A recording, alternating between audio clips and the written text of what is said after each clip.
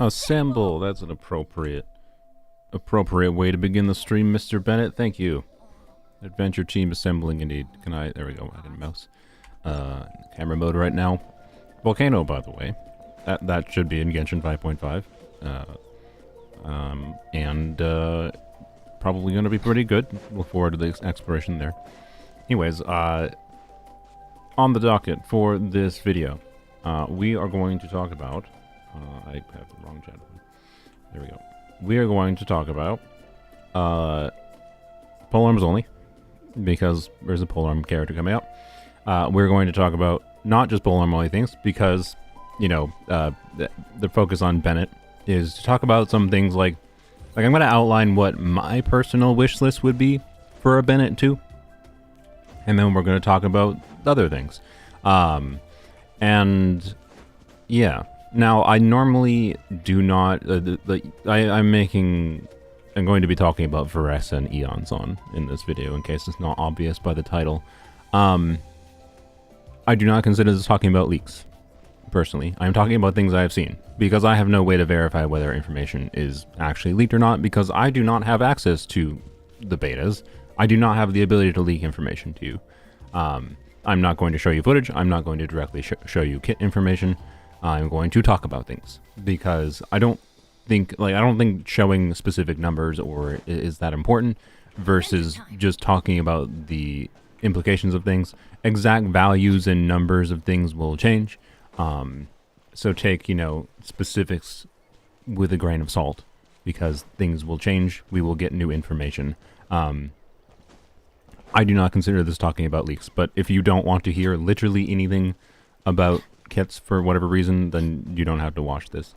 I personally feel it's very important, though, to talk about this kind of thing in some form or another, in order for us to be more informed about the decisions we make now. And like, I don't personally think I could possibly tolerate playing a gacha if I didn't have some ability to look towards future things coming out, look at it, think about it, and decide if I want to plan and save around it. So, yeah. Real quick, like, things out of the way. I think some people might be overrating Eonon a little bit, including me. I am excited for Eonon. There's a reason I said Bennett 2 in the title. But there's a pretty big unknown that we can make some, like, assumptions for. But there's a pretty big unknown we'll get into that might limit her team utility more than you might expect. Like, the simple explanation is, my worry is that Eonon is Bennett too, but mostly for Natlan units. And that'll make more sense later. And that would suck. That would suck, right? That would suck if we get Bennett 2, but Bennett 2 was mostly just for Natlan units, right? That would mean that, like, their intention with Eonon's design is, oh, all you people who pulled Kanich and Chaska and Mawika, and you wanted to use Bennett with all three of them? Well, and because there's two sides of an abyss, we realized we created this problem, and our solution is, let's sell a Natlan specific Bennett unit. Right? So, yeah, dark skin character that has a good kit. Crazy. But hey, no, I refuse to use that as a selling point of Eonon's kit, because you're implying that Dia has. I mean, okay. I think Eonon's probably the darkest skin character in the game, right? I'm getting slightly distracted from what I wanted to talk about, but I think it's relevant to bring up, I guess. Like Dia, Kaya, and Candace are all like tan, right? Like. Sinyan. Yeah, I don't remember. I don't have. We can't like just go look at Eonon right now in game to compare, but I'm not sure exactly how the skin tone is. But either way, yeah, a potentially good kit on a not painted white character. Anyways, that's something. I don't remember Eonon being so pale. I mean, yeah, they're pale, but anyways. Sylveon, member for 25 months. Wow, you're crazy. Thanks, Sylveon. Wishing for C6 Goro, got C6 Diluc at pity. Then got Mizuki at 19 pity with C6 Goro, a single pull after her. My god. Well. Rip. Yep. That hurts. That has to hurt. Oof. Oof. I'll talk about something I did on Polearms only, by the way. I'll probably just... I guess I could probably just roll the clip that I did. Yeah, I mentioned this in the previous stream. I did something very, very silly on Polearms only. And hopefully after I talk about Eonon, those things that the decision will make sense to you, hopefully. Because I actually think it was the correct decision, but it's gonna drive some people crazy. But I don't regret it. The side effect of Eonon being a 4-star caused me to have to make a really weird decision on Polearms only in conjunction with the fact that I had a guarantee. But anyways, trying to make Mizuki work with Shenhe, this ain't fun. Yeah, the reason... Okay, so to get Mizuki out of the way real quick, in my previous stream I said I was going to make a Mizuki video where I just talked about, like, is it worth it to get Mizuki now? And it was going to be like, yes, if you really want her, you should probably consider getting her now. Like, if you don't like her enough to get her now, should you choose her in the anniversary, maybe? In my opinion, no. Because I don't think... If you don't like her enough to get her now, I don't think she's even worthwhile to choose in the anniversary selector, is my feeling right now, I will say. And this is part of why a video hasn't come out. Because I want to make a video on Mizuki that isn't just, wow, Mizuki's so bad. But, like, my expectations were low. And she failed to meet them. I have played with her a little bit. And I've seen her. So... from other people. So like it's hard. It's actually really hard. Like I think she's the worst standard banner unit. Chi-Chi's better. And part of me wants to level up Chi-Chi. Like if I had the resources on my account to like get Mizuki and I already had Chi-Chi level up, I would like to do a direct comparison to show some team examples where Chi-Chi should be better. 1, 2. Yeah. So, and that's insane for the fact that she's an Animo unit, right? But I'm not 100% confident on that, by the way. It's kind of a pointless...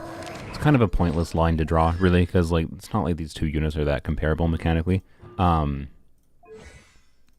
notably, Chi-Chi has like some front-loaded damage potential. Like Chi-Chi can get as much damage in a rotation from her burst melting as Mizuki can.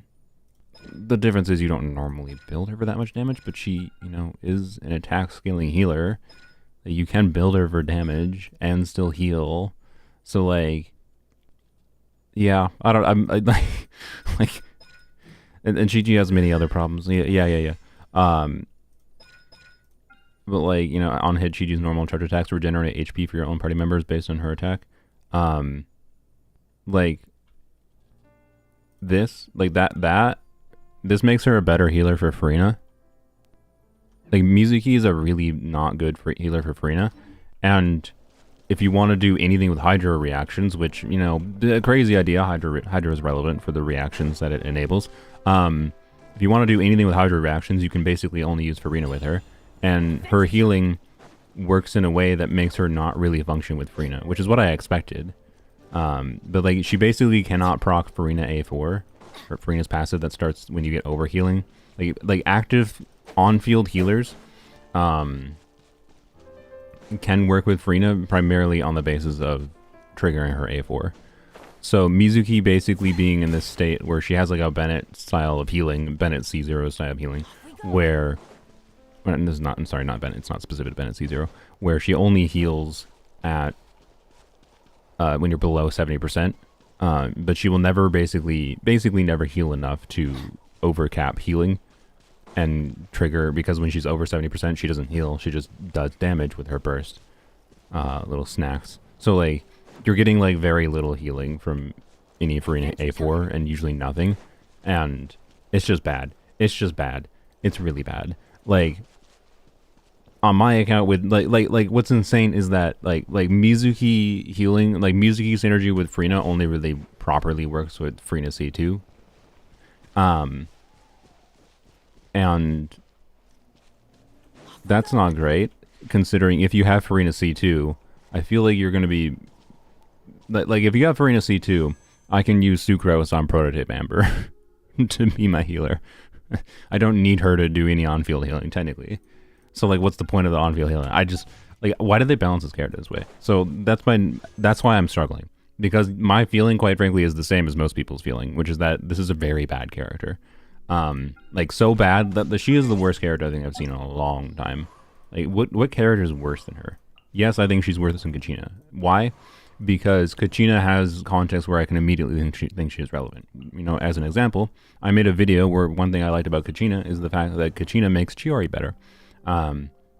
Because Chiori, if you didn't have, before Kachina's release, if you didn't have Zhongli, you basically had a not really very functional unit. Kachina's release made it so you guaranteed had a functional unit, and not even only a functional unit, but a 2-unit, fairly low investment. I mean, not low investment for Chiori, so I don't want to build crit on her, but she has Harbinger of Dawn, whatever available.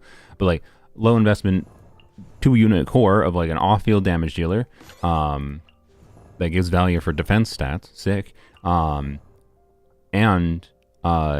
gives damage bonus for Chiori, but also for another unit, right, for your on-fielder. And that's just like a strong, compelling thing to have as an option. Mizuki is a very different character from Kachina, right? The problem is trying to find spots where she's relevant over others. And like, as a free animo, as far as like, if you get her in your first 10 pull when you start playing Genshin Impact, should you use her or should you use Lynette? Lynette has more obvious use cases than Mizuki does.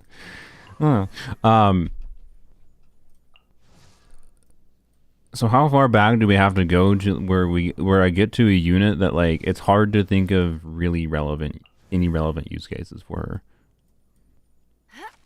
I guess maybe Charlotte, you could argue, because of Charlotte.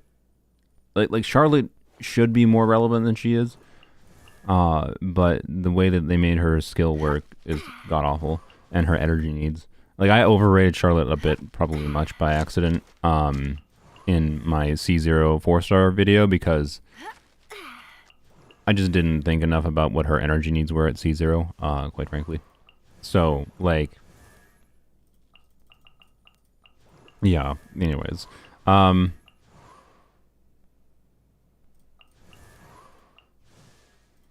we have to go back to Sumeru before we start getting some stinky characters that I would say start to belong.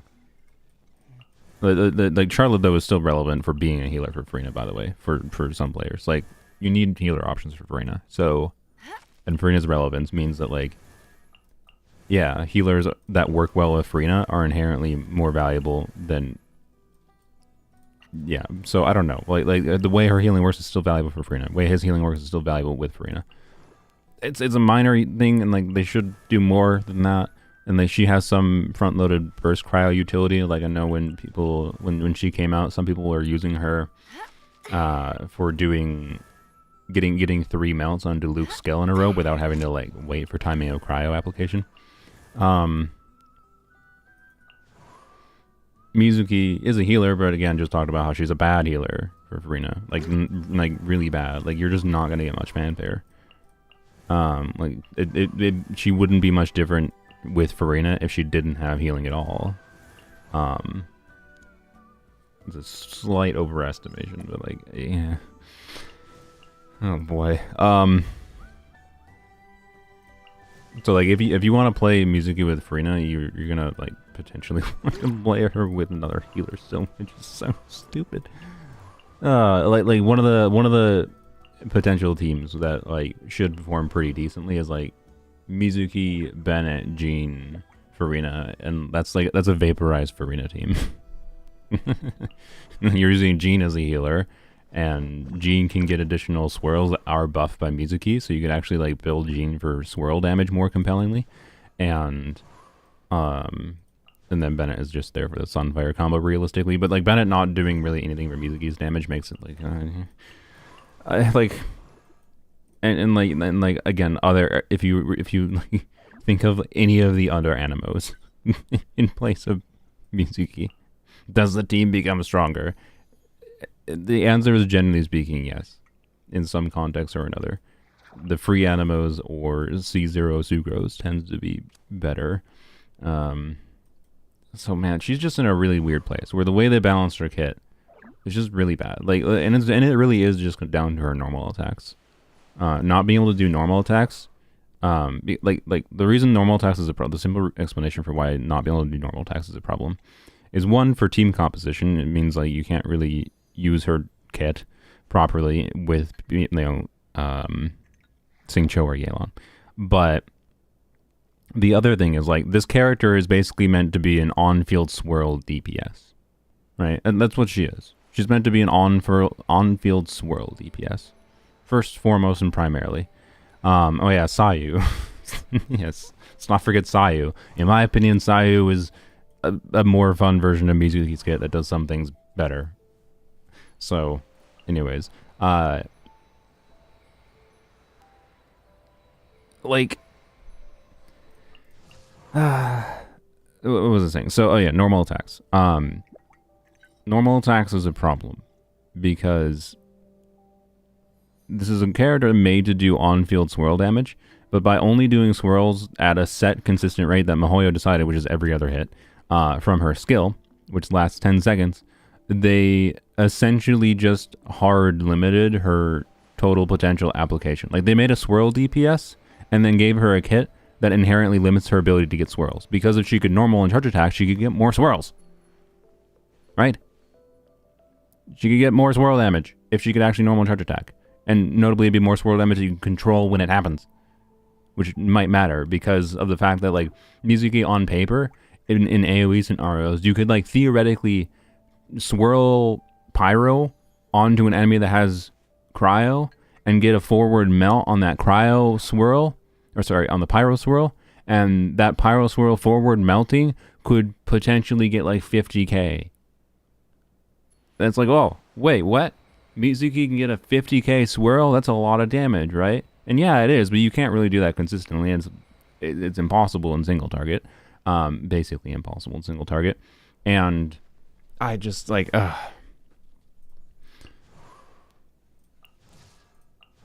don't get it. I don't get what they were going for here. You can technically do that with Gene Bennett and Lolly. Yeah. Yes, technically. I believe it's only AoE scenarios, right? I actually haven't double checked that one myself. Is that on my list? I think I put it on my list. Gene, yeah, it is. Okay, Gene Benny. Actually, wait. No, the reason it's not on my list is because the account I'm on, for some godforsaken reason, this person didn't pull Lolly. Which, but I'm going to actually test with C6 Kaya. I think C6 Kaya should. They have C6 Kaya, so that should work. And I have C6 Kaya on the list. As far as being able to see the swirls, potentially a big swirl from Mizuki. So, anyways, that's my overall feeling on Mizuki kit. I had low expectations going in, and I was when I initially read through this character's kit, I was excited. Because, like, the idea of an on-field swirl DPS is cool. But the way they made her kit, it hyper restricts her teams, restricts how many swirls she can get. She can't be used with non-Farina Hydros, other than, I guess, Burst Ayato. And then, oh, if they made her healing actually work properly with Farina, that wouldn't be a problem, but they didn't. They made her healing actively, specifically not work well with Farina. In, like, the perfectly just way. Like, what was the point of this character other than just to make you feel worse with your 50-50s? Exactly. I don't know. Like, she didn't have to be this bad. She wouldn't have been an amazing character if she could normal attack. I want to emphasize that. But she would have been a meaningfully more usable one. I don't know. So, anyways, the video I'm planning to make, I don't want to be, like, this negative in my video, because I don't think that's particularly productive to the conversation around her, when my base philosophy for Genshin has always been, you know, have idea for using a character and what can I do to make the most of this character. And like Animo has relevant enough mechanics, and she does some damage that, in conjunction with off-fielders that you're invested in that actually work with her, not St. Joe Eonon or normal tackling, not being able to trigger Sisu special. Anyways, like, it's not going to be impossible to clear even in a single target team with Mizuki by any stretch of the imagination. So that's going to be my focus for the video. But I am very solidly going to say in the video, the only reason to use this character is if you like her. For whatever arbitrary reason. And by the way, liking a character because they're strong is an arbitrary reason. Just as you like the character because they're designed and you like the color palette and you like the animo farts. Just like Dia, I mean, no, I could go over context of how Dia has utility, but we don't need to. Dia at least has a unique kit, is the simple thing. And they tried like unique ideas. Even if Dia is an omega unga bunga big DPS, yeah, she's not Moika, go figure. She was never meant to be. But like, they tried interesting unique ideas with her. And with Mizuki, they basically were like, oh, what if we make a swirl DPS that is bad at swirl DPSing? What? 5-star Sayu? She's a 3-star Sayu in my opinion.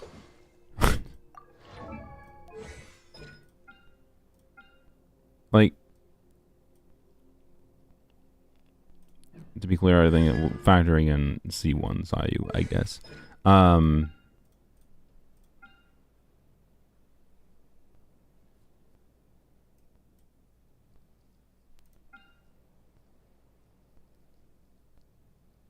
Yeah, I think she's a 3-star Sayu, quite frankly. Like, I'm sorry. I think that she's a 3-star... She's a weird mix of like a 3-star Sucrose, a 3-star Sayu. That's what I would describe Yume Mizuki as. A weird mix of 3-star Sucrose and 3-star Sayu. So, yeah. I don't know. Anyways, yeah, why did she have to wait until C4 to get Sayu C1? Exactly. To be clear, at C2, the equation starts to tip a little bit because buffing your off-fielders, again, like when her team composition is it's not her damage that's basically ever going to carry the team. So it's your off-fielders damage. So her ability to buff your off-fielders, and by the way, this is just buffing all Pyro, Hydro, Cryo, and Electro bonus. You don't have to actually swirl specifically. So, which is different. Like if you're going to on-field Sucrose, for example, you have to swirl Pyro and Cryo to get the VV going for, well, you still have to do both swirls for Mizuki to get the VV buff going. And actually, I don't know, still the comparison actually isn't that favorable. Never mind. I was trying to... It's something, okay? She becomes a 4-star character with C2. Oh, God. Hunguters are C6.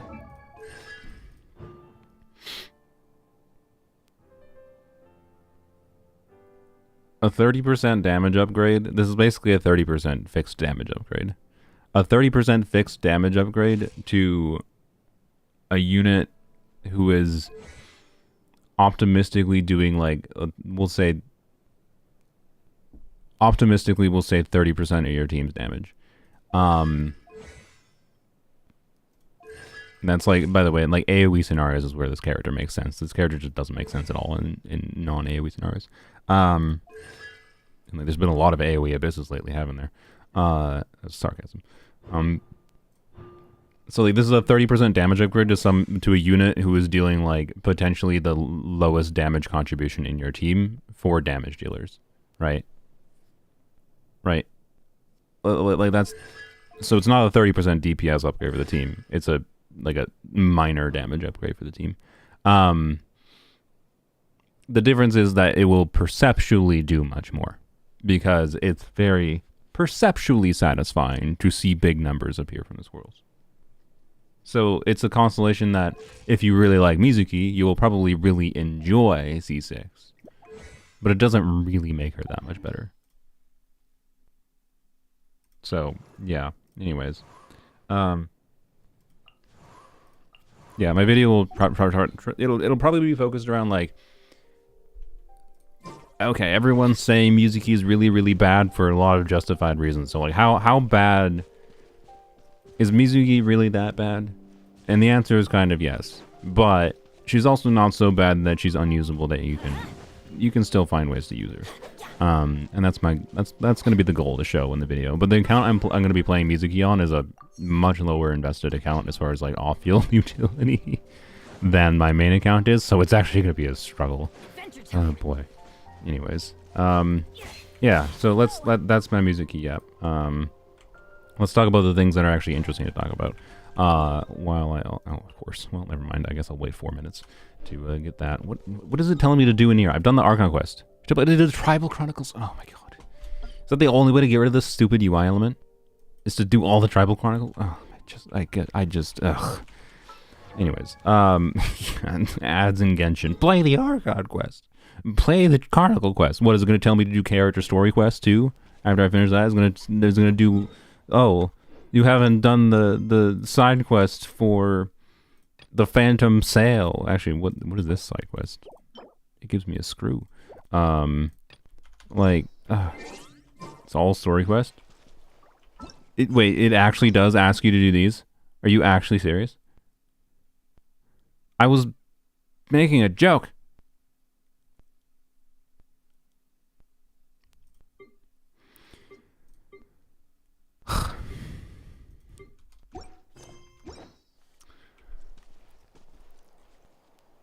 Whatever. Alright, you know what, actually, fine. Since we're gonna rant about UI, I want to rant about something else. This is a minor change. I understand it's a nitpick, and I understand that they did something else to make selecting characters slightly easier, and you know, I know it's muscle memory that, like, is giving me an over-exaggerated reaction to this. I ranted about this on my Discord yesterday when I noticed it. Before this version, when you clicked on a character in this screen, this menu disappears. Right? I'll talk about this. This is just a good change, by the way. But, like, yeah, it's a good change. I have no particular complaints about this. This is dumb. Because now... Because when I'm going to this character screen, what am I actually accessing this character screen for most of the time? Is it to level up character? Is it to go change my glider on multiple characters at a time? No.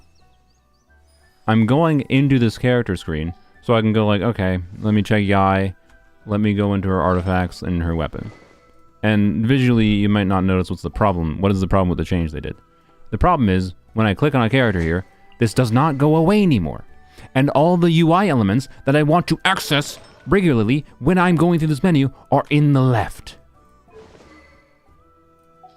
They're on the left. I do not, like, the only benefit of having this UI stay open when I click on a character and not dismissing automatically is in the situation where I need to access multiple characters on the right side screen. Which is only if I need to level up multiple characters at a time. And when do we do that? We never level up multiple characters at a time because the game is so grindy, so resource intensive that you're leveling one character at a time. Like, the vast majority of the time. And, like, what other reason do I need to access the right side of the screen? Just to look at the stats? The problem, like that's stupid too, in my opinion. I'm sorry, because if I need to look at the stats, it's because I'm looking at my active character stats, and I don't need to access this menu to look at my active character stats quickly because the active characters are in my active character screen. They're in the left side. They default to the top left here. I don't need to click on this for this screen. I never need to access this right side when I'm accessing this. When I access this screen, it's because I need to go, the vast majority of the time, I need to go over here. And before, and when you click on a character, it dismissed it automatically. And now it doesn't. Now it stays open. And now I have to constantly hit escape on my PC or the stupid back button on the top right. Constantly. Like, what is the benefit of this, is my problem. What is the benefit of keeping this character screen open? I don't see any benefit to this. Because I never have to do this. So Luna, make the correction. Pyro Traveler can use an Outland artifact sets. You're misinformed the other day. What are you on? Look, if they changed it in this version, I'll be very happy. It's possible they changed it. I'll go check it away because it's a new Genshin version. I'll be very happy because that'll be one less thing I can not rant about in Pyro Traveler. But the fact that you're complaining that I'm misinforming you when I literally demonstrated what I was talking about when I tested that is confusing to me. I was not misinformed. I quite literally f***ing demonstrated it. And sorry for swearing, but I literally demonstrated the issue. I was not saying Traveler did not trigger this. I said Traveler did not trigger this, the 2Ps bonus. Because they didn't, and I demonstrated it.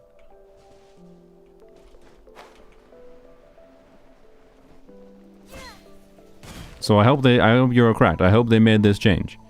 So all we need to see, so this team before in 5.3 did not have any Natlan units, so it didn't trigger the Night Soul Burst. So that's the effect that happens, like that little like circular white thing that pops up. That's the Night Soul Burst indicator, which happens once every 18 seconds if you have one Natlan unit in the party. So if Traveler counts as a Natlan unit, they should, show that effect. And elemental damage has to happen. It has to be not physical damage. So and it's any elemental damage on the team. So just doing a Bennett E should trigger it. So I hope you're correct in that this has changed, but I wasn't misinformed. I was streaming on version 5.3. I was streaming version 5.3. I wasn't playing Genshin 5.4 that day. Well, not until the end of the stream. I was literally demonstrated it not working. So you accusing me of being misinformed is comical when I literally demonstrated the thing. So, anyways, let's see. I'd be very happy this changed. Here comes another. It did not. I actually need to do this little another thing about it. Adventure time. So not only was I not misinformed, I'm still not misinformed because they didn't even change anything, which even more confirms that this is an intentional change. Sick. Cool. Thanks, Mihoyo. Anyways. Oh, 200 sec is 20 USD? Wow. Okay. Thank you, Catalina. I've been recently going through a lot of your videos, mostly account fixing ones, after finding you from the Hybrid Shenhe video. Really? Wow. The Hybrid Shenhe video was not that popular, so I'm glad you found me through that video. That's why I'm glad I make those videos, and I try to keep, like, I gotta keep that in mind when I'm making those videos that don't perform that well. When I try my weird ideas for things, is that some people will still find it the first time, find my channel the first time. So anyways, really love how you explain things in more digestible ways compared to most creators. Thanks. Yeah, that's kind of been my goal. So anyways, yeah, no Night Soul Burst with Pyro Traveler alone means only with other Natlan units do they trigger the 2Bs of this effect, because they don't count as a Natlan unit for triggering Night Soul Burst, which is stupid and nonsense. Yes, they go into Night Soul state, which means they can trigger the 4Ps fully. Yes, they can get the full 40% bonus. And yes, they can trigger the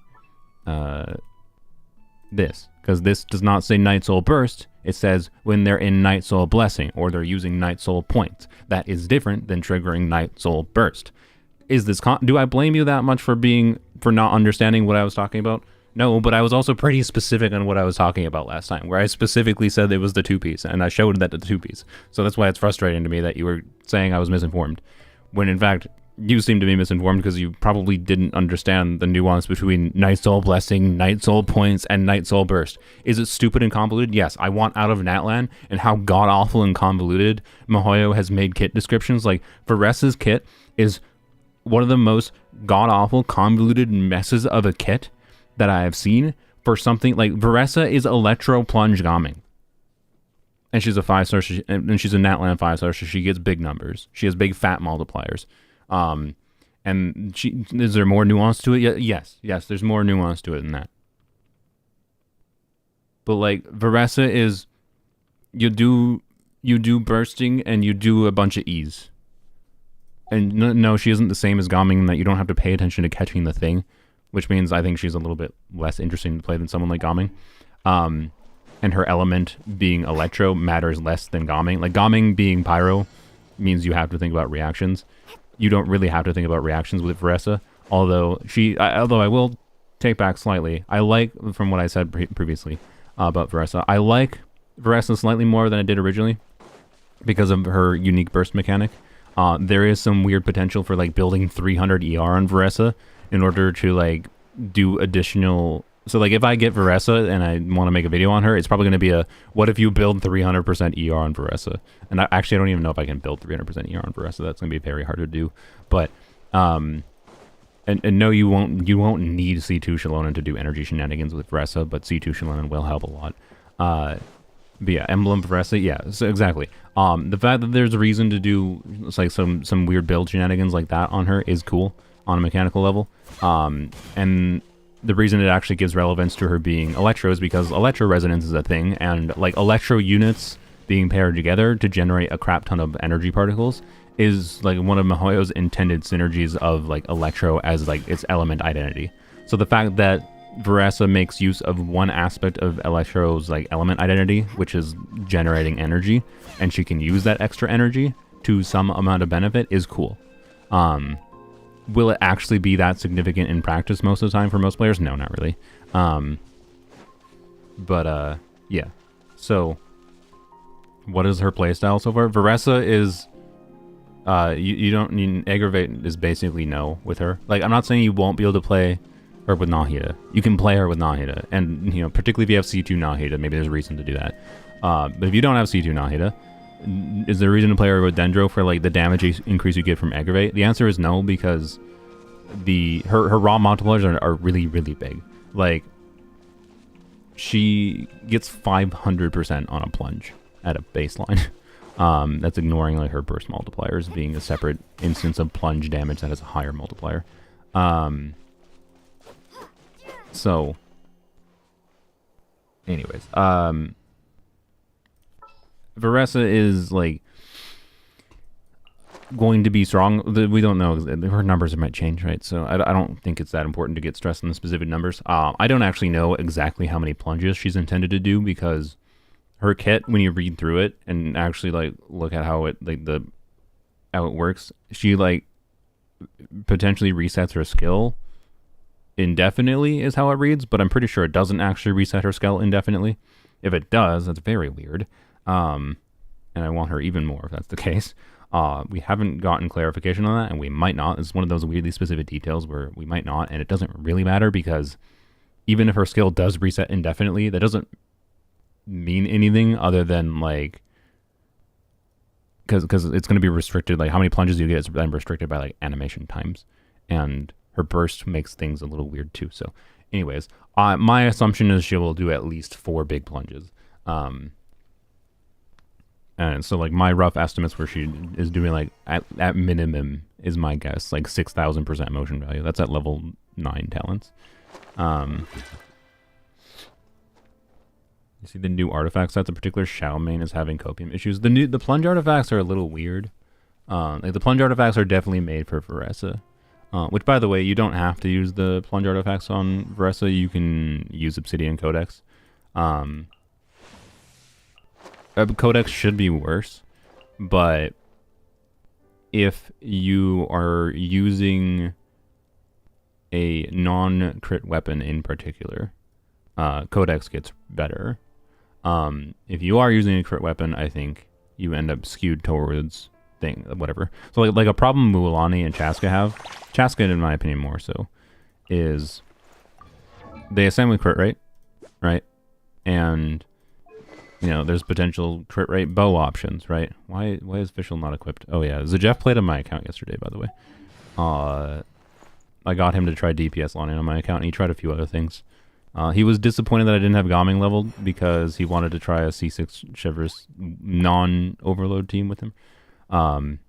So I guess I might prioritize leveling Gaming before Fremine, just for Zajef to try that. Anyways, I didn't have him try Hybrid Raiden because he was tired. He tried too many different random things and then went to sleep because he's a weirdo who does that.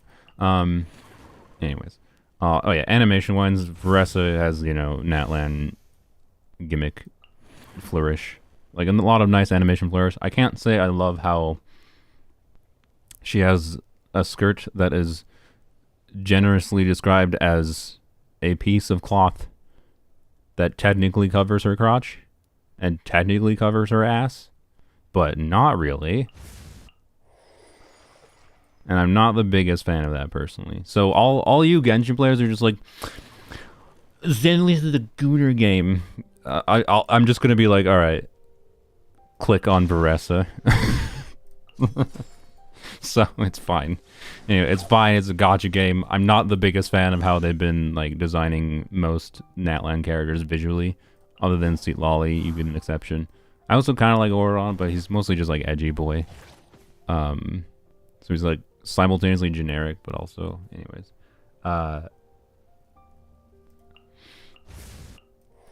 So, anyways, yeah, that's, you know, it's a gacha game. There's gonna be goonery things regardless. Case in point.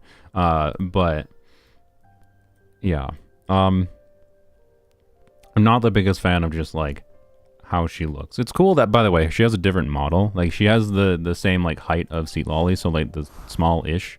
Well, Seat Lolly is like different from other shorter females, because they redid proportions in Natlan. But there was an image I saw of like Seat Lolly proportions, like normal standing pose versus Varesa. And like they got some different thicknesses, which is definitely going to be a lot of people's thing. Again, it's the sexual appeal. That's a thing in gachas. It's they're selling characters as products to you. So and sex sells. It is the way of humanity, quite frankly. So yeah, I do find it funny that there's a lot of people complaining that she isn't chubby enough. She's not thick enough, which is really funny. I love it. I love it. They're like, no, I needed chubbier. I think you gotta take the wins where you get them. I think you gotta take the wins where you get them. I think this is a pretty significant step forward for Hoyoverse. This is like, in Hoyoverse's standards, it's like she's definitely not an obese person. She's not, if you haven't seen her. Varesa is not obese, but it kind of seems like by Hoyoverse character standards for like how they look, she is morbidly obese on Hoyoverse standards, which is a joke. But yeah, she's a competitive eater indeed. Which I don't know how I feel about that gimmick in our kit. Depends on how they do it characterization wise, because like she's a wrestler, right? And like professional sports people like do like consume copious amounts of food because they burn that energy, right? So why does she land on her butt? It's a wrestling move, I believe. Like it's literally a wrestling move. So anyways, like yeah, like the competitive eater, like her eating thing is obviously meant to be just a cute gimmick thing. But unironically, I think you can justify it on the basis of like she's a professional sport person. Like she's a professional wrestler. Like she probably actually doesn't consume that much energy in her activities with her Sanic run. So anyways, yeah, Eon's doesn't have the T-pose run. Actually, amusingly, Varesa has like Naruto run arms when she's doing her run, and like Eon's just runs really fast. Also, getting an exploration character. I'm almost more excited for an exploration character on Polearms Only than I am for getting a Bennett on Polearms Only, which is weird. But like, keep in mind, a lot of my experience in Polearms Only in the last while is just running between different spots in the overworld, like the mindless Genshin activities. So, kind of funnily enough, having a real exploration ability might be more valuable than a Bennett. Because, like, my Polearm Only account is invested enough, I didn't really need a Bennett. And I'll be honest, I'll talk about how Eonson affects Polearms Only a little bit later when I log on the account. But, like, Varesa's fat? No, she is thick by most people's standards. So, like, but the Polearm's only, I think, becomes more boring, quite frankly, with Varesa, with Eon-san. So, anyways, but there's some cool things that she will still enable. Like, I'm still going to be happy to have her. It's just like, and Polearm's only is already boring because like I've played the account long enough. I have enough investment in builds and like constellations and characters, and it's just like. It's already boring, so who cares? May as well just have a Bennett on my account now. But I will say, like, a Bennett for Polearms only was not on my bingo card for this year. But anyways, it's a nice reward for, you know, having nothing going on in Polearms only for a while. I'm gonna do viewer polls in the second half of 5.4. I don't normally do viewer polls, but since I'm not really gonna do wishing videos this patch, here, let me do a poll. Just to the live chat for now. I'll have to do something else, do a YouTube community post. If I end up forgetting, by the way, I'm sorry. So I'm not gonna commit to anything right now. Viewer polls second half. But yeah, anyways. So last thing about Varesa yapping. If it weren't for her burst energy mechanic, I would have basically zero interest in her because I'd rather Plunge EI. And yes, Plunge EI needs Cloud Retainer. Varesa does not need Cloud Retainer. By the way, Varesa having so big multipliers means Cloud Retainer is of lower relative value for Varesa than she is for other units. That does not mean she's a bad synergistic character. She does synergize well, particularly if you're doing Varesa Farina teams. So like, Varesa's strongest teams is basically going to be Varesa plus buffers. So your options for that are going to be Farina, and then Cloud Retainer will be included in that category because, yep, and also you want a healer. So, and Eon-san, yes, does healing in her passive. No, that is not enough healing for Farina to get fanfare. Do not use Varesa. Even with C2 Farina, I don't think Eon-san is healing enough for C2 Farina. Like, it's, Eon-san's passive healing is a very minor additional thing that's like, it's there. Don't like it can keep your on-fielder alive potentially. It's probably not going to fully stack Farina C2, or it might fully stack Farina C2, but take long enough that it's just not that meaningful. So, anyways, so Varesa. Like, Varesa's strongest team is realistically, I think, going to be Varesa, Xiaonan, Farina, Eon-san. I think.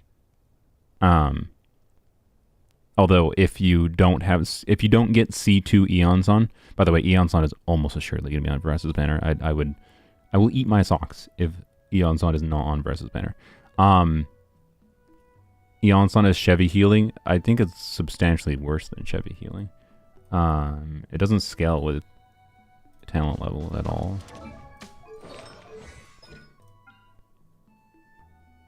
5.5% HP over time.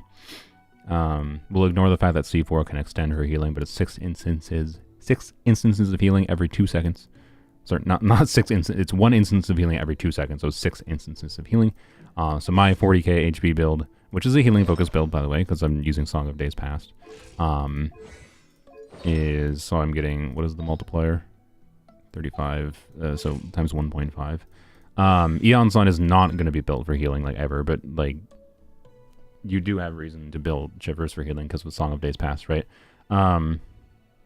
It's one of her best artifacts at options. Scroll is theoretically better on Shivers in many contexts, but I will say Eon-san's release makes Scroll mostly irrelevant, probably for many accounts, because you can just use Eon-san on Scroll in a Shivers team instead.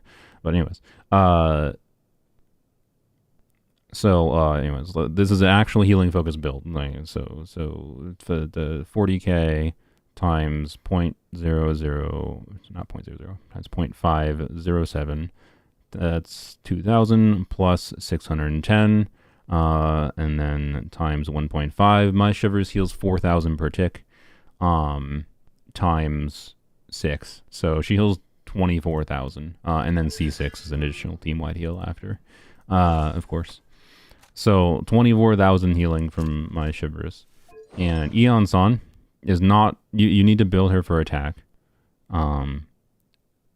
and if you have C5 Eons on, you want 3000 attack. There is also reason to build extra attack past what is required because of her movement thing. We'll get into that, but I'm just going to use 3000 attack as the baseline for Eons on. And then she heals 60% of her attack every 2.8 seconds. While I believe her... Let me double check that, actually. I believe it's while her burst is active.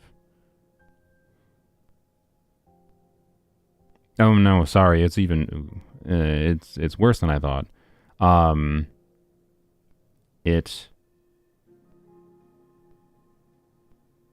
So her healing works based on Night Soul burst triggering. So she gets a warming up effect when a party member triggers Night Soul burst. So that's just elemental damage when you have Nat units in the team. So this will trigger. This will have. If you have 3 Natlan units in the team, so if you're doing Varesa, Xiaonan, this is annoying, right? Because this means if you don't have 3 Natlan units in the team, this is basically only up for 10 seconds. If you have 3 Natlan units in the team, because Night Soul Burst triggers every 9 seconds, and you have with 2 units in the team, it triggers every 12 seconds. With 1 unit, it triggers every 18 seconds. With 3 units, it triggers every 9. So with like 3 units, like so with Varesa, Xiaonan, Eons on, you would get basically 100% uptime healing of 60% of her attack every 2.8 seconds. Again, you're not building her for healing in the same way you would for Chevers and have a compelling reason to, because you're either doing scroll on her or you're probably doing noblesse on her if scroll is unnecessary because like Xiaonan is on scroll kind of thing. So anyways, 3000, we'll say 3000 attack times 0.6, of course, is 1800 time every 2.8 seconds. So in the context of like again a 3 Natlan unit team, that is potentially, well, kind of better, ignoring C6 Chevers, kind of better than Chevers for on-field healing. But it's lower frequency, which is like I do think that frequency matters quite significantly. So anyways, 1800 times 2.8 times, it's not even 8. You're not like in a 20-second rotation. You're not even getting it 8 times. You're only getting it 7 times, right? It's actually just it's actually not okay. It's 1800 times 7. That's only 13,000 healing. So versus a healing focus Chevreuse is 24,000, and that's ignoring C6. So like I don't know. You're gonna struggle to rely on that as your only form of staying alive, but you can use that as your like an incidental. Oops, I took some damage, and you'll recover some with your on-fielder. So yeah, that's where that's at. Her healing is there, and that is in the 3 Natlan unit team, by the way. In a non-3 unit 3 Natlan team, that only triggers 3 times, so it's 6,000 healing. Oop. Yeah, Eonzon is not really a healer. She's not a real healer. It is a nice thing to have as a passive in her kit. I like it as a passive ability. It is not a focus of her kit. Whereas Chevreuse, it can actually be, you can spec into it in a way where it can be enough of a focus. So, isn't her max attack capped? No. You do not have a cap on Eonzon's max attack. I was assuming 3,000 because that's a high investment build, and that's the maxist. It's that 3,000 attack is about the max you would normally want to go on Eonzon. Either because you have C5 and that's what you want to hit to get her full buff at C5, or because she actually needs more attack at C5 and less below C5. The higher your talent level is, the more attack she needs. Yay. So, anyways,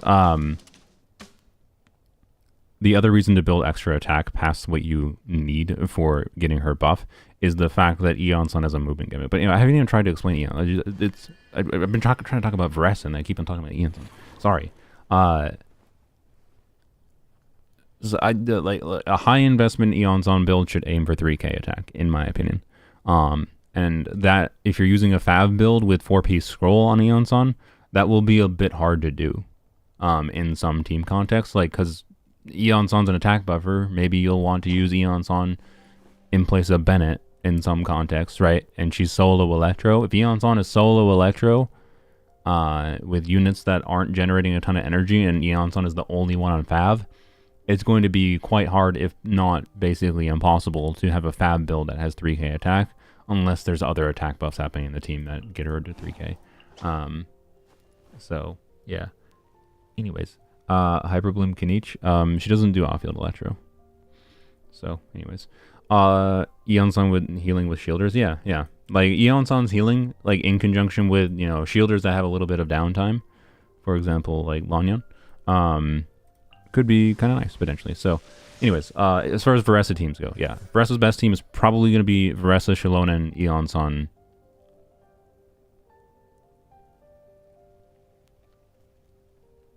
And probably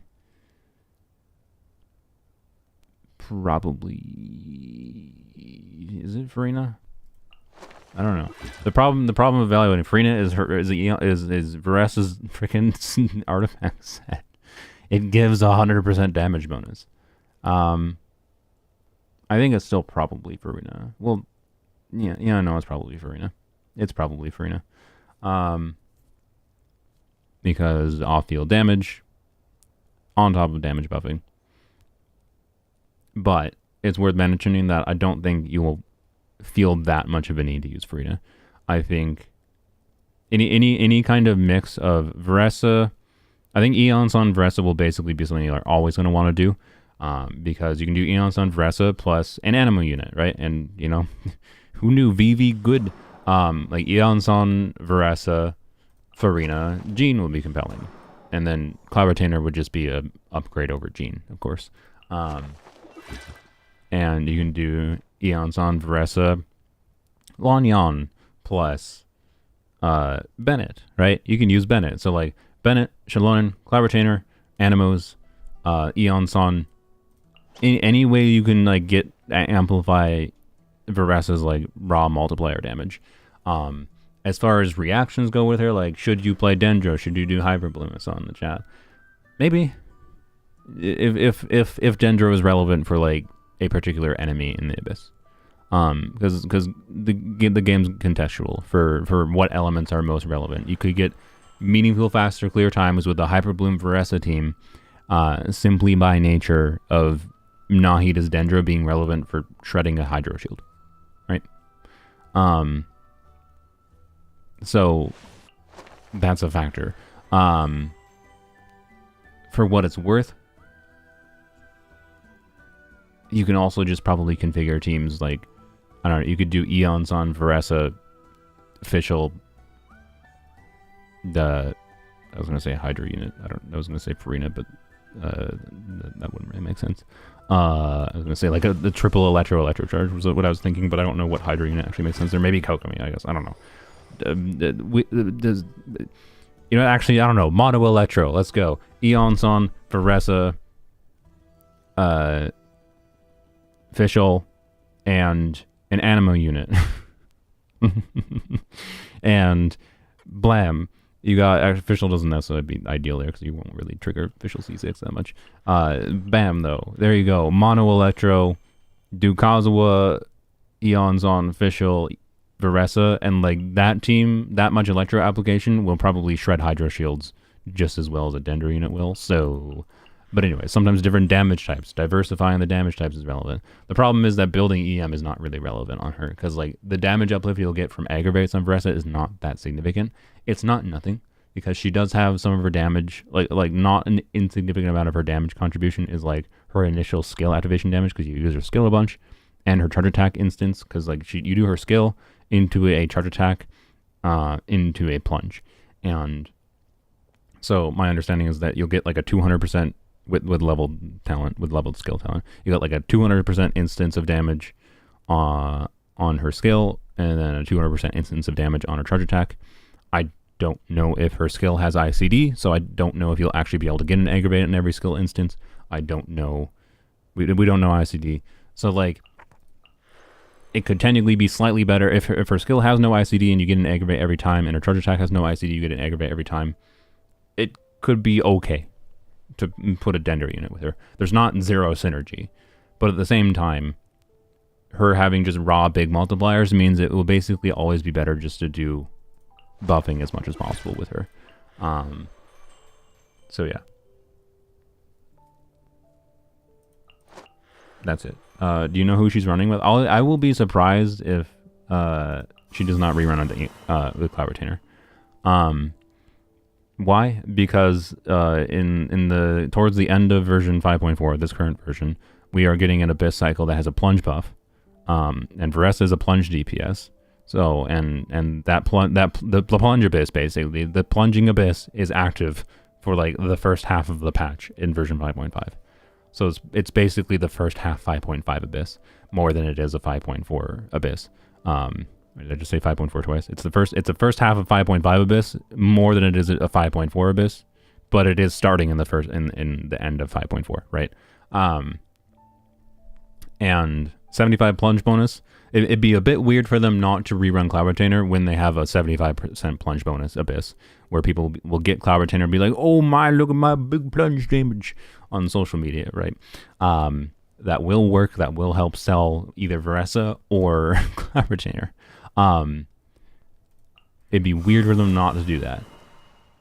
But also, secondly, and maybe even more importantly to Hoyoverse, I don't know how the money-making scenario is at Hoyoverse. So do they make more money from making weapon banners, or do they make more money from making Abyss seem like characters are stronger than they are, but by giving really specific buffs to specific banner characters? But the weapon banner. Think about the weapon banner. Varesa weapon. By the way, Varesa weapon is not very good on other units. They're like the one other unit that I think Varesa's weapon is potentially quite compelling for is Cloud Retainer C6. No, I'm not kidding. So yep. Varesa's weapon, it might bait some people to think that you can pull Cloud Retainer and then put Varesa's weapon on like, I don't know, Plunge Sucrose, and like get 120% crit damage on Plunge Sucrose. You will only get the 120% crit damage for one Plunge attack. One. There's weird niche crap you could do where like you could do in addition, because the buff is the crit buff is removed after every instance of plunge damage, and you have to do a skill again to get part of the crit buff, and you have to do a burst again to get the other crit buff. So, like, yeah, like for Plunge Eye, it's worse than Widzith, I'm pretty sure, unless you do an E between every plunge that you do on the eye, then it might be better for Plunge Eye, maybe. But like, and yes, as far as like Cloud Retainer goes, I didn't say it was better than her signature weapon. I haven't tried to compare that because Cloud Retainer's signature weapon refunds a bunch of energy. So like for Cloud Retainer C6, I think you might still want Cloud Retainer's signature weapon. But anyways, or Widzith. Anyway, but we're gonna get started. Don't get baited by Varesa's weapon for non-Varesa characters, in my opinion. Varesa's weapon is mostly meant for Varesa. And they worded it in a sneaky way that is going to make people think it is better than it is. Alternative weapon options for Varesa. Remind me in a second. I want to finish this. Yeah. Weapon banner though is the other reason I think though, like Cloud Retainer, Varesa together, because if you're wishing for Varesa, which I think more people will wish for Varesa than they will for Cloud Retainer, right? If you're wishing for Varesa, you probably will be very tempted by that weapon banner because Cloud Retainer's weapon is going to be a good weapon for Varesa. And interestingly, Varesa's like particularly in the context of the fact that Varesa can still use Obsidian Codex, and she ascends with crit rate. So like you don't have to use a crit weapon on her, right? Like there's not as much need for it. Let me bring up Cloud Retainer's weapon real quick for context. I'm not going to show Varesa's weapon because Mihoyo might smite me. Where's the fan? There's the fan. Crane's echoing call. Browser. Where's my browser thing? There it is. Yeah. So this. She likes attack. After the equipping characters hits an opponent with a plunging attack, so you wouldn't get it until after the first plunge, which is slightly non-ideal for Varesa. I'm not saying it's her best weapon, but it will be a good weapon option. It'll be 28% plunge damage bonus. That's good. And then when nearby party members, that includes Varesa, hits with plunging attacks, they restore energy, and it can be restored this way every 0.7 seconds. This energy regain effect can be triggered even if the character's not on the field. That's mostly just important for Cloud Retainer, obviously. Yeah, this, like, she has her energy mechanic, right, where you can get that additional burst. But, like, she needs, like, 100 energy. If you want to do her main burst, my current understanding, if you want to do Varesa's main burst, and then you want to use her secondary burst, you need 100 energy in a rotation. That's a lot. Now, Varesa seems to be generating a lot of energy. Again, I don't know exactly how many skills she's going to be used. With my current assumption of 4 skills per rotation, Varesa is generating at minimum 8 particles. She's generating 8 to 12 electroparticles. It's RNG, so on average it'll be 10 electroparticles. So that's a lot, but 10 electroparticles with 100 energy costs is not like, oh, she has 0 energy needs if you want to use that secondary burst every rotation. So this could allow that, right? This could be like a 15 energy refund, probably. Is probably potentially more, actually. I don't know exactly. It's gonna be like a 15, 20, maybe even more energy refund. Point is, like, if you want a Varesa weapon, this will be a compelling weapon banner. And I think they like doing that. And the other rumor is we're supposedly getting a Xiaonan rerun in 5.5.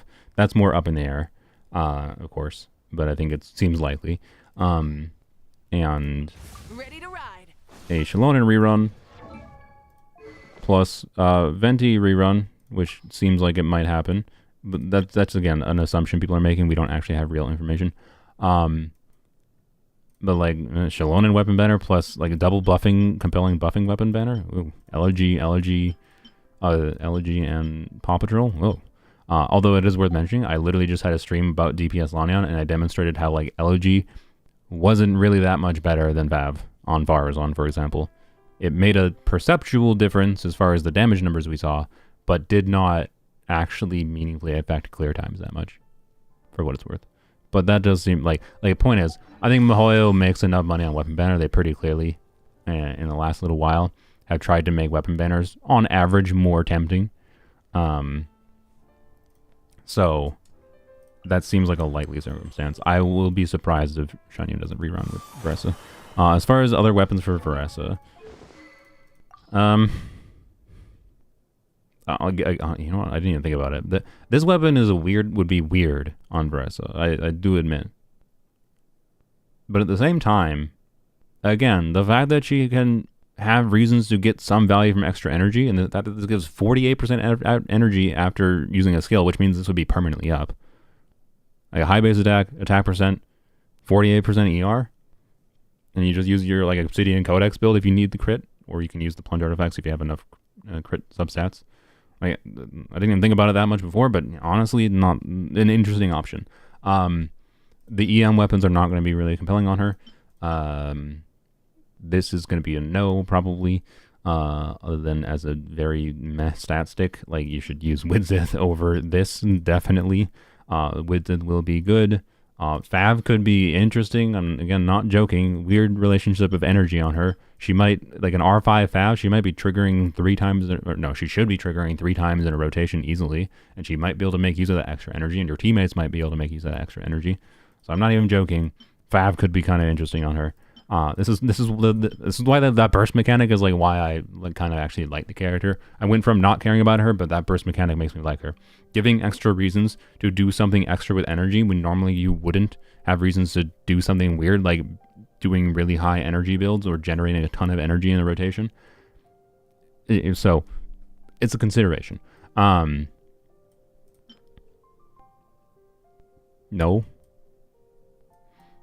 And SAC is no, by the way. EM not relevant, and you don't need skill resets because her own kit resets her skill. Lost Prayer should be a generic good stat stick. This, it's a stat stick weapon. It won't be bad. The reason is because she doesn't do she doesn't do 0 skill damage, but it's not that meaningful of her damage contribution at all relative to her other damage contribution. So basically all this is 66 crit damage, 608 base attack, and you will get the max elemental damage bonus buff. But it's a 12% damage bonus buff. It's not even relevant. It's mostly just a crit stat stick. No.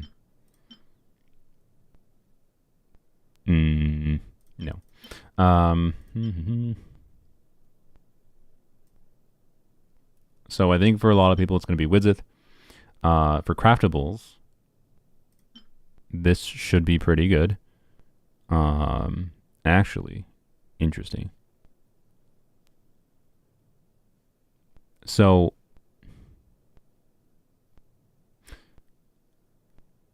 weird thing with this weapon, now that I think about it, on her using a skill, this effect lasts when the bond of life is cleared. Yeah, when the bond of life is cleared, this effect happens.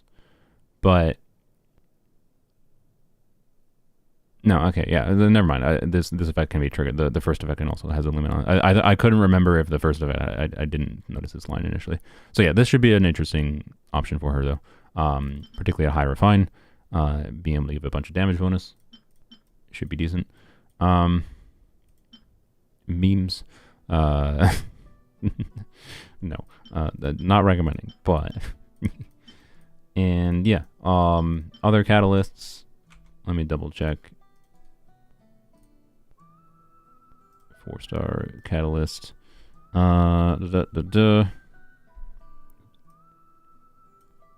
Blacklift will be Cage. I would not recommend over Widzid, but you know. Royal Grimoire. I mean, not gonna recommend it, but maybe. Frostbear, this gives physical, or not physical, it gives attack, but then, yeah, it's just no. Nope. Other than memes. Hakushin.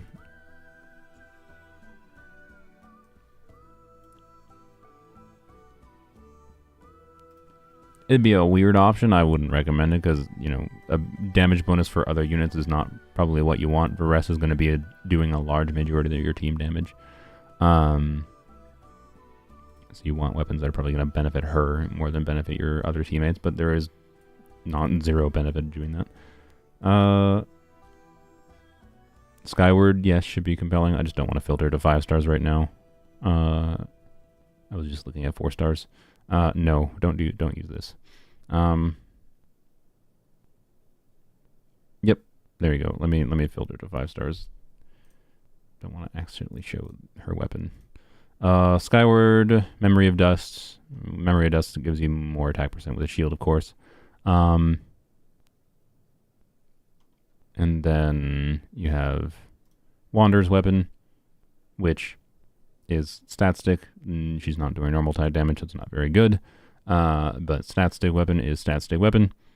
And then Risley's weapon should be slightly better than Wander's weapon for her. Not significantly so, but slightly. I would not consider it a particularly meaningful upgrade over Lost Prayers. But Skyward Atlas should be interesting. Particularly again with the potential reason to like not bother with the 4-piece plunge set in favor of just use your attack percent weapon and use your 4-piece scroll artifacts. But if you are using, particularly if you think you're going to use a crit rate weapon like Lost Prayers or whatever on her, I would probably think you're not going to use this because crit rate ascension plus 40% crit rate. You know, you get a situation like my Chaska, for example, where like I have pretty good artifacts that are pretty much already skewed towards mostly crit damage, right? Like, yeah, I have a good chunk of crit rate stats, but you know, switch to Skyward Heart, which is like a lower amount of crit rate weapon. and she's overcapped, right? By 13%. Like, that's 4 dead rolls a crit rate. It'll be the same situation with Obsidian on Varesa. So, you know, a crit rate weapon will push you more towards the plunge set. Whereas an attack percent weapon might make you feel like Obsidian's more compelling, but you will still probably, if you really like Varesa, you'll still probably end up wanting to farm the plunge set. So, anyways. I think her set is better than Codex. Again, the factor, I don't like doing better than, is insert artifact better than other? Like, the answer is, generally speaking, yes. Her artifact set for her should be better than Codex. When you start, like, equivalentizing the overall, like, stat spread. But that ignores the big factor when it comes to artifact farming that everyone seems to ignore, which is that what artifact domains are the most efficient to farm is a very important decision. As far as like trying to build multiple characters in this game, because it's a team-based game, you need multiple characters built, not one. And yes, by the way, the other artifact set, now that we've seen the design for the artifact set, is like 100% a Skirk artifact set. It also gives less damage bonus than we were originally told. It gives 40% damage bonus instead of 60, which is not really that big of a deal, but it does make Skirk's artifact set okay-ge. Like Skirk, like, it's kind of weird. Depending on how Skirk's kit works, it's possible Shimenawa's might be better on Skirk. So, we'll see. We don't know how the kit works. If she uses a special energy mechanic like Mawika does, then Skirk probably can't use Shimenawa's because she won't actually have energy. But we'll see. It says 60 in Chinese. Oh, okay. It's the NA data said 40%. Never mind. 60% then is enough. That is definitely, you would probably want to use it on Skirk. But like 40% damage bonus is like, this is still technically better than 2-piece, but not crazily. So enough that like you probably just use 2-piece or other non-ideal 4-piece sets because you already have those artifacts. Okay, so it probably is 60% then. Anyways, so if you're planning on getting Skirk, right? Because I'm just going to assume that it's for Skirk. Then the cryo artifacts are relevant for that context. So the domain becomes more relevant. If you're getting Varesa and you're planning to get Skirk, then the domain is more valuable, right? But if you're not planning on it, then that's a domain that has one relevant artifact set to you and one trash set. So compared to this domain, right, giving you artifacts for Varesa and potentially scroll artifacts for other characters for your Eons on, for example.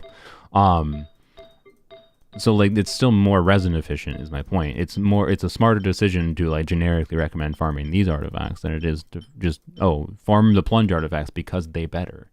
It's not that simple of an equation. But if you really like Varesa, are you going to want to get the plunge artifacts over time? Yeah, probably. It's kind of a similar story to Navia, right? Where like if you really like Navia, are you probably going to want Navia's artifacts over time? Yeah, there's a good chance, yes.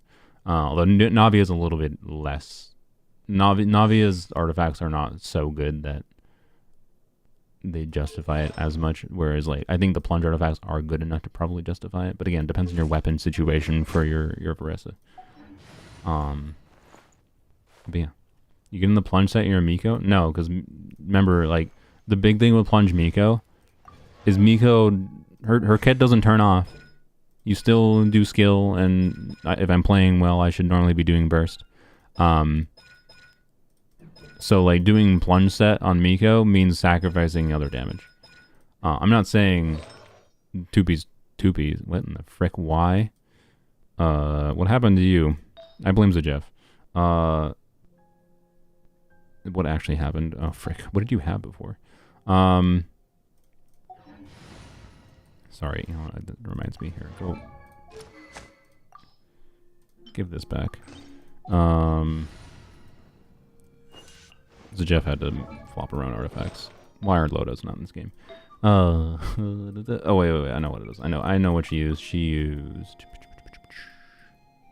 This actually might not have been Zajeff. Now I think about it. I think it might have been me. Yeah, I think it was me. Oops.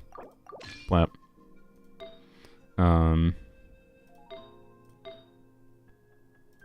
Actually, no, I don't think it was me. Why didn't... that was definitely not me. No, I think it was a Jeff. I blame the Jeff. Alright. Two-piece Gladiator... Two-piece... Chimalas, I think is what I was doing before.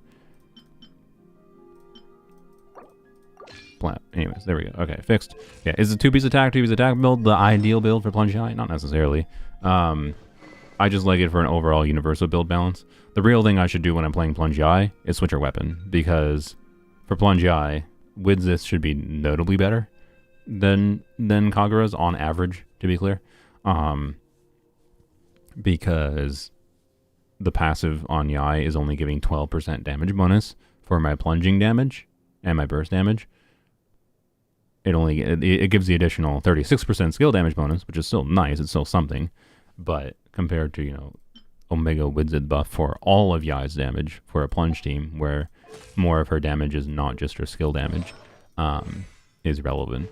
So I don't really think I'm gonna get the plunge set for Yai, but the plunge set is a set I will want for other characters. So I am probably gonna farm some of the plunge set. I just don't know how much I'm gonna go into it. I think one of the more interesting factors of the plunge set is that the plunge set should make the potential of doing like Cloud Retainer plunge teams without Farina a bit more relevant. Because like Cloud Retainer is like anytime you're doing and this is still going to be the case, but like anytime you're doing a Cloud Retainer team, it's like, okay, you're probably doing Farina. Like the Cloud Retainer teams are always Cloud Retainer Farina teams, essentially. But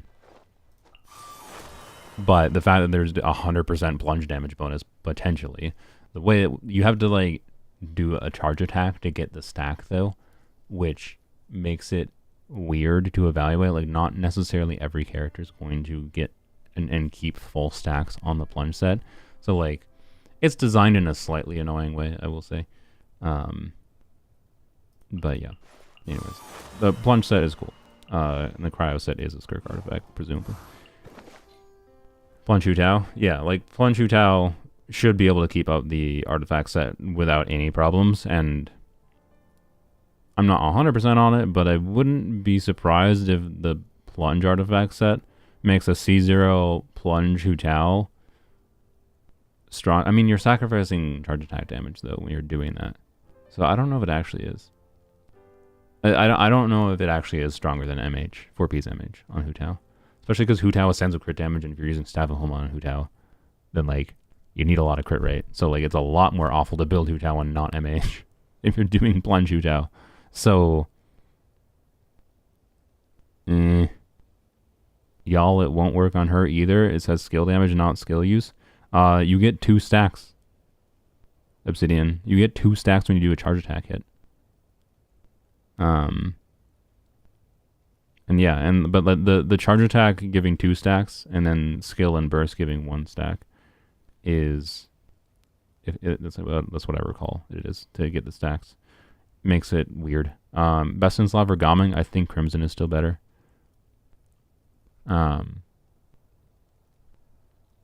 So I don't know. It's balanced. The plunge set is balanced in a way where it's not universal.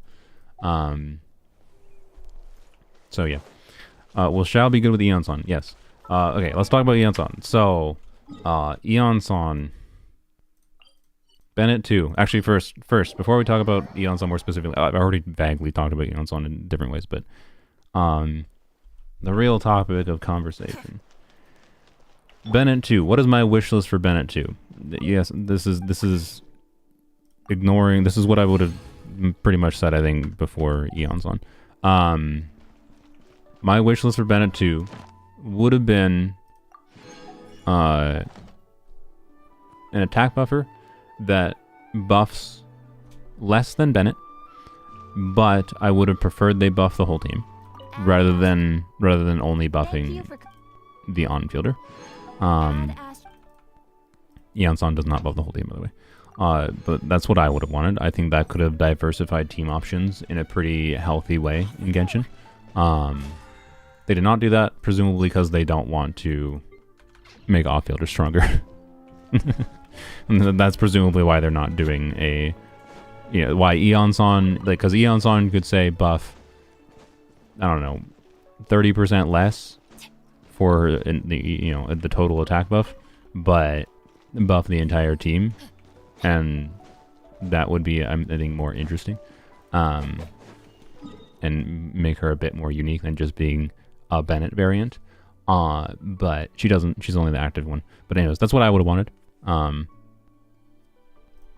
And other than that, I would have wanted Bennett 2 to be able to do other relevant things that aren't just, healing and buffing attack. Like, actually, one notable thing, I think one of the most fun things about Bennett is the fact that he gives a Pyro infusion with C6. This functionally gives Bennett some off-field Pyro, but in a weird way that is mechanically really fun. Eon's on C6 does not do that. Eon's on C6 is just, she buffs longer, which is interesting, and buffs more, which is fine. It's fine. More buffing. More buffing is buffing. But yeah. And so the point being, I would have liked, a Bennett alternative to do something relevant with their element that isn't just, whether they are Pyro. Like if Pyro Traveler was Bennett too, like the fact that Pyro Traveler does off-field Pyro, if Pyro Traveler did, an attack buffing on top of doing off-field Pyro, that's cool, right? That would be nice. And there would be cases where that's bad, where you don't always want additional Pyro application from a Bennett, right, in your team from your attack buffer, because that could interfere with your reaction setups that you're doing. But there are also some teams where that would be valuable, right? Like a Bennett buff, like a Pyro Traveler did a Bennett buff, or like less than a Bennett buff for Risley, for example, that could be very compelling, because you could potentially have one Pyro unit that buffs and enables getting melts on your Cryo unit at the same time, that enables you to have an extra team slot option for your team. But anyways, I would like off-field application, generally speaking, I think would make a Bennett alternative more interesting. Or, even better, the best of both worlds is infusions. The best of both worlds is infusions, because infusions is controllable off-field, where it's not always doing off-field, but you can choose when you want. And of course, the other thing, though, which is the big thing for everyone, maybe this is the last thing that I would have wanted from Bennett 2, and Eon does do this, asterisk. No circle impact, right? Don't have to be stuck here. And also, I guess, kind of slightly in conjunction with mentioning circle impact, buff duration. Bennett's buff duration is functionally 12.5 seconds. It says 12 seconds, but his buff lingers a little bit, so it's more like 12.5, 13 seconds. Would like buffs that linger a little bit. I'm actually, one of my heroes with that. My goal this patch is to level Gaming from an A. Pyro Traveler still want to level, but I don't know. I'm tempted to not level Pyro Traveler and just make a rant video about Pyro Traveler. Like, every time I consider using Pyro Traveler, I just get annoyed. I'm sorry. Because of what could have been. I'm sorry. It just annoys me. I can't help but start having ranty thoughts when I consider Pyro Traveler. Anyways, so maybe I just prioritize Gaming and get some more. Okay, I'm gonna do one more run. Yeah, I have 3. All right, and I'll do 2 more runs. Anyways, do I need to pull Xiao Farina for her? No, Xiao definitely not. Xiao will be an option for her, but Farina will be more compelling with. All right, let's finish this fast. With Varesa, but yeah. So, yeah. What I would have wanted from Bennett 2 is, whether they're Pyro or not Pyro, I would have wanted their element to be relevant.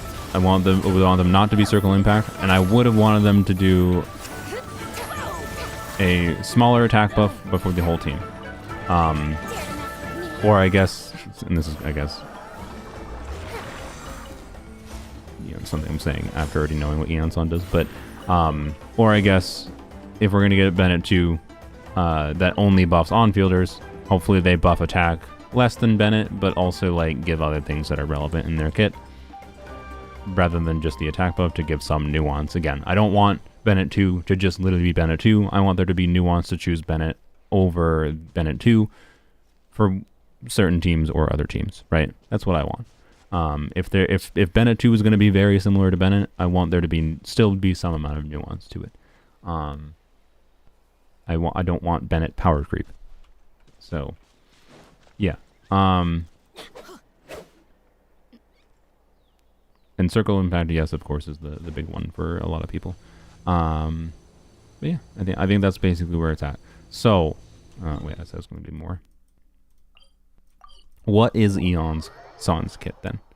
What is Eon's Sans kit? How much does she match my desires and potentially your desires for Bennett 2? The answer is weird. Because of the movement thing being a question, there's some unknowns. Wow, there we go. Okay. Oh, where did they die? God dang it. Okay. What is going on with his ley line? I left it and it was just active permanently. Are you part of ley line? Yeah.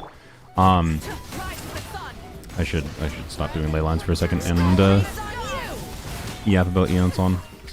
It does take some focus to actually talk about her, sorry. I don't advertise my streams as primary sources to go to for leaks because I just be a yapper. You get distracted, it's fine. You can go to TGS or whatever if you want a more specific, simplified explanation. That doesn't have a dummy that gets distracted. All right, so Eonson's kit.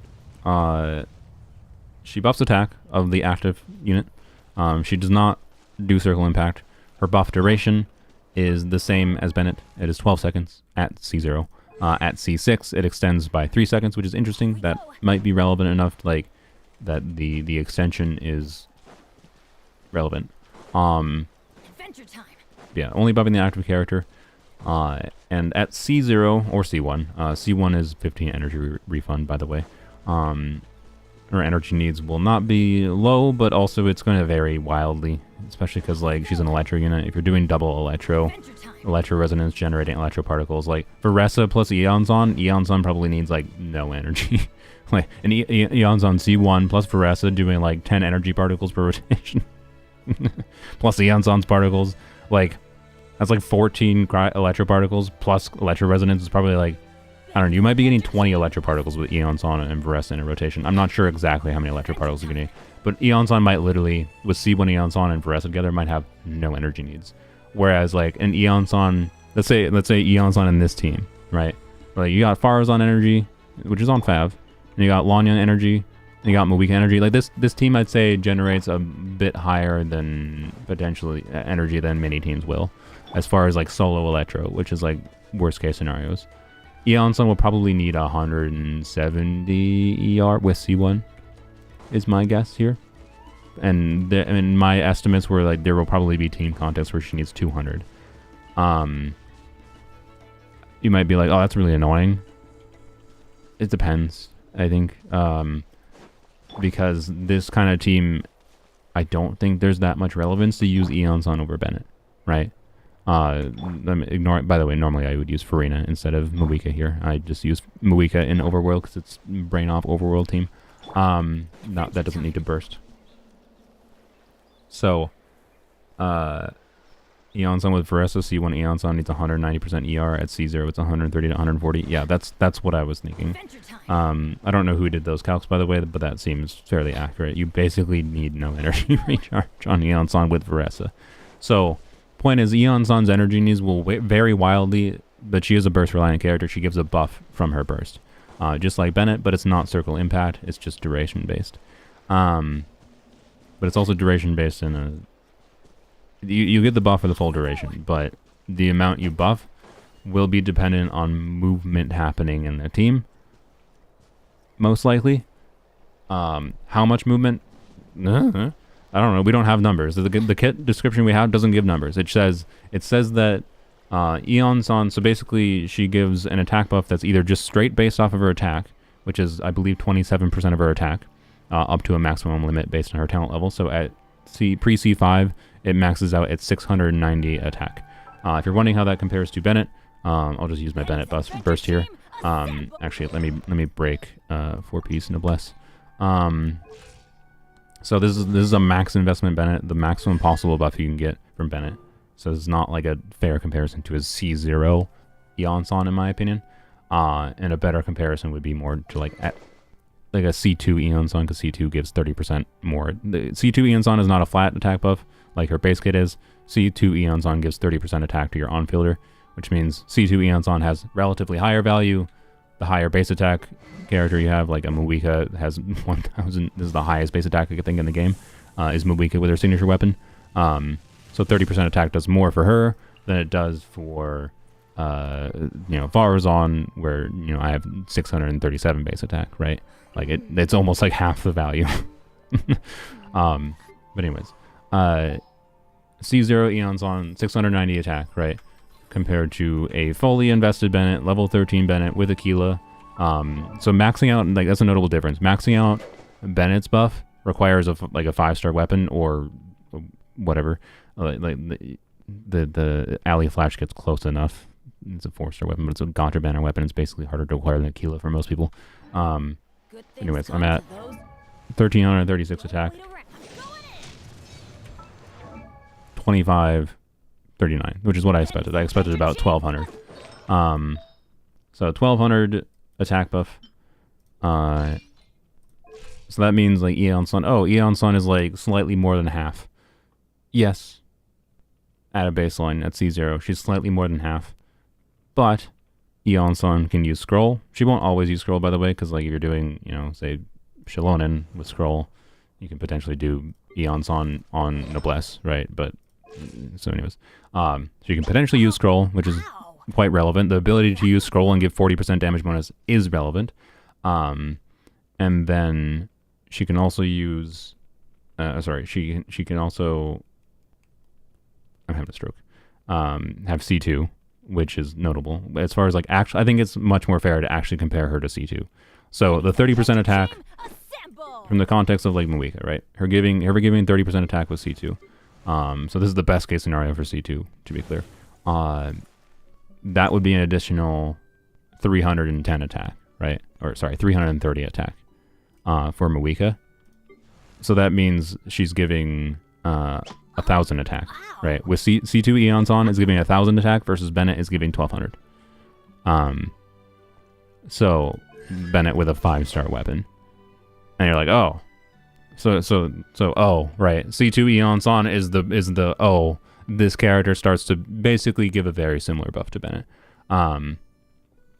It is what it is. But again, it like with if we compare it to like Varesa, 30% attack with my level 80 Varesa on level 95 is 637. So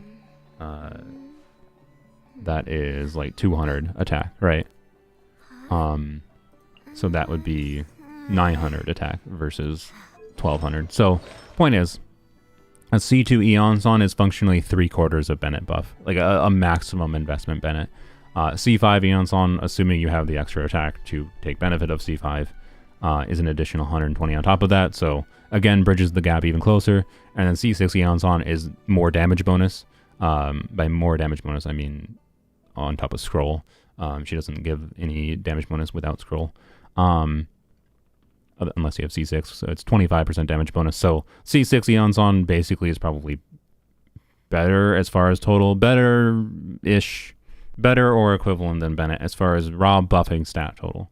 All this ignores, by the way, the relevance of like, doing Pyro for having Pyro Resonance. Pyro Resonance gives 25% attack, right?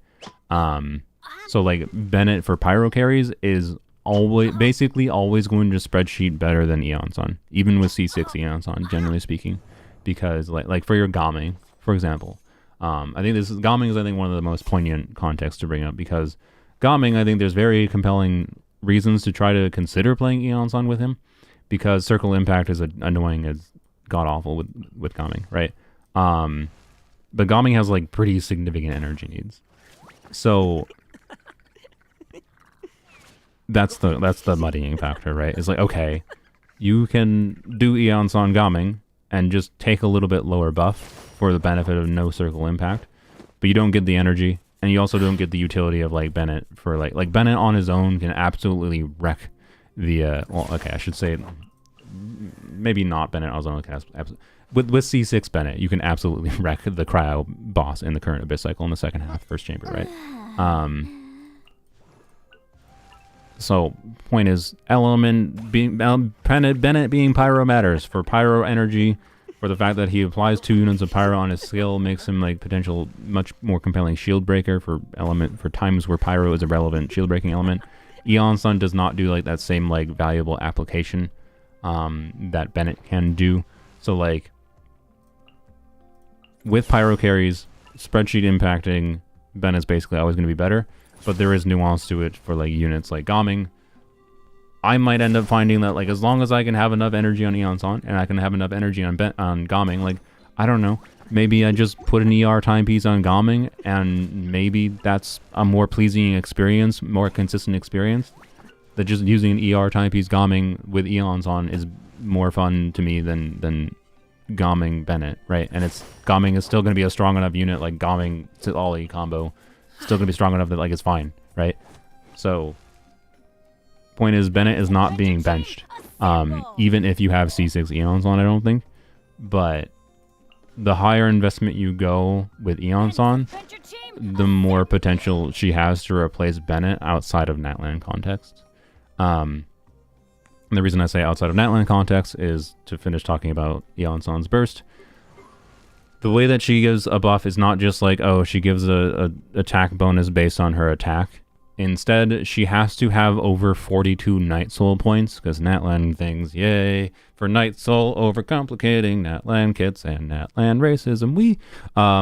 Yeah, she has a Natlan racism passive. This is part of the movement thing, and like the feeling that she is Bennett too, but mostly for Natlan units.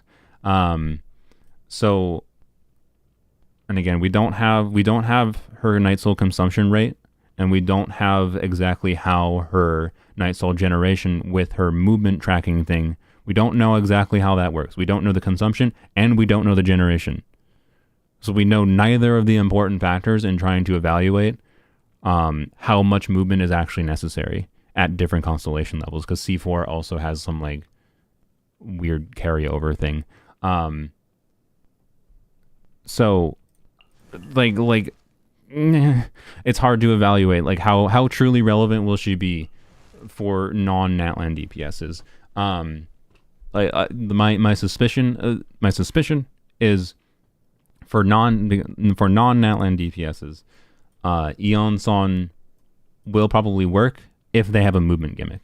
So as far as, I'll try to explain the specifics of the movement stuff and why this might matter, but let's just go over the important conclusion, which is, so the Natlan units have movement gimmicks. Like obviously they already have movement gimmicks, and Eon Sun, by the way, on top of having the thing where she tracks movement and converts that to an extra Night Soul for herself, and that does matter, but I'll explain why. But like, the Natlan units already have inherent movement gimmicks, but then also just as an extra layer of MiHoYo, just making sure that Eon Sun always worked with Natlan units, they made Eon Sun have this line in her passive where Natlan units movement gives like an additional 4 points of Night Soul compared to only 1 point with non-Natlan units with normal movement. So like Natlan units quadruple the value basically, it seems like. Or not quadruple. That's they give an additional 4, but we don't know what the base conversion is, so I don't know, right? Anyways, this is an interesting gimmick to her kit, to be clear, right? Like the fact that this is an attack buff that makes you need to care about movement is really weird and kind of interesting. But again, like the exact balance matters. If their intention with this is just to lock out Eon Sun from being relevant with mostly Natlan units, that sucks. But if the intention is that like it just gives some benefit to having movement, that's kind of more interesting. Yeah. Anyways, she doesn't give quadruple the Night Soul with Natlan units, but functionally the way her passive works with her movement tracking is that if you're using Natlan units on the team, you're probably going to have no problem keeping Eon Sun on having over 42 Night Souls so that she keeps her highest conversion rate for her buff. So she keeps her maximum buff up. With non-Outland units, as far as units that have movement gimmicks, that I would hope, like if Chlorind cannot keep up Eon-san's Night Soul to always be over 42, that'd be absolute shit, right? Like Chlorind moves a lot. Chlorind moves a freaking lot. If Chlorind cannot keep up the Night Soul on Eon-san, that's BS balance, right? So that's what my hope. My hope is they balance this well enough that obviously the units that move normally anyways should obviously keep up the passive. Or not keep up the passive, keep up her Night Soul for her full attack buff. And I'll talk about how potentially bad it is to not keep up the attack buff too. And this matters from the context of Polearms only, which I'll log into later and talk about more specifics there. But that's more specific to me situations, but still are worthwhile discussing because maybe that your account just happens to have a lot of Polearm units. I don't know. So yeah, other characters with movement gimmicks, right? Where they're moving a lot in their kit enough that like they're moving consistently enough without having to think about or purposely do extra movement, such that I would hope. Again, we don't know the exact decay rate of her Night Soul consumption. We don't know how much movement actually converts to extra Night Soul. But I would hope that Chlorind, Gaming, because he's jumping up and down, right? Chlorind is moving side to side and zoop zoop. There's weirdness like does it track teleport abilities? I don't know. I don't know if it tracks Chiori's teleport. I hope it does. I would hope it tracks Longyon's jump up in the air. That is movement to me. We don't know. This is a new unique thing, right? So anyways, Gaming, Chlorind, I would hope by default they can keep her over 42 Night Soul. Nuvilet? No. Nuvilet doesn't matter because he's but it's just mostly a joke because he's like slowly moving around the field, like strafing. Anyways, he didn't talk about the cow. What are you talking about? I didn't talk about the cow. I've been streaming for an hour and 47 minutes. I talked about the cow for a long time. You just joined after. You'll have to rewind the stream. I'm sorry. Overload teams, I guess overload teams are interesting because like you oftentimes naturally end up moving more in overload teams, but it depends on the situation. So like weird, right? Yeah, I talked about Varesa a lot. Anyways. Repeat everything about the cow. We want the cow in as few words as possible. Funny animations, plunge, DPS, electro DPS, put buffers with her element, doesn't really matter other than for energy generation. There you go. So anyway, movement gimmicks. Chlorind, I would sure as heck should work. Gaming. Question mark for teleport abilities, but I would hope they also work. But the way that the movement is tracked, we do know that it tracks every 1 second. It says it tracks movement, so it's constantly tracking your movement, and then every 1 second, based on how much movement you had in that 1 second, it converts that to Night Soul for Eon-san. So you're not constantly moving with Chiori, whereas like you are constantly moving with Chlorind and Gaming. So like I don't think Chiori is going to give that much extra Night Soul to someone like Eon-san, but it might be some extra, so it's weird.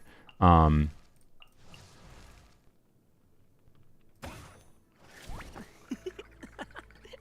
by the way, I'm assuming movement does not count like characters moving their arms in an animation. I don't think Dia standing still going punching the enemy counts as movement. I think that would be wild if they implemented it that way.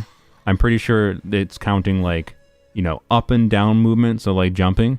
And I think it's counting like side to side movement. So where the character's entire body is moving. But it would be funny if they actually went to the effort of implementing some hardcore system that tracks like character animations. I don't even know how they do that. There's no way they did that. I will be very surprised if they did that. That'd be funny. Yes, Mawika's bike should count. That's the whole character moving. But she's also an Outland character. You won't have to think about the buff with the Outland units. Other than, I guess, the ones that maybe don't move as much. Because theoretically, you don't have to move that much with Chaska, right? But being that you're not Bennett impacted, if you're doing Chaska Eons on together, you should just strafe anyways, just in case. But it also probably won't matter because, again, Eon-san with Natlan units gives extra Night Soul anyways. so it doesn't really matter. So yeah, Gaming, Chlorinde, Shan Yun plunge teams, yes, of course, because those better work because they're plunging, they're going up and down, and from there we basically get into units that are mostly just kind of situationally moving. Yai's movement I would actually hope counts. She is moving like enough that I would hope it is a bit of extra Night Soul. Shenhe moves a little bit. Rosaria moves a little bit. Always. Well, not always. Rosaria, for big enemies, she doesn't teleport behind them, so it's weird.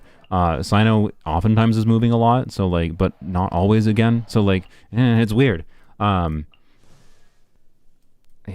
it's weird. So many units are like, they might move, or might not move that much. I don't know. It's going to be so weird. I like this as a movement, as a gimmick, again, as long as they balance it right. Xiao should be another unit that I would hope, he's doing plunging, he's going up and down, up and down, up and down. I would hope that keeps it up. It's going to be weird things like Hu Tao. Not that there's that much reason to do attack buffers with Hu Tao, but there's not zero reason. People do Bennett with Hu Tao, right?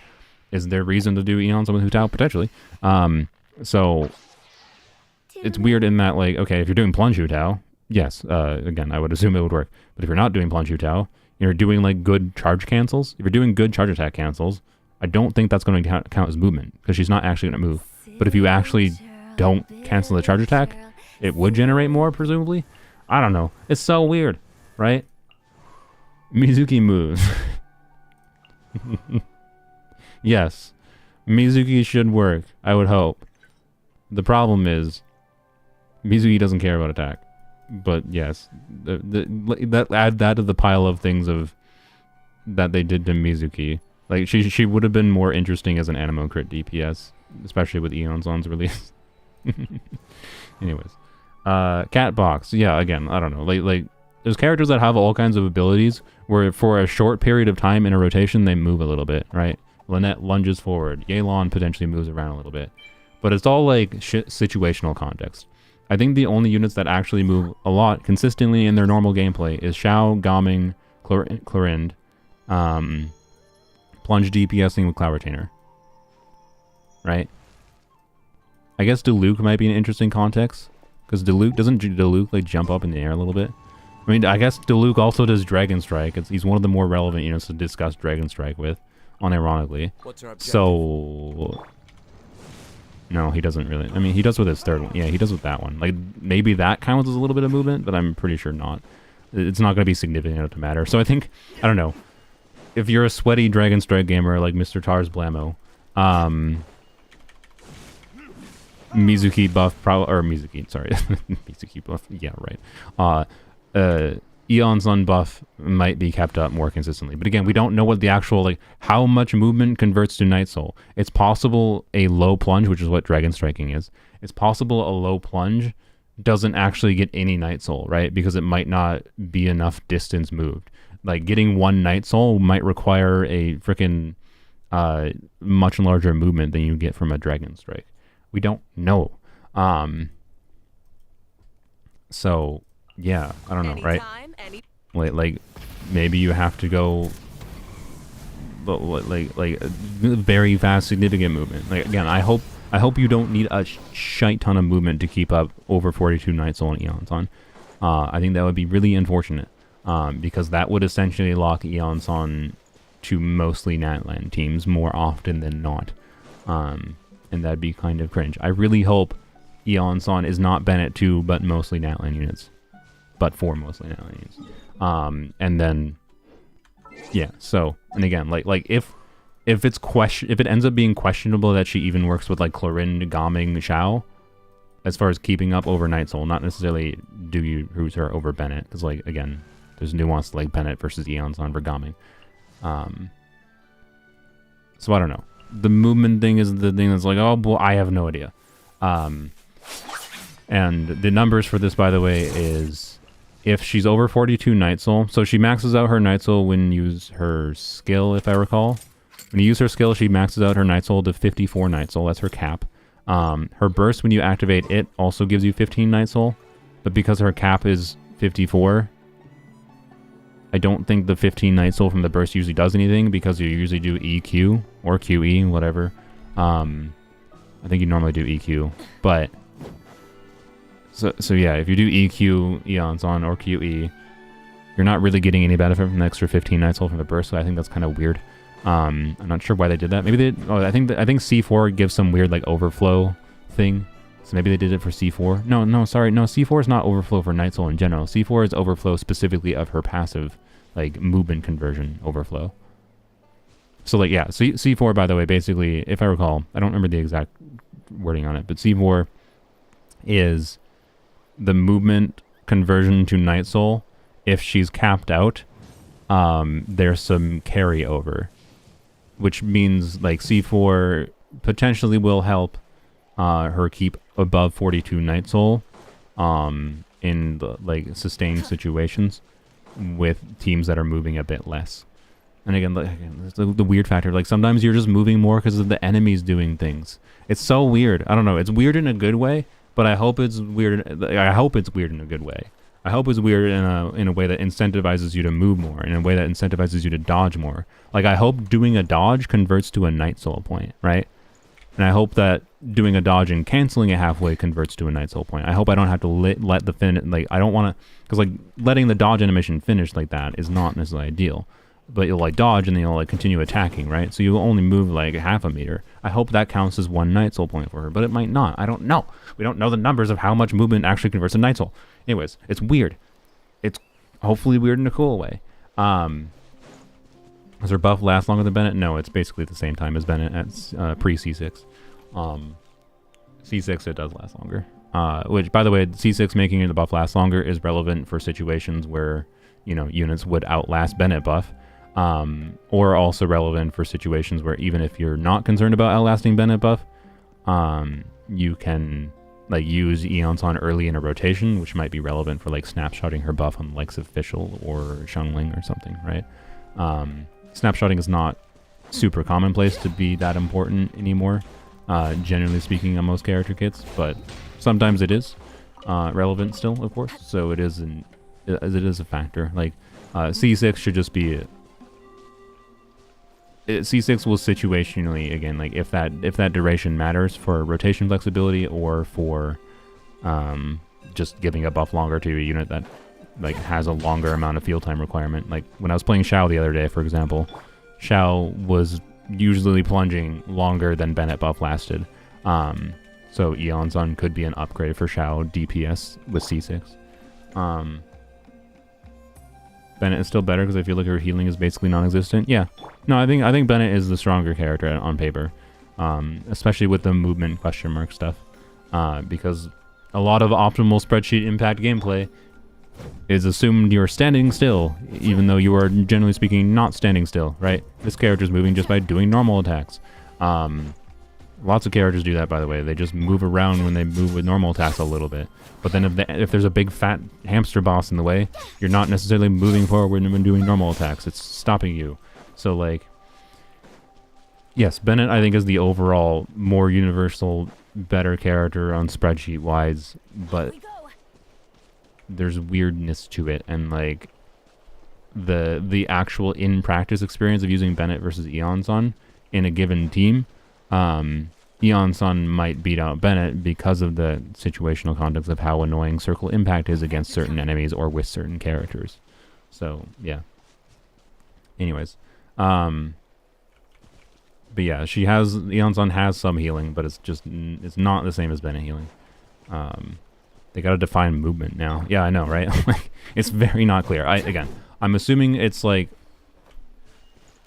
you know, this movement, right? And I think, you know, her moving around like this does count as movement, and movement up and down, plunging, should count as movement.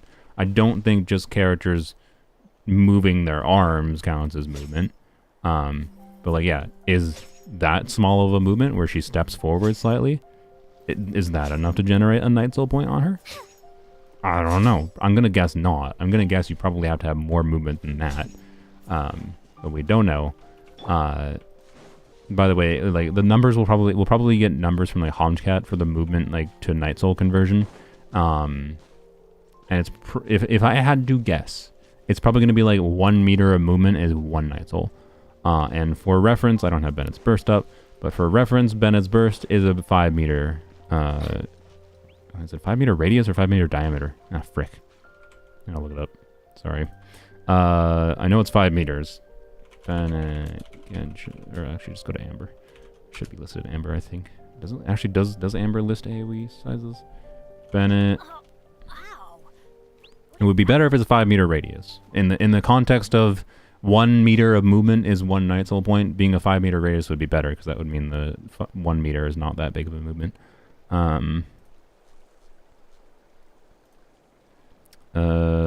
That does not list the size of the AoE. I can't. Okay, I'm just gonna trust chat and assuming you're correct about radius. I thought it was radius too. So, anyways, 5 meter radius, right? If I'm correct in my hope of like 1 meter is 1 point of 1 meter of movement, and again, it tracks this at per 1 second. So if you don't, so that if it's 1 meter of movement is 1 night soul point, then God dang it.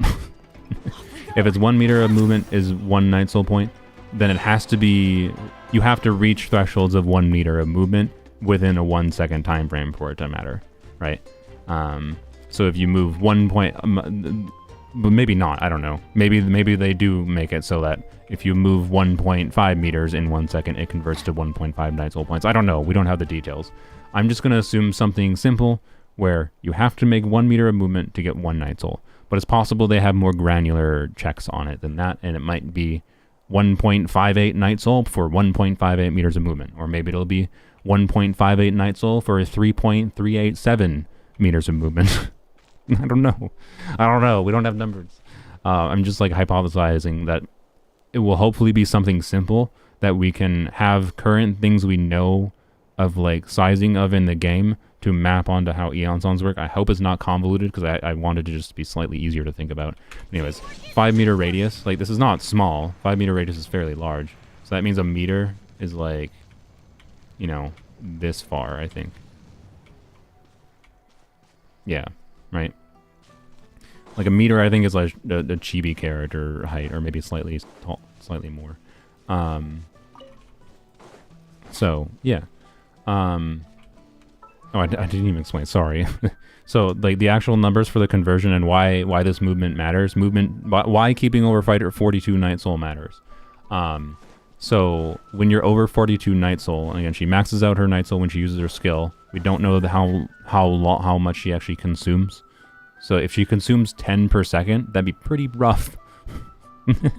Right? If she consumes 10 night soul per second, I hope not. I hope she doesn't consume 10 night soul per second, because she caps out at 54 night soul. This would mean after 1 second, or sorry, after 2 seconds with 0 movement, she falls below 42 night soul, right? I hope not, but we don't know. So not gonna make any guesses about what her actual consumption rate is. But she has a max of 54 night soul, which she maxes out. You do EQ, you'll be at max, and then it'll drain. I'm assuming it'll drain at least. Her kit doesn't list anywhere in it that she actually drains night soul technically, which is annoying because like there are characters in the game that don't drain night soul until they do something really specific. Like Xiao, for example, doesn't actually consume night soul. Or no, sorry, she does consume night soul slowly.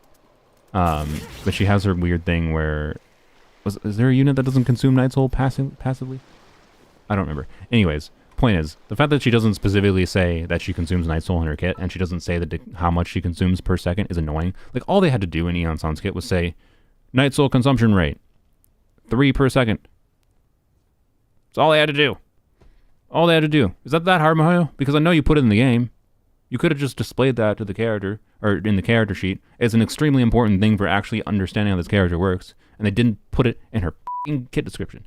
They do this all the time for characters in general, but especially Natline units, this is egregious. Where most Natline units, they just don't input into their character screen something about Night Soul and like how it consumes or whatever. That like, anyways.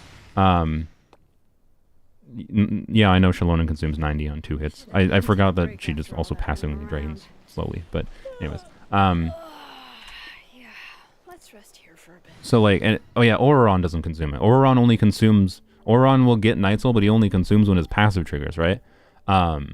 So like I'm assuming Eon's consumes Night Soul, because why would they have her whole thing in her kit about gaining Night Soul if she doesn't consume it? Duh. But they didn't put any wording in her kit about what she actually consumes and when.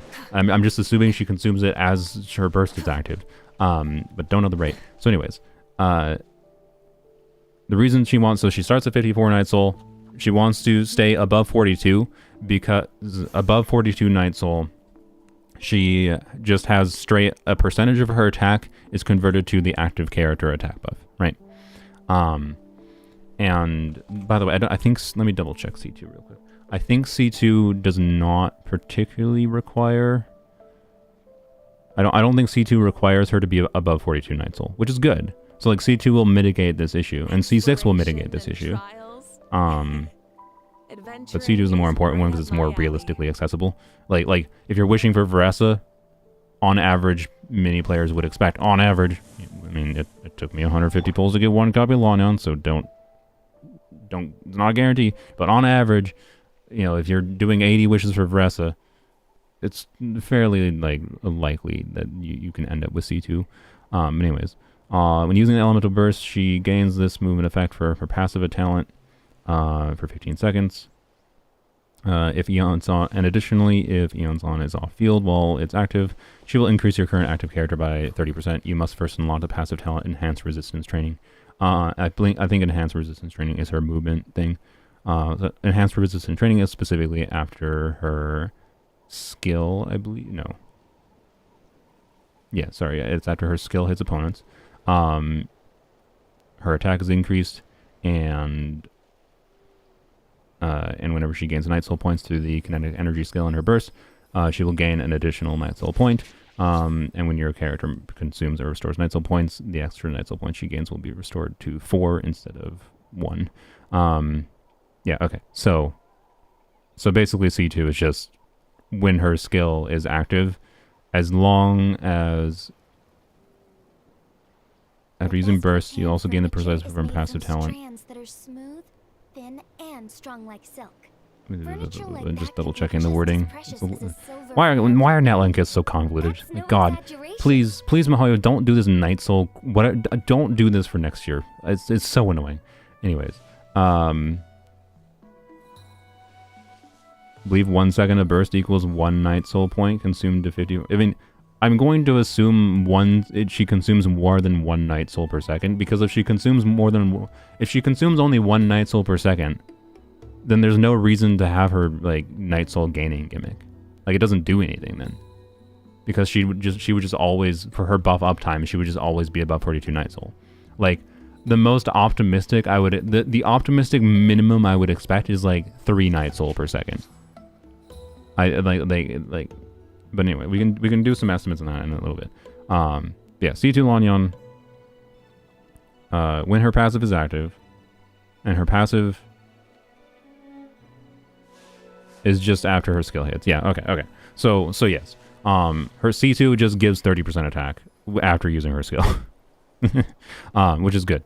So C2 does not have any Night Soul point requirement. It's only her flat buff from her burst that has the Night Soul point requirement. And being that, like, again, like from the context of Muika, right, this is the best case scenario for her C2 buff. 30% attack is equivalent to, you know, like 40% of her flat buff. So the fact that 40% of her flat buff with C2 Eons on is just always up, is good. But for other characters, it'll be more like 25 or 30%, right, of her total buffing potential, attack buffing potential. My money's on 5 points per second. Oh God, 5. We'll do an estimate of how bad things look. We'll do an estimate of, like, okay, let's assume 1 meter of movement, which is, again, how much does Muika actually move? How many meters of movement does Chlorine move in a rotation? God, not a thing we're used to thinking about. It's weird, a good kind of weird. But we'll do an estimate of, like, okay, what does it look like at 3 points of movement? What does it look like at 5 points of movement? Assuming like 1 meter of movement is 1 Night Soul point, and then you get the additional 1 Night Soul for the passive. So 1 meter of movement functionally, if 1 meter of movement is 1 Night Soul point, then with her passive trigger, 1 meter of movement is functionally 2 Night Soul points. So, anyways, not doing any math until she comes out. Yeah, I mean, that's completely fair. I'm just making guesses to like temper my expectations in some form, right? So yeah, the actual conversion rate though, for her attack to buff. So at level 10, it's 690 flat attack.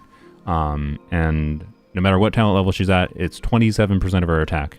So with level 10 burst, you need like 2,500, a little bit, like you need about 20, we'll just say 2,600. It's a little bit under 2,600. I believe it's like 2555.5555, if I recall from my math, but 2,556 attack is what you need. Assuming you're over 42 Night Soul, right? So 2556 attack is pretty not that bad to build. Like just triple attack percent Fab with no attack percent substats is basically enough, if I recall. And the event weapon on Eonon, by the way, will just be a like Fab will always be her signature weapon because Fab is great, Fab is love, Fab is life. But the event weapon will be an easier to build option for her, and Skyward Spine, by the way, should be similar to the event weapon, but it's a 5-star weapon that's more expensive. So based on my math, Skyward Spine versus the event weapon is basically the same, where the value of the additional base attack is essentially near equivalent, technically slightly worse than the 40% attack from the new event weapon. But the new event weapon also gives movement speed, which might be nice for exploration. And then the Skyward Spine, though, in contrast, also gives 1 additional ER roll. So equivalent of an ER roll. So if you already have a leveled Skyward Spine, maybe just use Skyward Spine on her. But Fab will be the ideal, but Fab requires building some crit. With a non-C5 Eonon, it should be quite possible to do a crit rate circlet on her, though. And keep at that 2,500 attack-ish. So, yeah, and she'll want energy, regardless of C1 even, generally speaking. Although, with Varesa specifically, you probably need basically no energy with a Fab build or with the event weapon, so there is that factor. But anyways, so if you don't have Fabs, use the event weapon or use Skyward Spine is what you should use on Eonon for her weapon. Skyward Spine or the event weapon will make it easier to build. So like I'm probably going to like I have Skyward Spine, and Skyward Spine might be better, right? But I'm probably going to level up the event weapon for her. That's this patch because it's cheaper, like significantly cheaper, because the resin cost is lower for the materials to level the ascensions, and then also the event will make it cheaper to level. So I'm gonna level the event weapon for her, and then I will of course test using Fabs on her. Why in the world is Rosaria on the R5 Fab? The Jeff, what have you done? Anyways, R1 Fab be fine? Yeah, probably. Just be more inconsistent for triggering, but yeah. So the muddying factor of like what her build actually looks like is just her ER needs are going to vary wildly in different teams. But again, how important that is, how important will it be to have like a 200 ER Eonon build available for like the worst case scenario? Depends on the movement thing again. So anyways, 27%, when she's over 42 Night Soul, 27% attack conversion. So that you know you're always getting the, if you reach whatever your attack total is, if you're at that 2,600 attack, like 2556, if you're at that 2556 attack with level 10 burst, and you keep over 42 Night Soul, you will always get the 690 buff, the 690 flat attack. Yay. What happens if you go below 42 Night Soul? She still gives a buff below 42 Night Soul, right? And this is the weird factor. And this simultaneously is why like she will still potentially be relevant even if you cannot stay completely over 42 Night Soul. But evaluating her becomes even more annoying versus Bennett in the context of her not staying over 42 Night Soul. Because what her conversion becomes is a ratio of her attack and her current Night Soul points is what her attack buff is. So her attack buff will vary based on where her current Night Soul points are, if she is below 40 Night Soul. 42, sorry. So, in the best case scenario, as soon as you fall below 42 Night Soul, she does, it's 0.5% of her attack per Night Soul point. So let's assume because of this you build extra attack on her, or you build extra attack because you have C5. So let's assume you're doing a higher investment, 3,000 attack, and this should be pretty, a 3,000 attack Eon-san, even on 4-piece scroll, where on 4-piece scroll with the event weapon or Skyward Spine, so ignoring like crit needs, right? So just no attack substats, just triple attack percent, and then you like build ER. My math put Eon-san at like 2,970, if I recall. Actually, I can scroll back on my calculator on my phone. Let's see. 2,972 attack was my estimate. If I did my stuff correctly, it was triple attack percent on 4-piece scroll, which you won't always use. You potentially have other attack percent buffs going that give her higher attack, like noblesse or whatever. So worst case scenario is 2,972 attack with the event weapon, triple attack percent. You just farm attack percent, ER substats, flat attack substats. You can get to 3K. 3K is very doable on a non-fab build. on a fab build, 3K attack is a lot harder. Because you would have potential crit substats you would want in that context, and you'd want potentially ER and attack percent to be able to actually hit 3K. And the healer for this team, I'm not even talking a specific team right now. You're talking this team. But Eon-san does healing. But anyways, not necessarily enough healing for every player in the game to survive on, but like, I personally would be more than fine most of the time surviving on Eon-san healing alone, but it depends on the enemy. So yes, a 3K attack, right? 3K attack. It's 0.5% of her attack, which is very low, yes, but it's 0.5% of her attack per Night Soul point. This is when she is below 42 Night Soul. So 3K attack times 0.005 is 15. So 15 attack per Night Soul point. So as soon as you drop below 42 Night Soul, so let's do 40. So 15 times 40 is 600, right?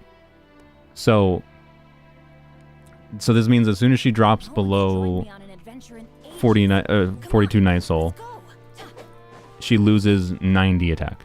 For your active character loses 90 attack, which is not that much, right?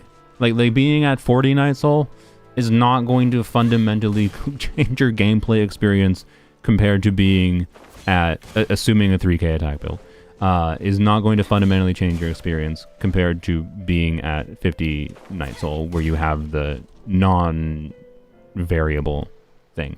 But she's going to be draining Night Soul constantly, right? So that's going to fall. So again, in this assumption, let's say she's draining 3 Night Soul per second. That would mean 3 seconds later, if you're not gaining much Night Soul from movement, you're down to 30 Night Soul. Well, 30 Night Soul times 15 is 450. Now you've lost a total of like 240 attack. That's a bit more noticeable. That 240 attack is probably equivalent to like 5 or 6 attack percent substats. No, I don't. I use this team with Muika and Overworld right now. The normal version of this team that I actually use is with Farina instead of Muika. So, yeah, and then okay, what happens if what if you have only like 15 Night Soul left? Well, 15 times 15 is 225, and that's like not, yeah. So, but again, if you have C2 Eon-san, even with only 15 Night Soul, a C2 Eon-san, that 225 there, and then 30% attack, is still like 60% attack equivalent.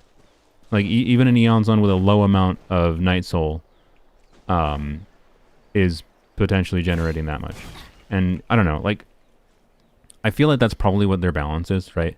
If the healthy balance, again, the true balance is, again, what is the actual, like, how many meters of movement for how much Night Soul matters. But what is the consumption rate?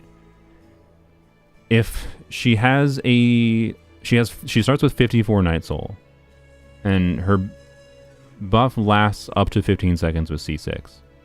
So if I divide 54 by 15, that is 3.6 Night Soul. So if you want my guess, then, because 54 divided by 15 seconds is 3.6. My guess is she either drains 3 or 4 Night Soul per second. But we really need the actual numbers. Calamity Collar is probably Eon Sun's best in slot, especially at C5. I mean, energy needs, yo. But potentially, like, there is interesting potential, right? Like what happens if you use Calamity Queller and you have a freaking 3.5k attack build, right? If you have 3,500 attack on Eon Sun, what happens then? Okay, well, 3,500 attack times times 0.005 is 17.5 per. She's at 40 Night Soul. That'd be so. That's funny. If you have 3,500 attack on Eon Sun, and you drop below 40 Night Soul, or sorry, below 42 Night Soul, at 40 Night Soul, you still have the full buff up, right? So like that's the interesting context for building extra attack is building extra attack like with something like Calamity Queller or whatever, functionally reduces the point of like what Night Soul threshold she reaches. So like a 3,500 attack Eon Soul, let's see, it would probably be I can do this math. The breakpoint is like 38 or something, I think. 38. No, it's actually less than that. Oh, sorry. Wait, what? Did I do that right? 40 times. Okay, I mean, I don't think that's that relevant. The breakpoint is 40. It's actually exactly 40. As soon as you go to 39 Night Soul, you're actually losing. But anyways, either way, it like mitigates it. It still does mitigate it, right? Like building extra attack mitigates that issue, and so you have the potential to do that. So maybe there is relevance to doing, you know, the weird 5-star stat stick attack percent polearms.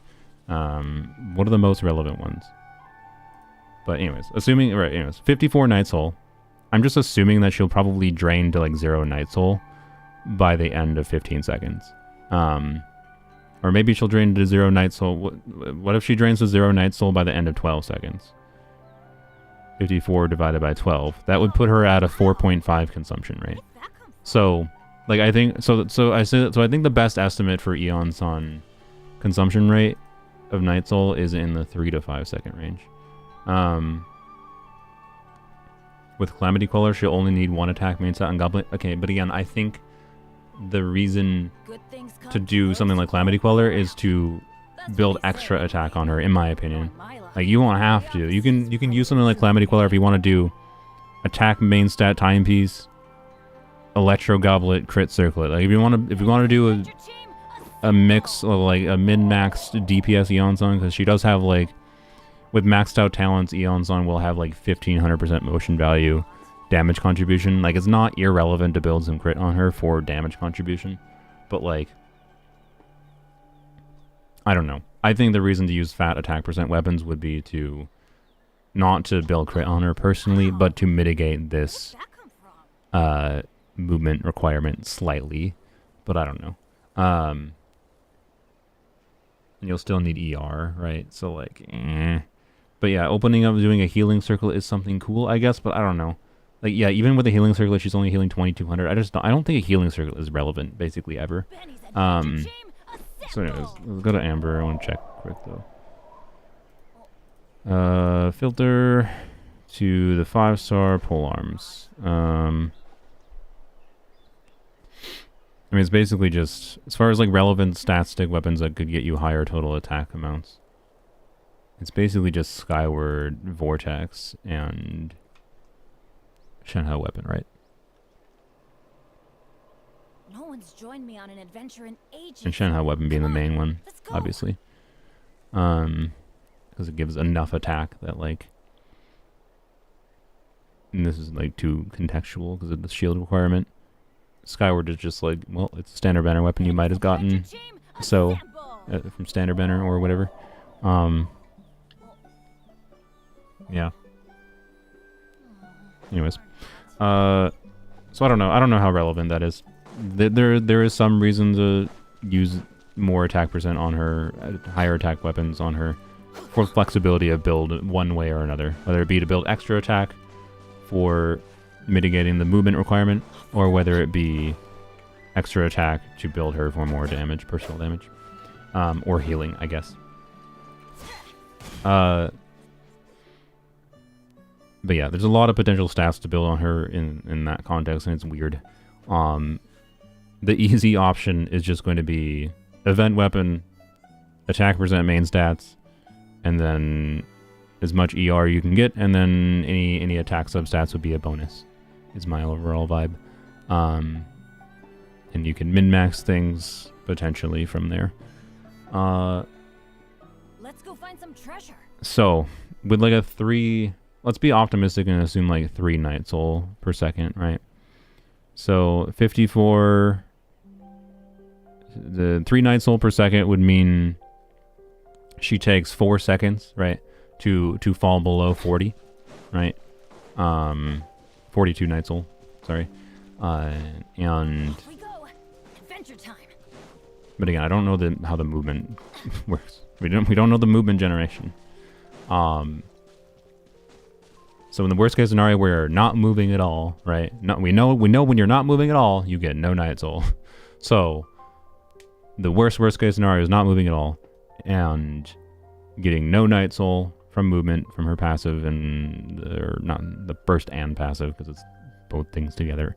With a 3 Night Soul per second, that would mean like at the end of 12 seconds, that would be 36 Night Soul drain. So 54 minus 36. That is the wrong number in my calculator. Minus 36. That is 18 Night Soul. So 18 times 15 if you had a 3k attack build. She would fall. She would take like no movement with 3 Night Soul per second drain. Would mean she'd start at a 690 attack buff. And assuming 3k attack still. She'd start at 690. After 3-4 seconds, she goes below 42 Night Soul, and then she linearly will every second lose 45 flat attack buff, and then end with a 270 at the very end. So the average buff in that the average buff in the worst case context, this is with 3 second Night Soul drain, which I think is a little bit optimistic. The average buff, assuming no movement, is this is you have to do a sum average. Frick. I'm just doing this on my phone calculator right now. I'm not doing this in a spreadsheet. A spreadsheet function could do that immediately. I'm just going to estimate that intuitively based on doing this math normally, and put her average attack buff over a rotation. Actually, you know what? Frick it. I'm just going to do it manually. It's going to be 690 plus 690 plus 690. She would drain plus another 690 because it wouldn't take into the 4 second to actually lose the buff from 690. And then it goes 600, right? Because it would be, yeah, she'd be at 40. No. Wait. 54 minus 3 minus 3 minus 3 minus 3. Should be at 39. Okay, so 39 times 15, 585. Okay. So it would be 690 plus 690 plus 690 plus 690 plus 585. I'm just doing this manually. I should just do this in a spreadsheet. I would do it immediately. And then next second would be, you would lose 45 per second. So it'd be 540 plus 495, and then you have 450, and then you have 415, and then 370, and then 315. Wait, no, it'd be 325. 325.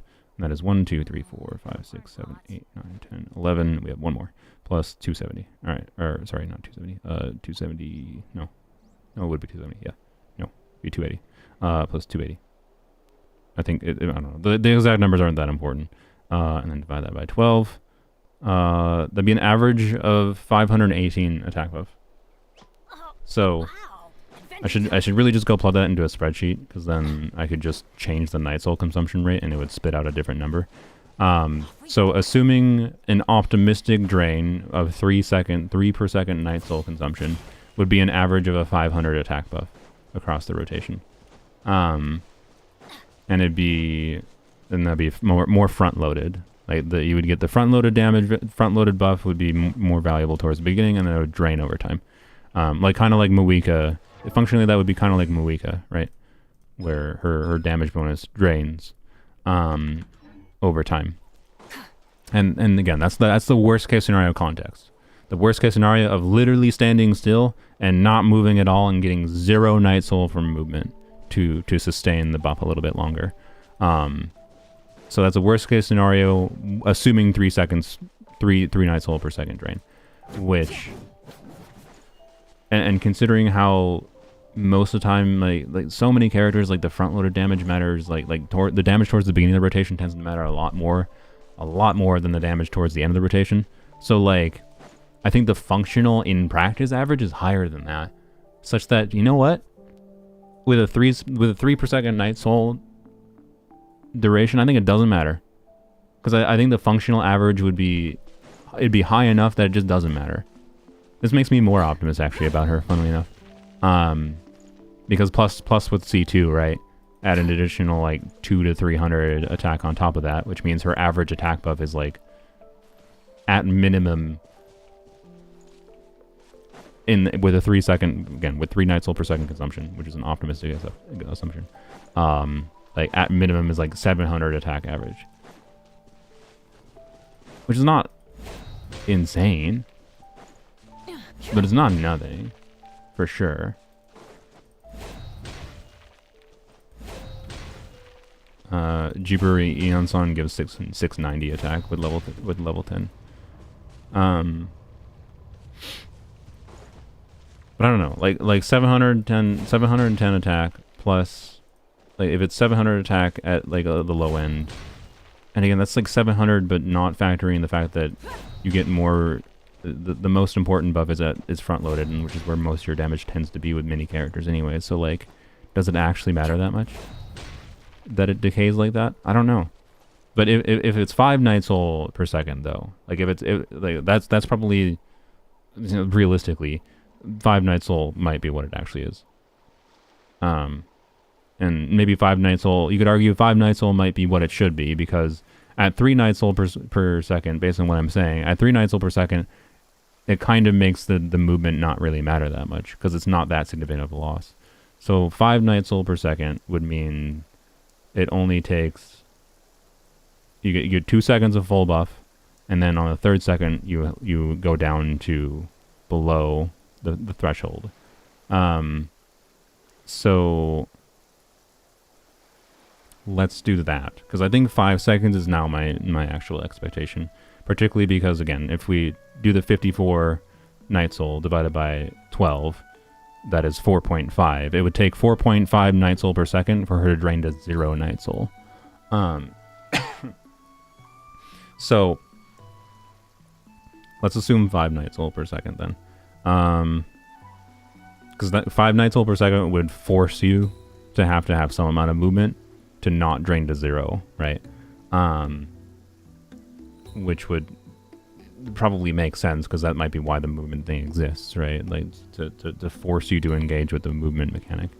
So I think 5 night soul per second is the smart assumption. So that would be 690 plus 690. What are we starting at with the 3rd second? The 3rd second is, we go 54 minus 5 minus 5 minus 5. We start with 39. Okay. So 690 and so 39 times 15 is 585 again. And then we're losing, because we're losing 5 per second now. Now we're losing, oh boy. Yeah, now we're losing 75 attack per second with a 5 night soul per consumption. 5 night soul per second rate means we're losing 75 attack per second. Oof. Oof. Okay. So 690 plus 690. This is going to be much worse. This is how, like, it might seem like, oh, 5 night soul per second versus 3 night soul per second. That doesn't matter. No, it definitely does. God should broaden their horizons in the So world below. 585 plus 535. This is a little bit easier. 485, 435, 385, 335, 285, 235. I should just do a spreadsheet, you dumb brain. But I think 5 seconds is probably where it's at. So this is probably it. I don't need to do a spreadsheet. I can just do this. 185 plus 135. What am I at? Okay, 1, 2, 3, 4, 5, 6, 7, 8, 9, 10, 11, 12. That is 12. Okay. So at the end of her buff, it would be at 135 attack, which is, you know, low. But the total attack buff is divided by the total attack buff average would be 415 still. So even with and again factoring in C2 giving like 200 attack, and again like the front loaded attack matters more. Like it matters. It's good that it's a front loaded and it decays over time rather than, you know, being the reverse of like increasing over time. So even with 5, I don't think it's that bad. Like even with like for reference, what is Sara's buff? Sara's is like based on, it's like Bennett, where it's based on her base attack. So Sara. God, I hate the freaking UI thing. I'll put her on Skyward. We'll do like an optimistic Sara. Gosh, I gotta take a drink of water, clear my throat. 848. 82% of attack at level 11. So 0.82 times, what was it, 838? 848. Times 848 is 695 attack, right? So like a C2 Eon's on, even with 5 per second Night Soul generation. And again, Sara has major uptime problems. Sara is 800 something with a level 13. I'm not gonna compare a C6 level 13 Sara to a level 10 C2 Eon's on. And C2 is the big difference maker and what helps balance this out, to be clear, for this comparison, right? I'm already being optimistic and assuming Skyward Harp, in my opinion. So 848 times whatever, and again, we're ignoring like the other problems Sara has. I'm not trying to say is Eon's on or Sara a better buffer. I'm just comparing like attack values, and like Sara does have a not irrelevant attack buff, right? Is my point. So she's doing like a 700 attack buff, right? With like my build with this talent level with this weapon. Compared to Eon's on, in the worst, hopefully this is the worst case scenario. Hopefully the worst case scenario is 5 per second Night Soul drain, right? For Eon's on. And that would be an average of 415 attack buff across the whole rotation. Again, the actual way to do this math would be with specific character kits and what the buff is at a specific time when a character does a specific hit. And because so many characters are going to do more damage towards the front of the rotation, and that's more important than usually towards the end of the rotation, I think that mitigates this issue a little bit. But we'll just do averages for simplicity. But yeah, so let's assume the general value you get from Eon's on C2 30% attack is like the equivalent of 250 flat attack. So add that on top of the 415, and you have 665. So like right now in my mind, assuming Mihoyo isn't so dickish to make her attack buff consume at more than 5 Night Soul per second, because like that'd be really dickish, because more than 5 Night Soul per second would mean like if she does like, let's take a horrible scenario of like 10 Night Soul per second. If she's like 10 Night Soul per second, then she drains to 0 in like 6 seconds, right? That's really bad. You would literally only have 1 second of like the full buff uptime. So, but it's C2 Eon's on. it'd be 665 attack on average. Even in the worst case scenario of getting 0 additional Night Soul from movement, so it's standing still, which I don't... Like, I would hope they implemented her movement thing where if you're doing normal combat, you're at least gaining a little bit of Night Soul. That would be my hope, right? We don't know. And so I'm going to assume the worst case. And I think 5 per second Night Soul consumption makes sense to me. So that's what I'm going to go off of. What they compare to Benny. I mean, compared to Benny, if you're only getting a 700 attack buff on average compared to Bennett, that's like 60% of Bennett's buff.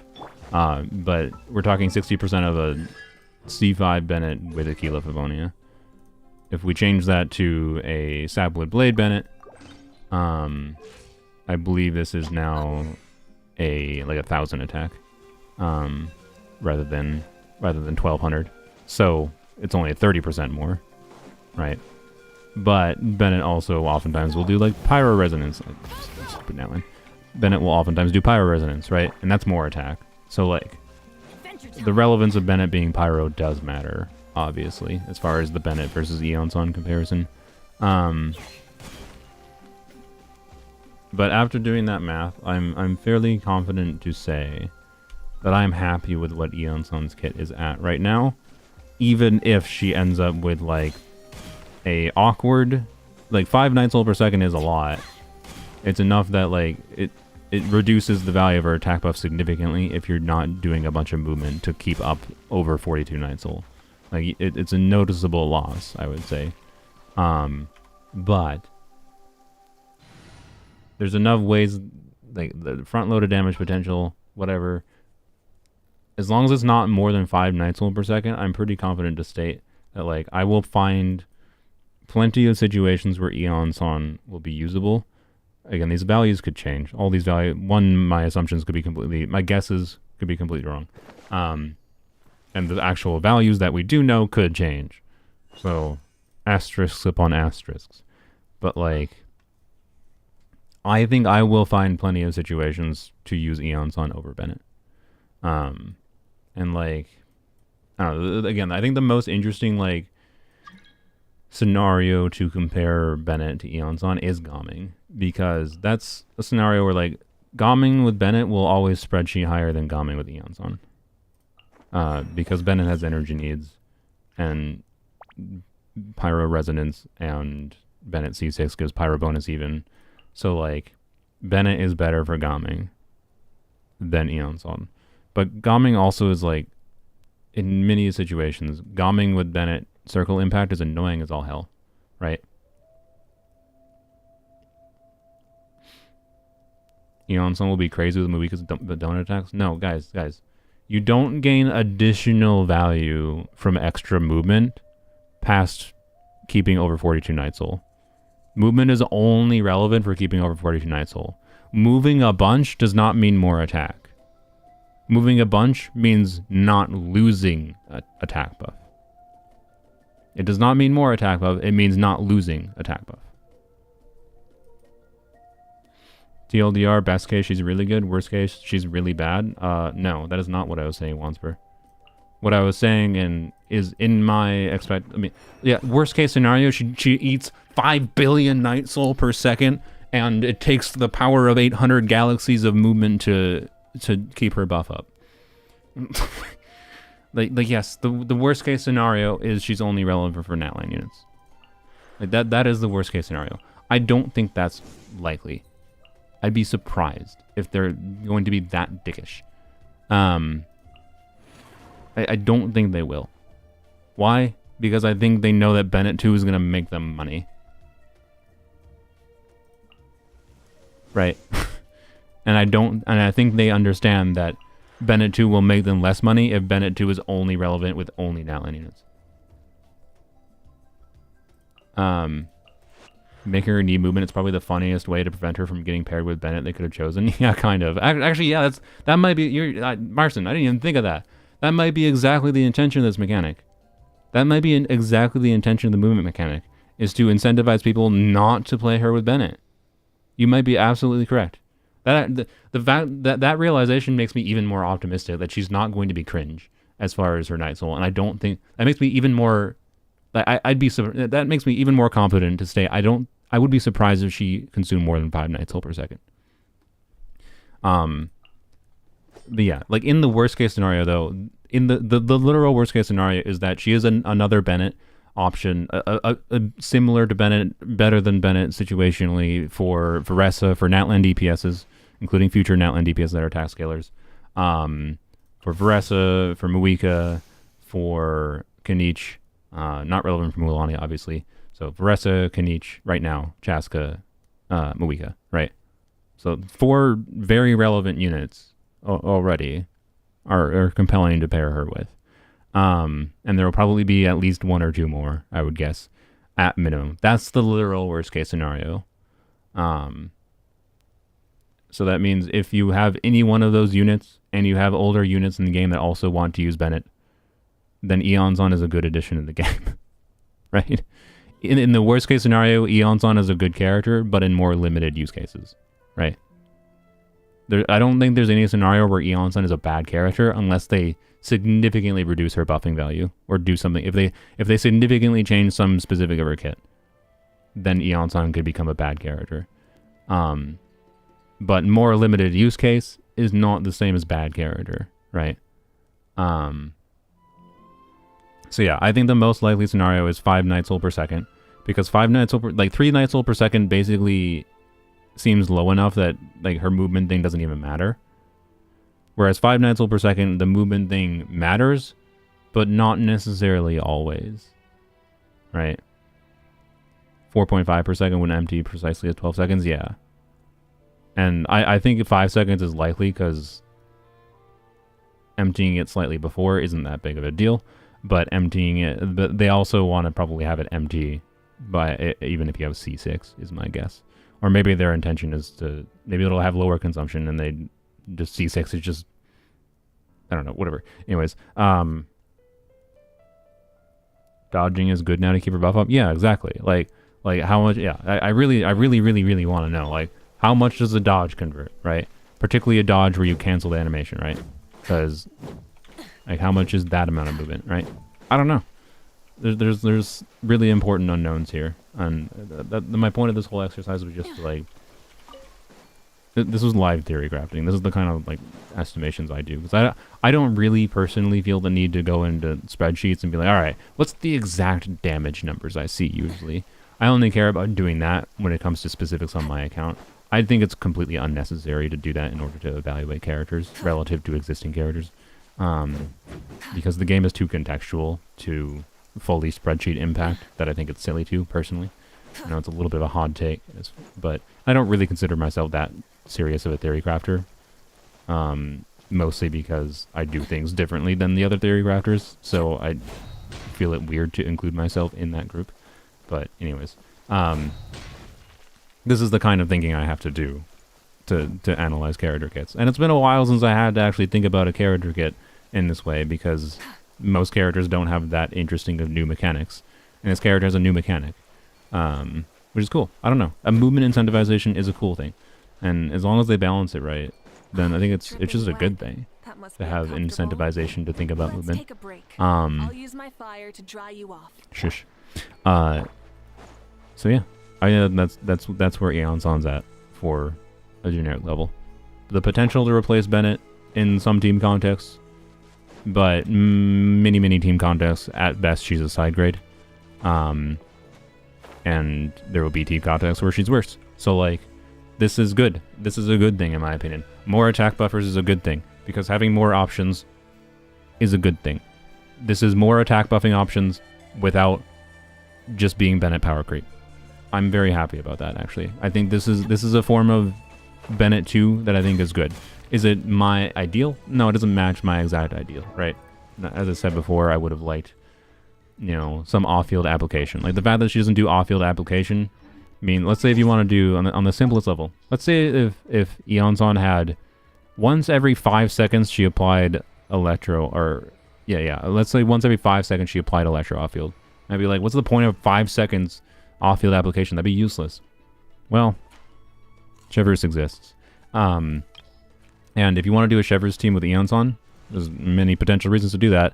Let's say you want to do Chevreuse, Eons on Arlecchino, right? You're going to need another off-field Electro to keep up the Red Shred passive from Chevreuse. You could argue that's a good thing. You could argue that's a bad thing. It's a bad thing as far as team options for doing Eons on Chevreuse together.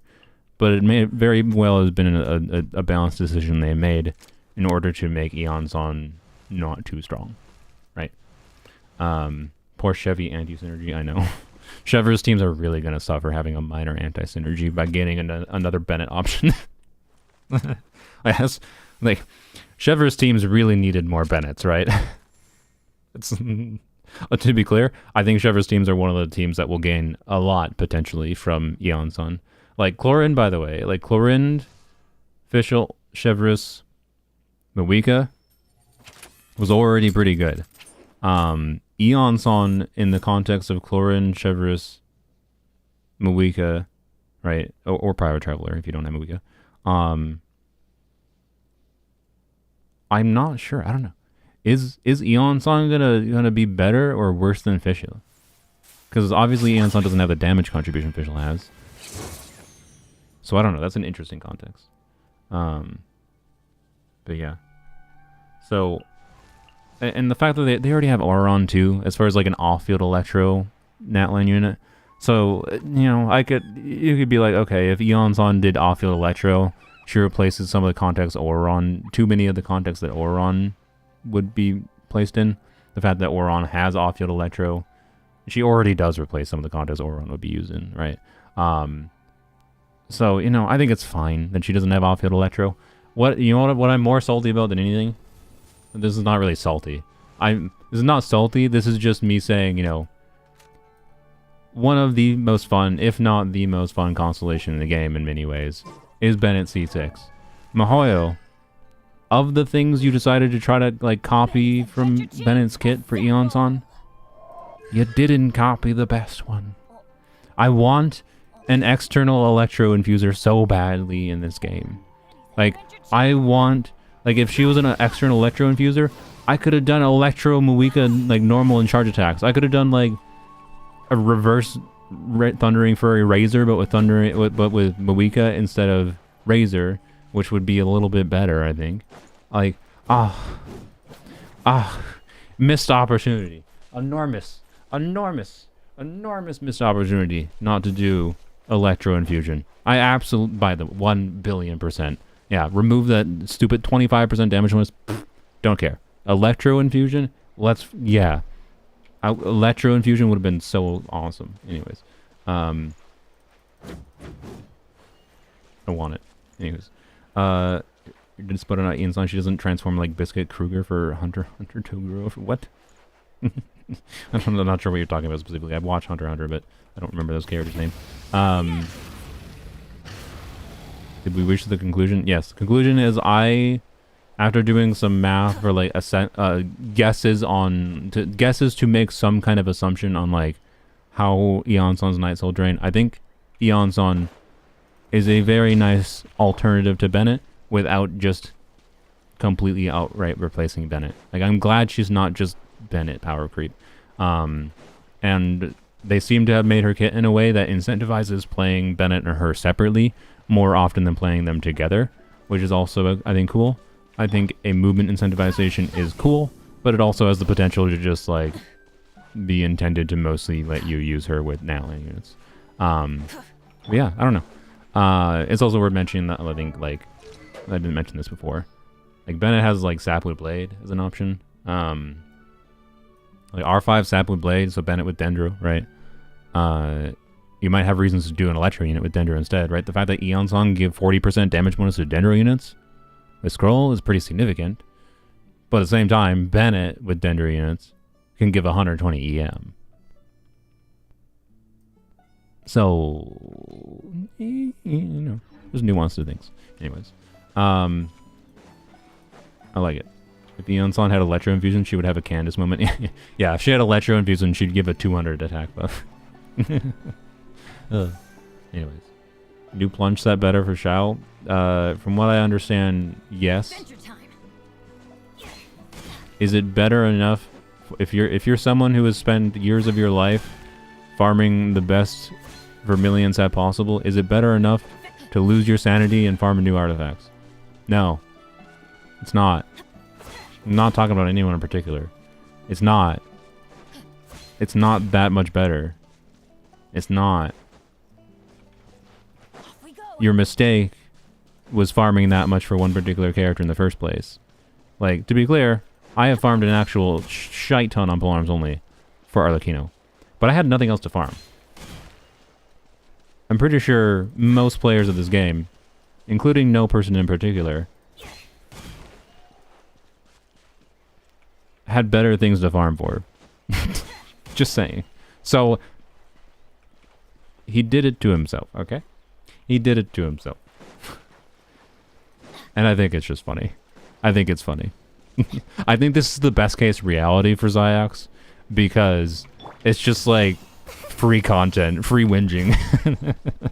It's the best case scenario for him. It's so much better for him for Mihoyo to like slightly screw him over so that he can continue to like have that be a gimmick for him than it is like the very fact that we're talking about it. Like the whole freaking community is mentioning Xiox constantly. The English community, constantly they're mentioning this, and he's probably really annoyed by it right now. But like, this is just free attention for him.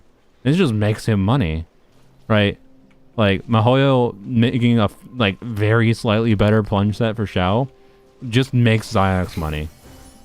Xiox only benefits from this situation, other than it being a little bit annoying that people are constantly mentioning it probably to him. Anyways, my Xiao's been rocking 2B's VV since release, and I'm pulling Varesa, so it's a win-win for me. Yeah. So, anyways, I think it's a win for the vast majority of the player base, because you probably shouldn't have been farming Vermilion anyways. Yeah. I don't even watch the guy, but this breathing life into the meme is already worth it for him. Yeah, exactly. It's been 3 months since you last farmed artifacts. The ley line mines are calling. Yeah. I think I'm gonna spend the next. Actually, okay. I think my plan for this patch is I'm gonna farm ley lines the rest of this week, and then I'm going to level Gomming next week. So that's mostly just this, and then whatever else. I actually don't know what am I. Oh frick! Oh frick! Oh frick! Talents, man. Talent materials. Oh.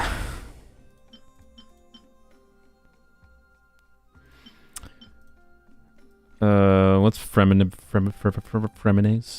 That's on purpose stuttering, because I don't know. My brain thinks it's funny to say Freminase's name that way. This is Freminase, isn't it?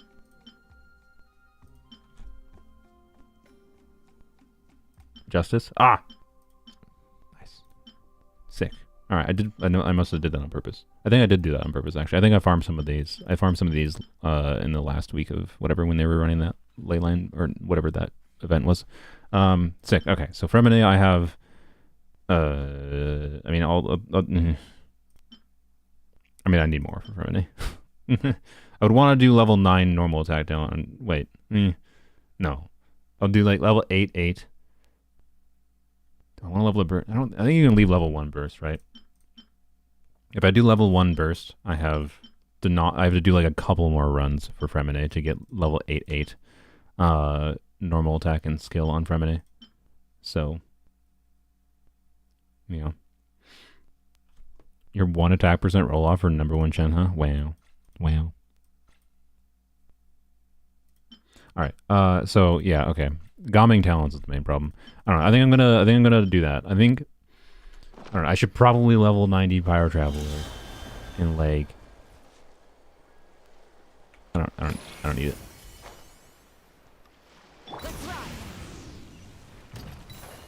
Wait, I don't have any other unit in the team. I can't do the back and forth switch. Frick. Dang it. Never mind. I do need the bird. Oops. No. How many do I have to do? 35! Okay, I might need the bird. I thought I could do this with, like, if I was going to switch to, like, Kanich and just, like, try to swap between Kanich and Mawika. I'm pretty sure 35 is not doable with only Kenichi Muika. Anyways, yeah, so I think my plan is finish leyline farming this week, level Gaming, because I want to mess around with Gaming. Gaming is so much stronger now because of Lolly's release. But I also definitely want him leveled to mess around with Eonon with him, since I think he's an interesting context for comparing Bennett, where like Bennett is better, but also Circle Impact annoying. So, and he has movement. So like, I would hope that Gaming can keep up over 42 Night Soul without a problem. So I don't know. Anyways, what does the title even mean? Cows is Varesa, Eonon is Skulls, and movement is because I just had an hour-long conversation about the movement mechanic. I need to restart this challenge. Wow.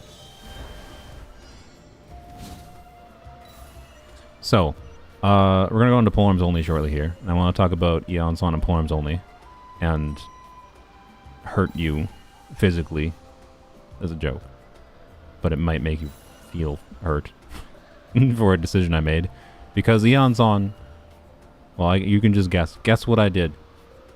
I'll explain the context here.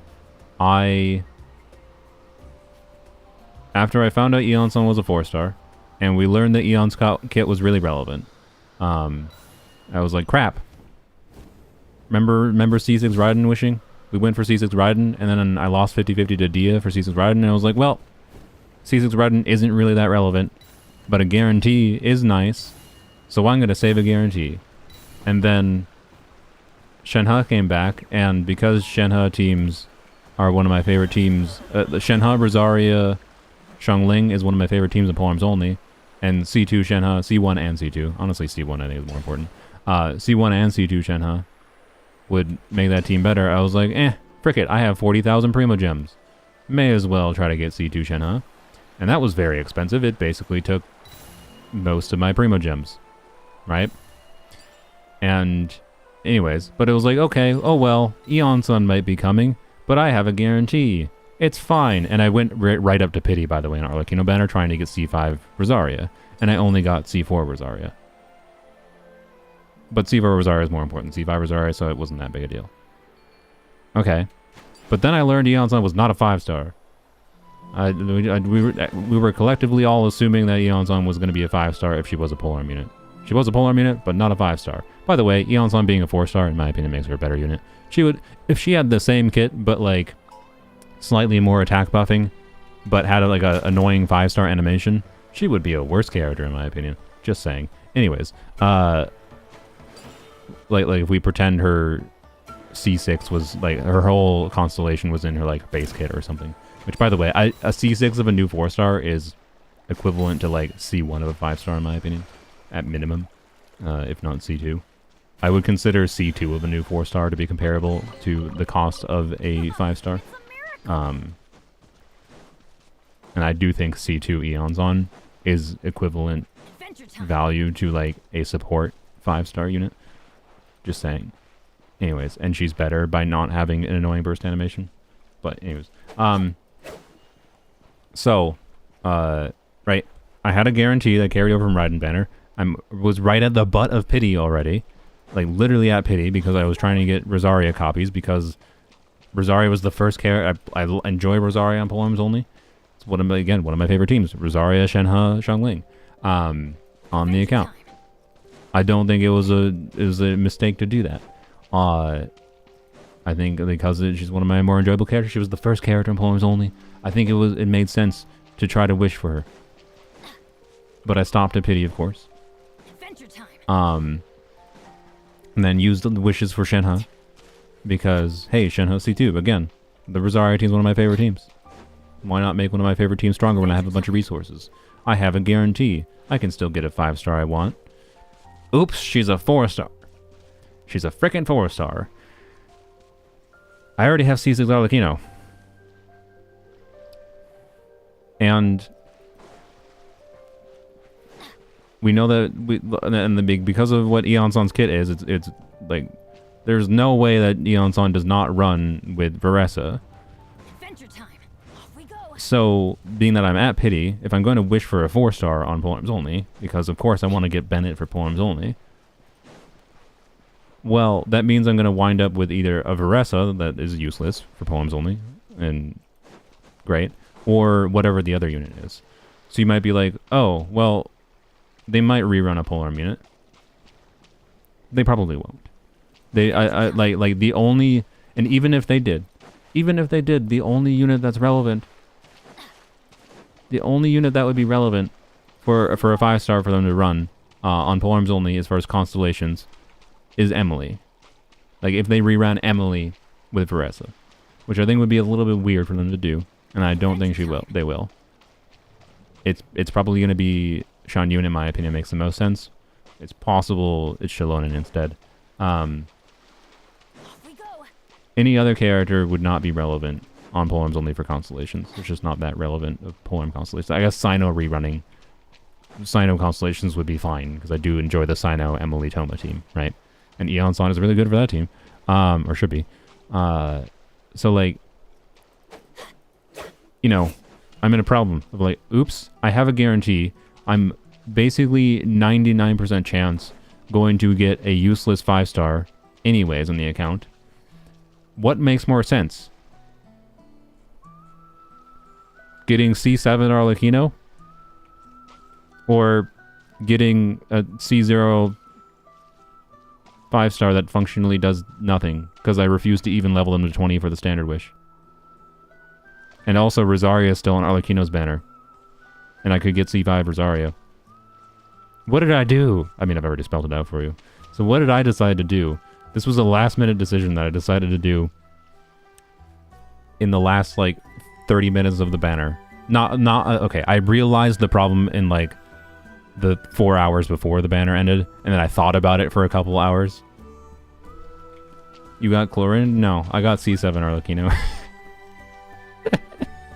So, a really stupid conjunction of things that I'm either gonna have to make it into a short, or I'll throw it into the end of a wishing video as a bonus thing. Maybe on the end. You know what? Actually, I might save that clip for the end of like an Eon Song wishing video. Roll back to version 5.3 and talking about Eon Song's release on Polearms only, and throw that clip at the end. Did I get Rosaria? What's your guess? Did I get one copy of the 4-star I wanted?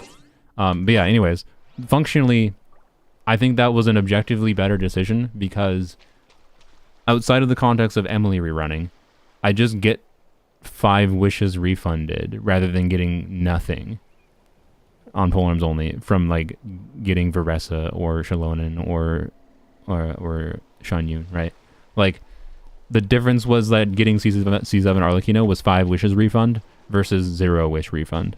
Is fundamentally what it was, plus a chance to get C5 Arlecchino, or plus a chance to get C5 Rosaria. But let me go log on and show you. So, again, one of the weird things you do when you have a stupid account that is extremely high investment because you've played a Polearm only account for almost 3 years straight, and you already have C6 of the character who is running with a relevant 4-star, and this is why I shouldn't have done C6. This is why I shouldn't have spent money, right? This is why I should not have spent money on Arlecchino C6, because I just got C7 Arlecchino anyways. Like, the money was literally pointless. I could have gotten C6 without a problem in this patch, with 0 problem, having spent no money, if I just waited. Crazy idea. Waiting. What's this thing on screen? A snapping turtle. 5 wishes refunded is better than nothing? I mean, it is. Objectively, 5 wish refund is better than literally nothing. So, yeah. Anyways, so yeah, I have C7 Arlecchino, which, you know what? Again, since spending the money on Arlecchino's originally banner on this account functionally got me 2 copies of Arlecchino. If everything else had been the same, I got 2 copies of Arlecchino. I would have had C4 Arlecchino. So functionally, without spending any money, now I would have had C5 Arlecchino. And I very easily would have had the wishes to, like instead of getting C2 Shenhe, As much as it's kind of like, okay, it's cool to have that, it's not that relevant. The wishes I spent for C2 Shenhe could have been wishes for C6 Arlecchino, right? So, point being, I very easily would have been able to get C6 Arlecchino in the second banner without spending any money. And that's part of why I'm fine with it too, because I've always had qualms about the fact that I spent money to get a couple Arlecchino copies. The qualms that I made that stupid video. But now that her second banner's come around, and I know that I would have had C6 anyways, it's fine.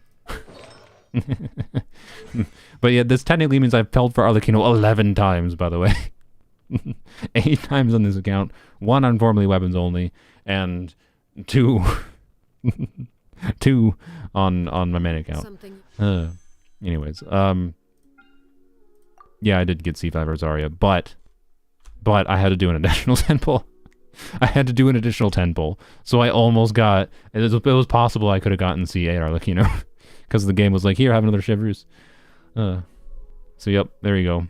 Used that was functionally 150 wishes for C5 Arlecchino and 2 copies of Rosaria.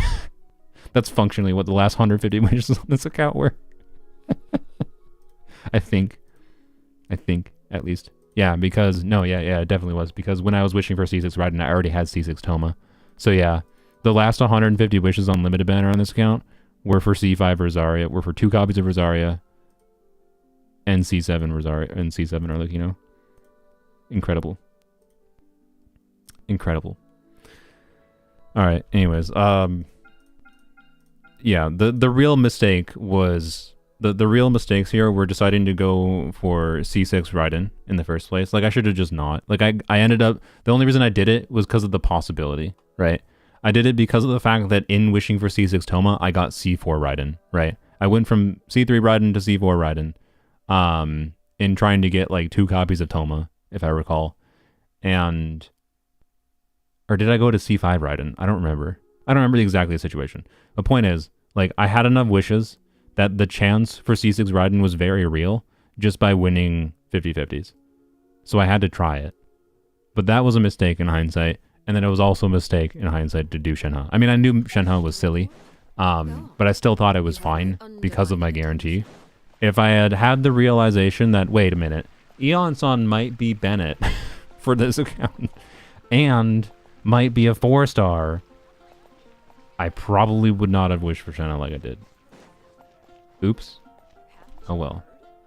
You never did a C6 Raiden video. No, because I don't have C6 Raiden.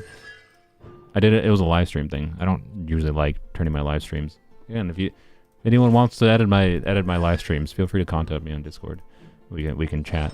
I don't like editing my live streams, but yeah. Anyways, the only reason I will go for Raiden Constellation 6 is if she ends up with a relevant 4-star.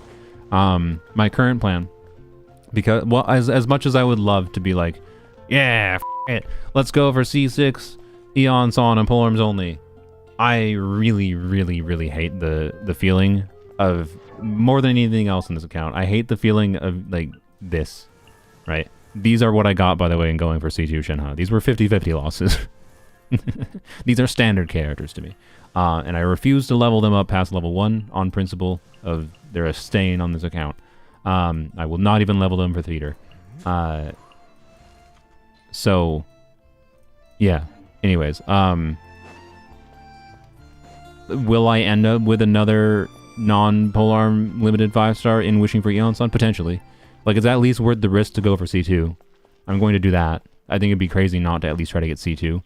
I don't think C6 is, or C4 Eonon is important enough to justify like getting potentially multiple copies. And also, I'm not going to have that many wishes by that. Like I'll probably have, with the Welkins going, and like these, right?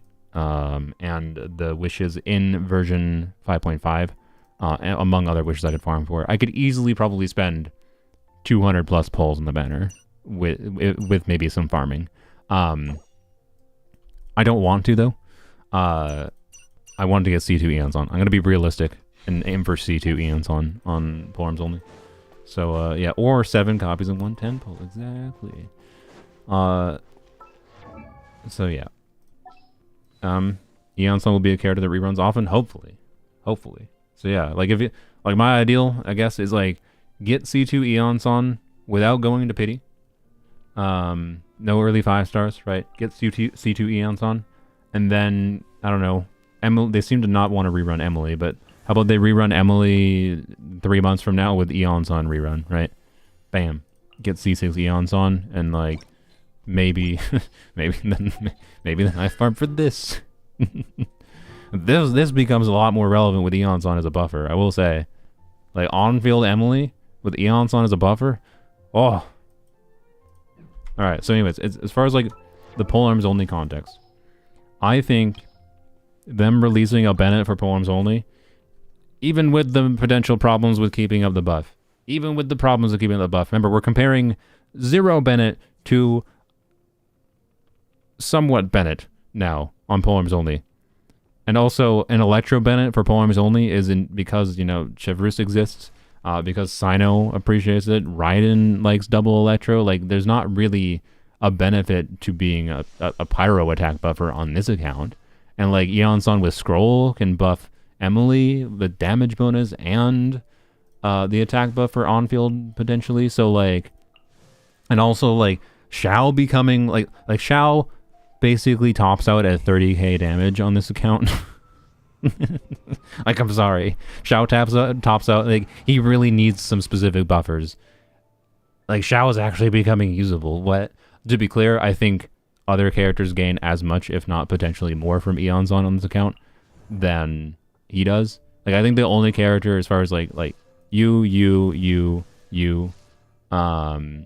teams in general, you also gain potentially meaningful from I can do instead of Zhongli, Shenhe, Xiangling, Rosaria, I can do Eon Sun, Shenhe, Rosaria, Xiangling. That'll be a lot stronger. Oh, it's amazing. Anyways, the only one who gains, I think, less from Eon Sun than Xiao does is Hu Tao, and that might seem unintuitive. That's just because Sino has a problem in that I can't usually do double Electro with him because Raiden, I usually like using Raiden somewhere else. Like if I want to have Sino on not an ER timepiece, which is what I think he's on right now. Yeah, he's on this ER timepiece, so he has this much energy. I need to run him with Raiden. That's annoying for Electro Resonance mostly, and Raiden generates a little bit of particles directly. Eon Sun will obviously buff more than Raiden, duh. Like, I can do Eon Sun, Sino, Toma, Emily, and Eon Sun scroll buff for both Emily and Sino, and energy for Electro Resonance and the energy particles directly, and the attack buff. Like, okay, sick. I'll take it. I can actually do a normal-ish thing. I can give Sino sorry, braining. Brain computation is happening. You know, we can do that with this. Right? Bam. Look at that Sino. Well, okay, actually, that might be still a little bit questionable. That might be a little questionable still. Okay. But you get the point. I could do this. And because I do like to use Rosaria. Quite frankly, I still enjoy Rosaria and Staff of Scarlet Sands. And Sino performs more than well enough with Jade Wing Spear. And Rosaria performs notably better with Staff of Scarlet Sands. So I think I'll still probably do this, and then do an attack weapon, and I don't know. Anyway, that's a lot less crit rate. It's not ideal. It means I got a far more Thundering Fury. Great, wonderful. But is what it is. That's fine. Oh well. I can have a normal-ish Sino build, probably, and that's cool. Anyways, on top of the normal, like just raw buffing that I will have, it also enables a good build, better build. So, anyways, so Sino gains a lot. Emily gains potentially a lot because, yeah, damage bonus and whatever, and attack buffing if I use her burst while staying on field a little bit with her, right? Raiden potentially gains a lot by having a Bennett buff for her, or near Bennett buff, right? Because yes, Bennett good for Raiden. I don't know what else to say other than that. Like, there's a reason Bennett is basically always played with Raiden, because she's a big multiplier character in her burst, and it will probably meaningfully change the experience of using Raiden on this account. Arlecchino does not need it, to be clear, but Arlecchino will still gain a lot from it.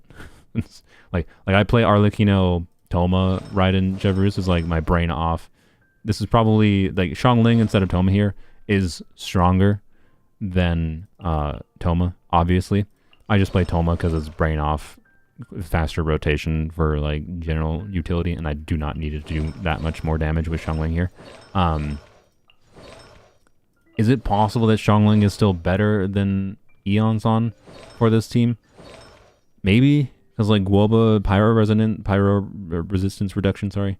Not pyro resonance. We already have pyro resonance, and then we get the other aspects, the damage, as well as C6 pyro damage bonus. Like, Xiangling is buffing Arlecchino here technically, but I'm pretty sure the Eon's attack buff will be more meaningful than Xiangling or Toma for this team. So, yay, the strongest team in my account is getting a lot stronger, but Arlecchino just doesn't need it, but she's gaining a lot from it, obviously, from having a Bennett tier character. Hu Chao doesn't gain nothing. Like, Hu Chao, Raiden, Chivris, Eon might be stronger than with Xiangling, but I don't think significantly so. By the way, it's really funny. This doesn't solve the problem I had with Raiden. Where like, the problem if I wanted to play Raiden on field, right? And I don't have to do a Chevreuse team with Raiden on field. So if I want to do Raiden team, right? With Raiden on field in any form, I cannot use it. I either have to use Raiden in a Chevreuse team, or I do not get to use a Chevreuse team, because I need some form of off-field electro. I guess the only exception to that is Sino Chevreuse teams don't need Raiden, but yeah, anyways. So Polearms only would have appreciated Eon's having some off-field electro, because it would have meant I could do, you know, Arlecchino, Xiangling, and then Eon's, but because I need some off-field electro to keep up the Chevreuse buff, well, Raiden still has to be in an Arlecchino team. But yeah. Xiao, I suspect like Xiao will probably go from like, particularly if I farm the new artifact set. I suspect Xiao will probably go from like, you know, 30k plunges to probably in the neighborhood. Remember, scroll buff doesn't work, so I'd have to use like noblesse. But probably in the neighborhood of like 60k plunges? Question mark. Might be a little bit optimistic, but like I wouldn't be surprised to see. It's probably more like 50k. I don't know. Xiao damage is still not going to be particularly incredible, right? But he will be much more usable than he was before, and that's something. So yeah, I don't know. I'm pretty sure VV Xiao is still going to be better, by the way, because like, what is the actual team I use with Eon's Like Eon's Xiao, probably Emily with the pyro unit, right? So like the strongest. I'm sorry, but I think the strongest team for Xiao now is going to be Xiao, Eon's Emily, Xiangling, and then hopefully Eon's is enough to keep me alive. My strongest non-LOL use C6 Arlecchino team is probably Sino, Emily, Toma, with Chevreuse, I think, because Chevreuse C6 gives we get the attack buff, we get overloads, and then Chevreuse C6 also gives damage bonus. So I think Sino, Emily, Toma, Chevreuse is probably the strongest account on the team, or strongest team on the account. Ignoring C6 Arlecchino, funnily enough. So yeah, but Eon's should just be a lot better than Chevreuse there, I think. I mean, I shouldn't say a lot better. Like, functionally, we'll probably get like twice the attack buff that Chevreuse gives, and without C6 Eons on, a little bit less damage bonus for Sino technically, but more damage bonus for Emily, which matters meaningfully. But we also increase Sino's damage from double Electro. So like, no, Eons on should just be still a pretty sizable upgrade for the team versus Shivers. So yeah. But yeah. Anyways, so like Xiao, Xiangling, Rosaria, Emily, Sino. Weird potential actually, because Rosaria, if I'm doing Rosaria, we'll finish that in a second. Yeah, Xiao, the ones that very obviously gain from having a Bennett-ish character. Yay, I have to think about snapshotting Xiangling now. Yay, that's great. I'm just mostly not going to think about snapshotting Xiangling because I hate it.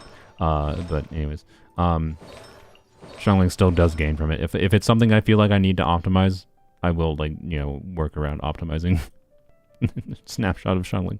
I already have to technically do it in Chever's Xiangling teams a little bit, but anyways, I have to do it even more with Eons on.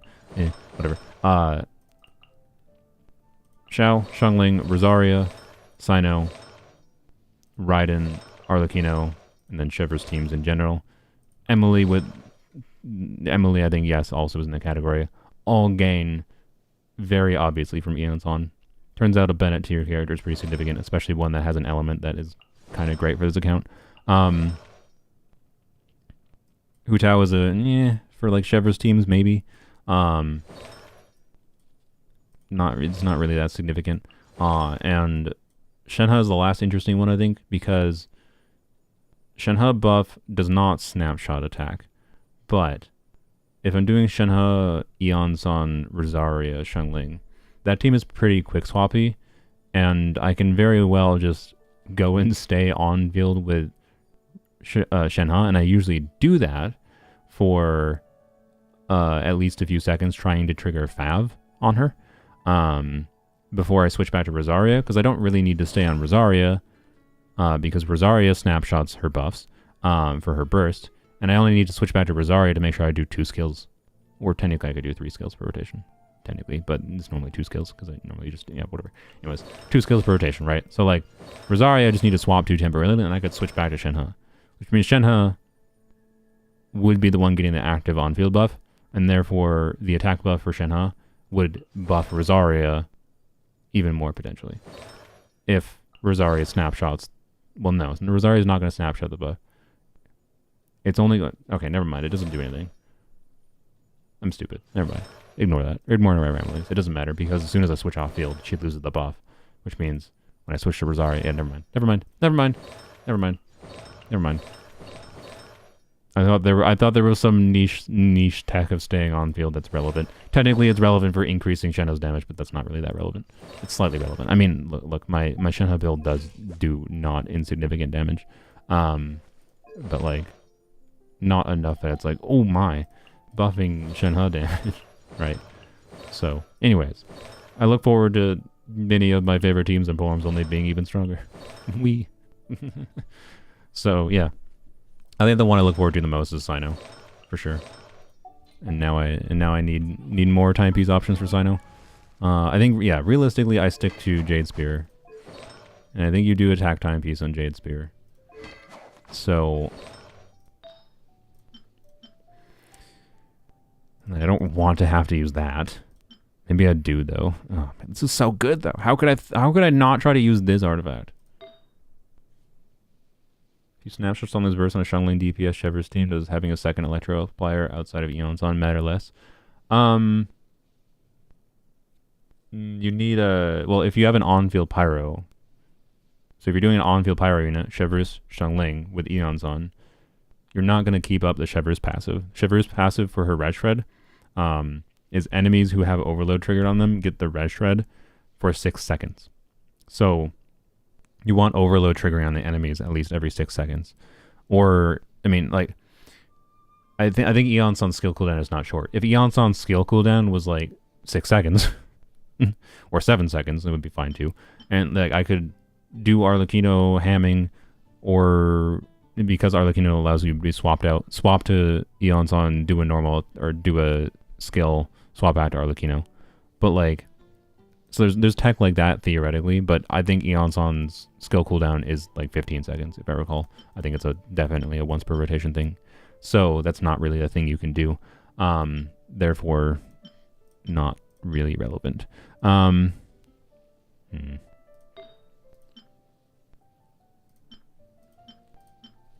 So,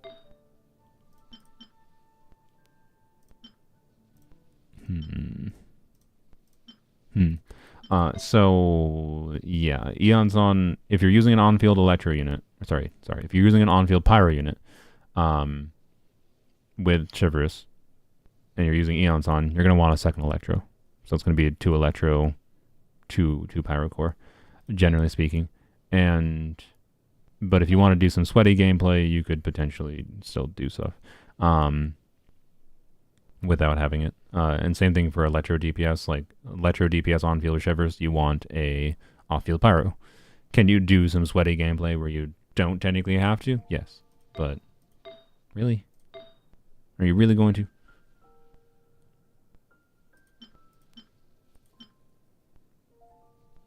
Eonson is a buff for Vape, Charge Attack, Candace. This is true.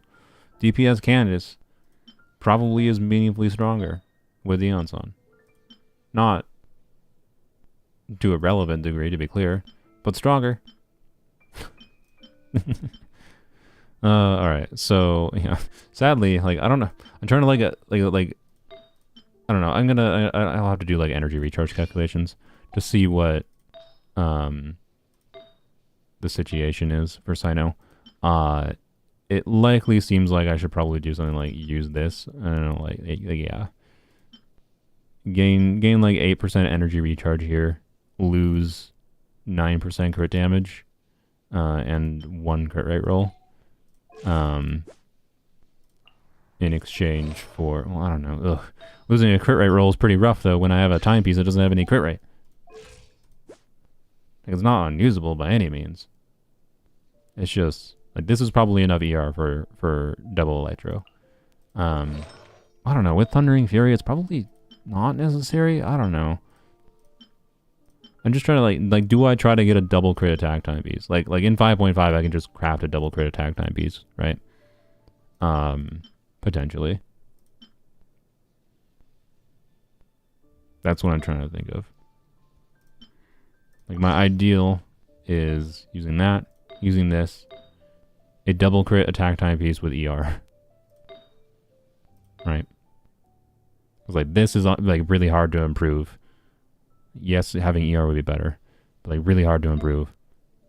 LOL, not gonna improve that. I mean, I could use this potentially. Like actually, I guess I don't know what happens if I do this, and then.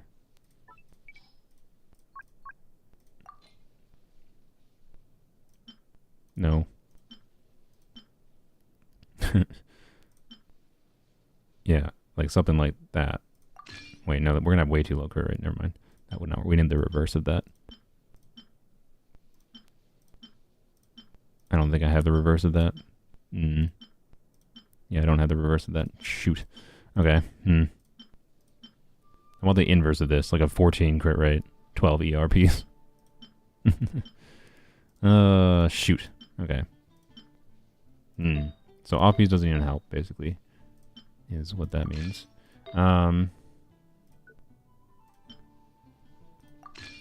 So yeah, I don't know. Unfortunately, I think this is the best I got, theoretically, right now.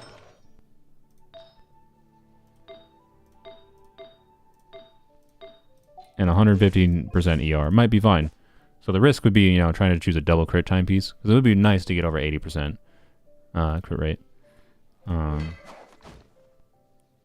But a bit of a struggle, I think. And the using the elixirs next patch could get me there. But at the same time, wouldn't guarantee an ER roll unless I selected ER. So what do? Do I select ER crit rate? But then if I don't get crit damage, then that just makes it feel sad, right? I don't know. I think it's smarter to choose crit rate, crit damage, and just hope I get an ER substat. So I don't know. Anyways, is it better on my Sino than EM? I mean, it's a Jade Spear Sino, who I'm fairly confident I will stick to. Frick off with your filters. interesting. It has numbers on it, which is interesting. I like that it has numbers. The numbers, I'm assuming this is like, what? Is this just the ratio of like people? Why is it like, but what is 11? Why isn't it just percentage though? What does the numbers mean? What does the numbers mean? Anyways, I don't know. I'm so confused. What, like, normally they do percentages, right? Like, if you do artifact, is it this? No. Where is the, is it this? Never gone to this one, honestly. Artifacts. Yeah, you see percentages, right? The number of weapons of that subset you have? Oh, it's the number I have. Oh, that makes more sense. That makes more sense. I have 3 crit damage weapons? I do. No, I have... Yeah, I do have 3. Okay. Yeah, that makes more sense. Sorry. I just, like, thought it was, like, relative, like, choices that people make. Like, I thought, like, more people were choosing this, but no, that makes more sense. Yep. Okay. Never mind. I'm just dumb. It's fine. All right. Yeah. So, I don't know. That's what I'll try on my Sino when Eon Sun comes out. And we'll see how much I mind the lower crit rate. To justify using elixirs or farming more. I don't really want to do the... Well, I don't know, I could do a strong box dump. By the way, we heard that... 2 things I didn't mention for 5.5. Auron is going to be a free character next patch, which is cool. Would have been better if Eon's on was a free patch, probably. Or free patch, free character. But Auron being a free character is pretty cool. And... the other important thing is the Strongbox. They're adding the other Fontaine artifact sets. So Whimsy, the Burning set, and Navia's artifacts. Navia and Song of Days Past. So, which means, being that Strongbox has higher transfer 4 lines, the dream of or number 1 Arlecchino might be slightly real. But in reality, I think it actually means the dream of number 1 Arlecchino is dead. Is proper dead. And the reason for that is because I think I had a chance to get number 1 Arlecchino for a while because of the fact that not many people necessarily... Not a... Like Arlecchino, Whimsy and Arlecchino being like an inefficient artifact domain means a lot of players, if they're making good decisions, wouldn't necessarily be farming a ton for Arlecchino in Whimsy. But whereas on Polearms only, I could justify wasting a ton of resin for Whimsy and Arlecchino to get number 1 Arlecchino. I gave up a while ago because it was pain. I think Strongbox theoretically makes it possible to get improvements on my Arlecchino, but also makes it unrealistic because I'm competing now with everyone Strongboxing instead of just people farming a bad domain, right? So, anyways, and it doesn't matter. My Arlecchino, for reference, my Arlecchino on Overload leaderboard on Akasha with, I think, 1 different piece. By the way, I got this the other day. What the frick is this artifact? Like what is this? Anyway, if I equip this, technically, she goes to like, she was number 7 at one point, and then she was number 14 last I looked. She's probably slightly lower now. Like with Strongbox release, if I don't continue trying to farm and trying to improve my already insane artifacts, she probably will fall to like, oh no, top 50 is my guess. Like, oh no, as if that matters, right? So, you know. The reason I don't use that flower, by the way, is because I have C6 Arlecchino, which gives 10% crit rate. So that artifact is better for leaderboards because it has more crit rate, but this artifact is actually better on my actual account. But anyways. Yeah, so Eon Sun and Polearms only should be a pretty impactful character, but at the same time, I do kind of feel that a unit... Oh, the daily is not here. Where's the daily? Oh, it's the church daily. How dare you. I do kind of feel that a unit that Let's just do dailies first, actually. Wait. Yeah, that's what I thought. Alright. I do kind of feel that a unit that is a Bennett tier unit for this account, it makes it even more boring. I think it makes the account even more boring. It was already kind of boring because of how highly invested things had been for a while. But, like, now instead of clearing abysses without Arlecchino, am I going to have to try to clear abysses without Arlecchino or Eon's? Is that what I'm going to have to do now? Every new strong unit that comes out in Polearms only, I'm just going to have to be like, alright, I have to clear this abyss without Arlecchino, without Eon's on. Like now, like with Eon's on's release, the only possible thing that could meaningfully improve the count, I guess now, other than just more strong characters in general from more options for teams, is a Hydro unit. Like what if they release a Natlan Hydro support that's a polearm, and they're like, you know, and they don't require like normal attacks, so it's like a Farina alternative character, Hydro support, and they're a polearm. There's just nothing the count has to like optimize anymore if that happens. It's just a normal account at that point that happens to only have polearm units. So, anyways. I'm sorry I have to go. Bye, have a nice day. Bye, Badro. Wow, that was difficult. See, I really need Eon's on for that to be easier, because that took a lot of effort, guys. I really need Eon's on his account. That's what I mean. Any polearm physical units? No, I don't. I have Rosaria. Well, I don't have C6 Rosaria, but she was meant to be a physical unit, I think. They just accidentally made a better off-field and melt buffer DPS-ish unit. Another Hydro Polearm is bound to happen eventually. I mean, I would like Claymores to get a Hydro unit before Polearms gets another Hydro. I am, like, unironically happy with anytime there's, like, a situation where it's like, oh, we need Pyro. I enjoy the problem of trying to figure out how to make Candace work. Right? And it's usually not that hard, because Candace is not anywhere near as bad as people think, and her front-loaded Hydro application can actually make her quite usable in many situations where you would need Hydro, such as, say, a flying Pyro Shield. Candace can't possibly take care of that. Nope, she can, and she's, I think, one of the better ones, arguably. But, yeah. It's nice that, like, Polearms Only isn't just, like, super scuffed 100% of the time, because for a long time, Polearms Only was, like, required a maddening level of optimization to clear Abyss. But I also somewhat miss those days, right, at the same time. Like, it feels like we've full-on gone far past the, point, like, we've gone, like, Polearms Only has gotten past the point of, like, difficulty to clear things that, especially with the Eon's On's release, in some ways, because of my tendency to play, you know, enjoy playing DPS Lanyan, right?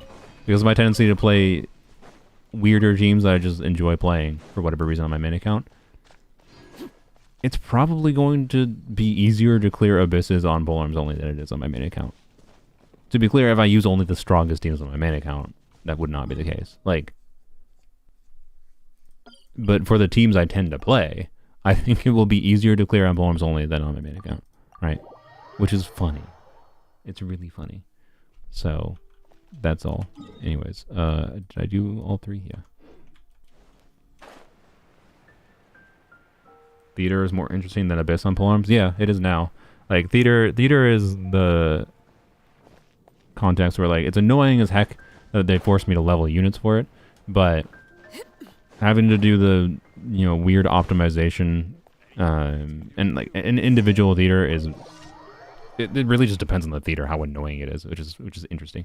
So I don't know. It's been fun having to do theater on Polearms Only, for sure. So yeah.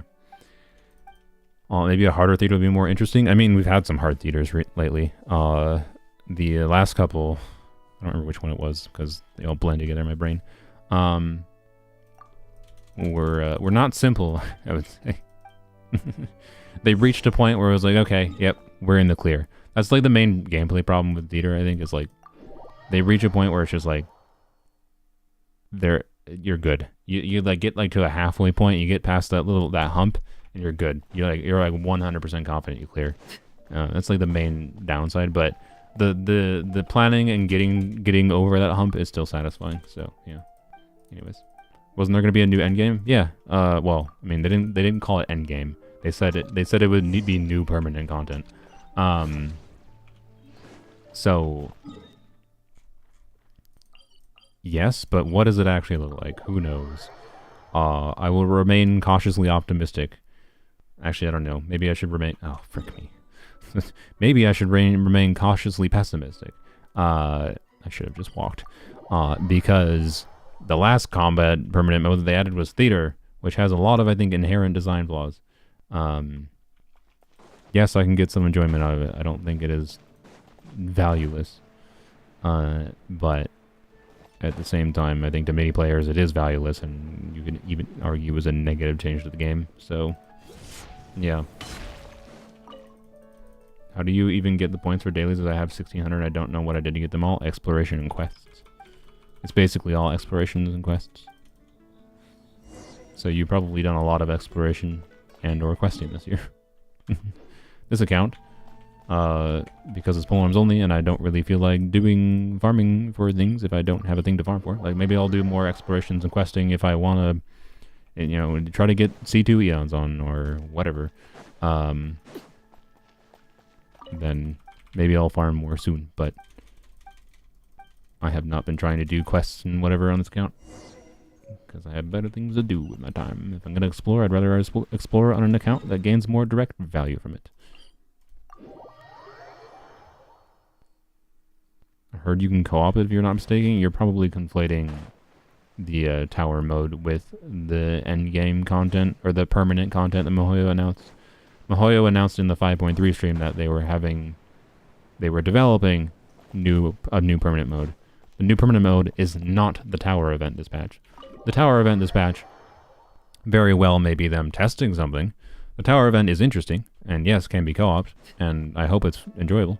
I'm actually fairly optimistic about the tower, but because we already know a little bit more details about it, but I don't know, we'll still see exactly what it's like. But that is different from the permanent content they announced. The tower is not permanent.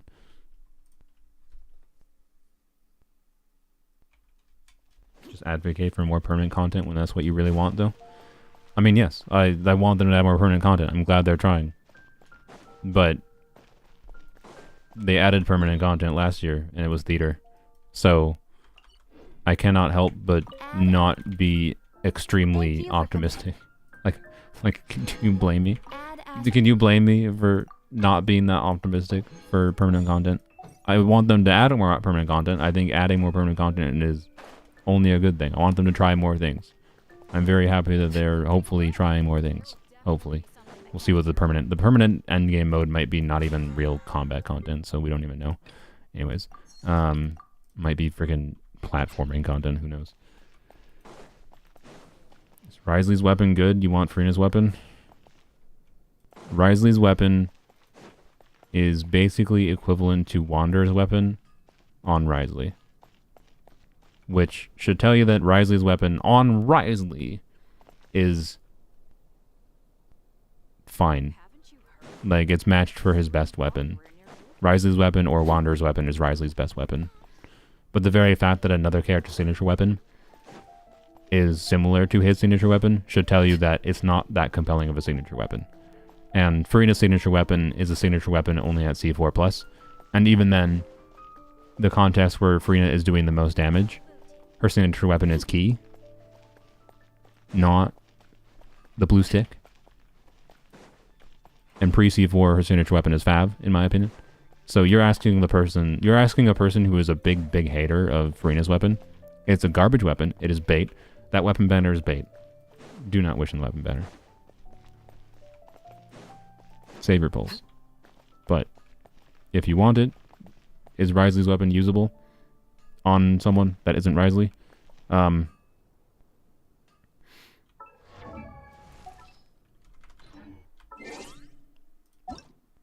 God freaking dang it. I'm gonna guess no, quite frankly. The reason being Widzith exists. Widzith existing creates this problem where like most signature catalyst weapons are only relevant on the character they were made for. Like Widzith existing for DPS catalyst units is a problem for many as far as the relevance of 5-star weapons. Like as far as, oh, Ryze's weapon is a stat stick, yeah, so is Widzith.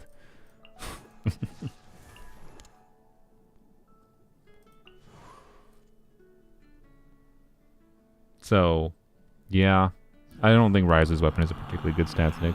By the way, it gives like normal and charge attack damage bonus after what is the trigger condition? Let me double check. I know it's convoluted. Cash flow supervision. 22. Yeah, I knew it's 22.1 crit rate for anyone not aware. 684 base attack. It gives a little bit of attack. 16%. Oh yeah, when current HP increases or decreases, normal attack damage bonus and charge attack damage bonus increases, and it can be triggered every 0.3 seconds when the wielder. So if you're using a Catalyst DPS with Farina, who does normal and charge attack damage, if you're doing Hazo with Farina, probably pretty good. You're doing Yanfei with Farina, probably pretty good. Klee with Farina. I guess Wanderer with Farina. Or losing HP in some other way, which is mostly going to be Farina, though. There you go. There you go. That's it. But yeah. Farina's weapon is bad. Reconsider your choices. That's all. We're going to go farm. You know what? Okay, I was looking at artifacts the other day for Eons on this account. I hate the newbie. Alright, and I leveled up a bunch of scroll artifacts. And my situation, so add the 30% ER from Fav or from the craftable. So I'm at like 194 ER. I think I'm fine. Probably. And I can level up some other pieces that have like attack percent substats if need be. So I probably don't need to farm any more of this domain. Should probably lock that. Right. Like I probably don't have to. I have plenty of options, I think. And she's almost always going to be on scroll on this account. So I think I'm fine. Like definitely fine with Sino. What context would I be not fine maybe with? I don't know. I'm just gonna have to mess around with it. I'm just gonna watch for it. The only reason I'm keeping this is because this is slightly better for Fav if I don't need the ER than this piece. That's another one. And then yeah, this rolled like an artifact, and I also have this though. In fact, I will probably actually use this. I equipped pieces with crit because I was thinking I wasn't going to use Fab on her. But honestly, I think on this account, I'm probably not going to use Fab. I'm probably going to use the event weapon on her. Particularly because I think Eonson, it's really, really nice that Eonson will be an overworld unit for Polearms only. There's no real Polearm unit, by the way, that has like that significant of an exploration ability until Eonson. Like, Arlecchino's does not count, I'm sorry. It's like no real good movement ability for Polearms only, so giving movement speed for some exploration utility on Eonson, I actually like. So I think I'm going to do like this piece then. And then I can stick to that. Yeah, and that gives me 70 flat attack too. So if I need, I can get more attack percent or more ER, but that'll put me over 200 ER. I would hope that 200 ER, even without Fab trigger on her, is good enough. And that's my hope. So I think I'm good to not farm that. So you know what? This month, because of the Sino potential value of the timepiece, let's farm artifacts that are almost all going to be fodder for Strongbox, but a cope chance for a timepiece for Sino Is Pipe good on her overall, Farina? I mean, if you need the energy, Pipe is better than her signature. Like, Farina's energy needs are such that, like, her signature weapon is unusable without some pretty specific artifacts. Right. So that's like what's your artifact situation like? Most if you have the artifacts for it, is Farina's pipe if it's Farina's pipe, is Farina's it would have been an enormous troll to immediately give me like an attack percent double crit piece in this, but instead death percent classic. If you really want Farina's weapon and you have artifacts with like the right conjunction of a whack ton of ER, then maybe. But like for what it's worth, I can log back onto my main account after this, and show you on my main account. I have Farina's signature weapon, and I have the artifacts to, generally speaking, be able to run solo Hydro Farina even with her signature weapon. But it requires sacrificing so many crit substats that it just like doesn't really do anything functionally. Like the damage increase versus my fab build is basically negligible. It's not nothing. It's theoretically better, but it's just like never better enough to be relevant. Like it was literally a waste of resources for me to even level the thing up, quite frankly.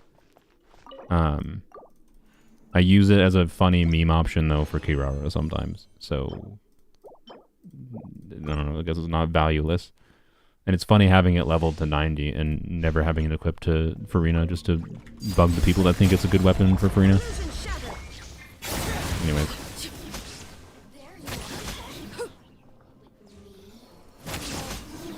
But yeah. Fab is just really nice in Farina. Like, I have a Fab build that, at this point, I'm comfortable leaving on her for a universal option. But oftentimes, I like playing Farina in teams where there is reason to potentially burst on her, like, right after it gets back. So, like, do, like, faster 15-second rotations on her. And that's a context where she needs some extra energy, past what you would even normally necessarily see recommended. People use it for a Fab Farina, which is normally I'd like see recommendations of like 180% energy recharge for Fab Farina, which is, yeah, it's fine. I run 230 because I prefer it, but yeah, there's situations with 230 ER, and the reason I know that's like the good balance for me is there situations with 230 ER where I occasionally want to burst again. And this is, I think, to be clear, primarily situations where like enemies have a shield, because crazily enough, a lot of this game's content, again, comes down to shielded enemies, and shielded enemies can't trigger freaking Fab.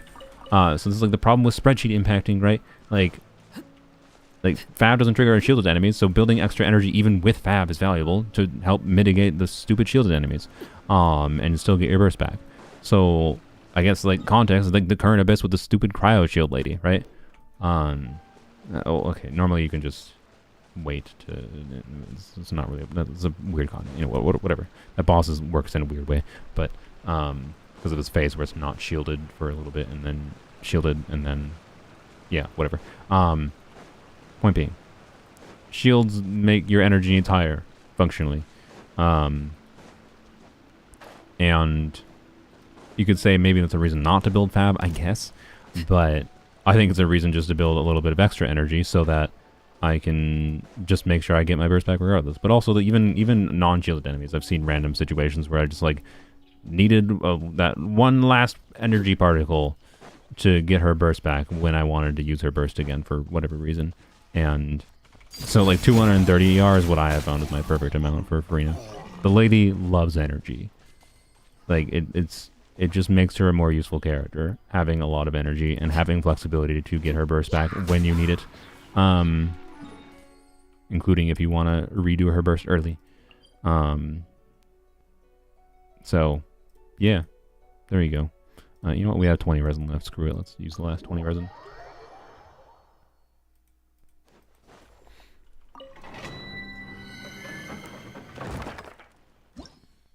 Yes, and she likes crit anyways, and she also has, like, when you do EQ, she has multiple hits that happen during EQ. Like, you do her E, and then her summons will all, like, shoot right away.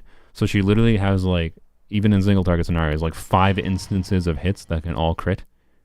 And she ascends with crit rate. She wants to build crit rate anyways. So, like, Fab has no downside on her. Farina's #1 stat need is energy recharge. And, yeah. In context where you're doing double Hydra Farina, is there more compelling reasons to do other Farina weapons? Yes. In context where you're in a team where Farina is doing a large percentage of the team damage because, you know, you configured it around, like, Farina getting vaporizes, yes. There's reasons to potentially use non-energy weapons and min-max her build a little bit more when her relative damage contribution goes up a bit, right? The situations just seem relatively rare, and like if I have a team where I really care about Farina's damage, then I'm willing to go to the effort of doing loadout impact and changing things around personally. But like I'm never ever going to default to like leaving her on a min-max damage optimized build with her signature weapon, basically. Also, again, Key of Cautious Suit is better for those situations of where you care about Farina's damage the most. I don't know. That's maybe the #1 argument for the people that really want Farina's weapon. That's the #1 argument I think against it is, well, if you really care about min-maxing Farina's damage that much, you should probably care about the context where Farina is vaporizing, and Key of Cautious Suit is better. So, anyways. Just put Fab on Mawika, yeah. Clearly Mawika has a unique energy mechanic because Mihoyo got mad that they made a character where Fab was their signature weapon, and too many people understood that. That's a lie. I think way too few people understand that. I think Farina is the least understood character kit in the game for like how people like still undervalue healers even with having Farina, and how like people not understanding the relationship of healing to how Farina's kit works determines the value you get from her. People leveling up Farina's skill over leveling up her burst. I know there's sources that recommend her skill equivalent to her burst, which is fair, I guess, but yeah, anyways, whatever. Mob doesn't want the energy though. Yes, it was a joke. Fab Mawika is a joke because I mean, look, I could put Fab on my Mawika and be happy and even prefer it maybe. Why? Not for Mawika's damage, but for other units' damage. And sacrificing Mawika's damage is not that important. The only reason I don't is because I don't think my build is very good for it. If I had like 10% more crit rate in substats, I would probably consider using Fab more often. But right now, with Mawika and her signature weapon, it's the difference between having 65 or 75% crit rate. And that's like a notable perceptual difference as far as how consistent Mawika crits from off-field. But making Mawika generate 3 orbs, 3 white particles, that's 6 extra energy for other teammates, is a pretty big deal. And Mawika is doing enough damage off-field, or even her damage off-field is not a relevant enough portion of the team's damage, that sacrificing her damage a little bit in favor of getting energy for the team could actually result in faster clears. Like, sometimes you just need that extra energy exactly in that one moment to be able to use that ability rather than having to wait on field for whatever reason. And like Fab is good. Fab is really good. Fab is so good that it can, like, extra energy can result in better clears over building more damage on units that do meaningful amounts of damage. So, you know, as much of a joke as it is, Mawika on Fab actually has situations where it could be relevant, but I don't bother, personally. It's mostly a meme joke thing that you would do only in the most extreme of scenarios. Game is better on tab on PC, Genshin or Zenless? Zenless works. I do not really like. I can do Zenless's endgame combat generally on mobile. Zenless control, like the notable thing is Zenless is, I don't know why I'm doing this, by the way, just mindlessly doing these while I'm talking. Zenless's auto-targeting system works so well that it's kind of insane. I think that they've done something really impressive with Zenless's auto-targeting system. Like, I can slightly turn the camera to a different enemy to get the lock-on system to automatically lock on without me having to do a specific, like a Zelda input of telling it to switch a lock-on. Just it's the best auto lock-on system, auto-targeting system I've seen. Where like just turning the camera in the right way, almost always Zenless is able to target the enemy that I want to actually target. I don't know what they did. I don't know what magic they worked in Zenless to make the auto-targeting as good as it is. But that significantly helps the mobile gameplay experience in my opinion. On top of some other things about Zenless. But I also would say that like the visual quality improvement and like the visual effects eye candy of Zenless combat is more satisfying on PC. And the audio experience is more satisfying on PC to me. So like I prefer actually playing Zenless on PC. But at the same time, as far as like the difference of like end game combat experience goes, I do not want to clear Abyss on Genshin on mobile. I hate how combat controls in Genshin on mobile. It's awful. It's awful. So, yeah. But I just think that's like because they did a much better job at designing some of the underlying systems, such as the auto-targeting, such as how you switch characters, yada yada, that just works better on mobile. So, I notice the negatives of doing Genshin on mobile more than I notice the negatives of doing Zenless on mobile. But I also notice more, well, I don't know. I was going to say I notice more visual upgrade, but like Genshin looks a lot better on PC than it does on mobile to me. It depends on where you are to some extent, but like this game looks like potato poop, quite frankly. Not potato poop. It can have some nice vistas on mobile, but like whenever someone sends a screenshot from like mobile, even if they like, you know, turned off the UI or whatever, I know it was a mobile screenshot because the game literally has assets in like lower quality, I'm pretty sure. So yeah, first week of Zenless you played on track point and worked, that's impressive. Yeah. But anyways, and Zenless has a lot. Like Zenless is a more like modern game as far as like graphical effects it has going on with like lighting and whatever. They're both Unity. Like Zenless is still Unity, like Genshin, but they've done a lot more on top of Unity, I think, in Zenless to make it have like more modern lighting features and whatever. So it definitely looks like a newer game as far as PC Zenless versus PC Genshin, but I prefer both on PC. But I would lose less sanity being forced to play Zenless on mobile, which is interesting. I hadn't thought about it that much before. Anyways,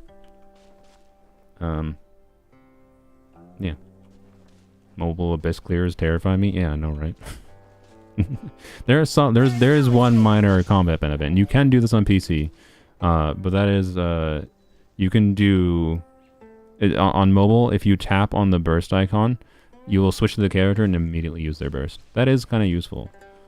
You can do that on PC, but it requires hitting Alt and then the character number. So if I do Alt 2, you can see it switched to Shivers and immediately used her burst. But that is not like an easy muscle memory thing to do. Whereas like mobile is just tap the button, right? So anyways, minor benefits to mobile at least. It's something. Alright. Alt swapping isn't useful enough to remember it. Yeah, that's my overall vibe. The reason it's not useful on PC is because it's usually just as fast to like press 2Q, and like if in the Trevor's is on number 2, right? I can just do cooldown, of course, but right. And I didn't have energy, but we can here. I can go get energy back and try to. Actually, I can just use another character. I did it too fast. I think I pressed Q before I actually switched. The latency, Genshin latency, yay, right? The latency makes it a little bit weird. Right, like, I did not do the alt switch there. I pressed 4 and then Q. Like, I've gotten used enough to doing that timing that it's functionally nearly the same as pressing alt. So it's still 2 button presses, but I'm just pressing 2 sequential buttons in a slightly delayed order. And particularly because of the fact that Q is near the numbers, it's much easier just to use the same fingers rather than like contorting my thumb to press alt, right? But yeah, rarely it lags and wastes an alt, but not enough, yeah. It's also a problem on mobile too, because like I have sometimes tapped a character on mobile and alted them when I haven't wanted to. So, I mean, I don't really do Abyss clears on mobile. But I do like farm sometimes on mobile Genshin, but yeah. Anyways.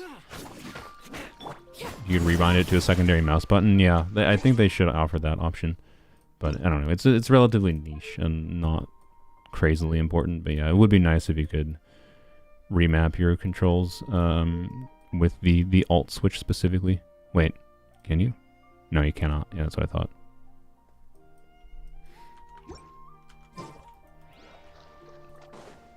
Would be nice, yeah, especially for anyone with like mouse buttons. And it's not like this is a game that's competitive where that gives you a competitive advantage. So, anyways, I've been going for like 4 hours. I might try to record the Mizuki video today. Any questions about cows, movements, or things? I think we covered everything I needed to about Eon's on, but maybe you just joined. If you want in-depth thoughts, you should just go rewind the stream. But I think I've yapped about mostly what I needed to yap about. And yeah, normally I wouldn't have made a stream talking about these characters this early, but I don't know. There's lots of thoughts in my head, and I think lots of important things to consider as far as planning your wishes this patch. We'll see how the changes go in the beta. If you want my guess, I mean, Varesa might just get multiplayer changes because they feel she's too strong or too weak or whatever. It doesn't really matter. She'll be a strong DPS regardless. Varesa changes, I think, are not going to be meaningful or important in any form. I would be surprised if they change her crazily from how she currently works. Unless she's really clunky in some way that I didn't realize. Which, because like her burst, figuring out when like it actually makes sense to use her burst relative to using her skills in min-maxing her plunges is a little weird. I haven't tried to map that out. I'm sure someone has. I just don't think it's important because she's going to do a lot of damage regardless. But you know, go watch the likes of Zajef or other people, and they'll be the ones that give you a specific recommendation of you should do this rotation to get the most plunges out, kind of thing. So yeah, as far as Eon-san, she could likely see more changes. Obviously, we need to know the consumption rate. We need to know how the movement to Night Soul point addition works, and hopefully my hope would be it's like 1 meter to 1 point, because that would mean doing a dodge would give you 2 Night Soul points, and like moving like this much would be like 4 Night Soul points, right? Potentially. I don't know, it's interesting. She's a weird character, but yeah, I don't think they need to nerf her at all. So my prediction for the beta: no changes. That's my prediction for the beta. I think they've done a good job differentiating Eon-san from Bennett, where she will have situations she is relevant over Bennett, and she will have situations she is not relevant over Bennett. More attack buffer is good. So yeah.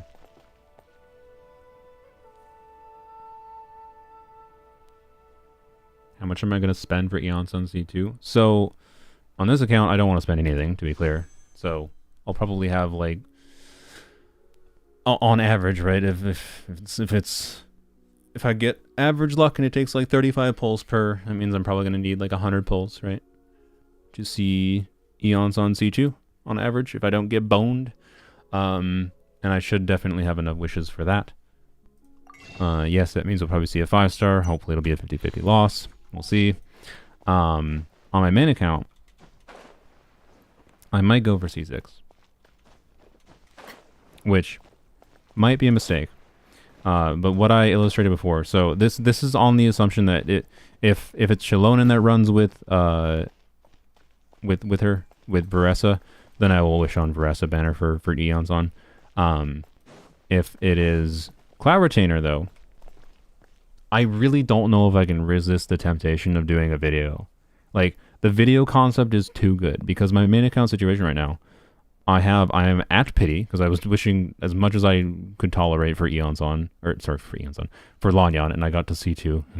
I really was hoping to get C3, but oh well. I got to C2 Lanyan. I'll get more in the future, hopefully. I'm at pity with a guarantee. And notably, I've lost 3 50/50s in a row. So my next 2 5-stars are guaranteed on my main account. And because I'm at pity, that means like in 80 wishes, I'm guaranteed to get 2 of the limited banner character. And I'm at C1 Cloud Retainer. So that means in 80 wishes, I would expect on average to get 2 copies of Eons on and 2 copies of Cloud Retainer, assuming Cloud Retainer is running with Varesa and Eons on the banner. And then I would need 5 more copies of Eons on. On average, that would probably take 150 to like 170 pulls, right? So it would take like at least 2 more pities on average to get to C6 Eons on after already getting 2 copies of Cloud Retainer. So like, ignoring the chance of early 5-stars, if I get the 2 guaranteed Cloud Retainers, and then I win 2 50/50s, that's 2 coin flips. It's not that unlikely. I'm at C5 Cloud Retainer. And then add earlies into the mix. And like, there's a very, very non-zero chance for me to get C6 Cloud Retainer before C6 Eons on.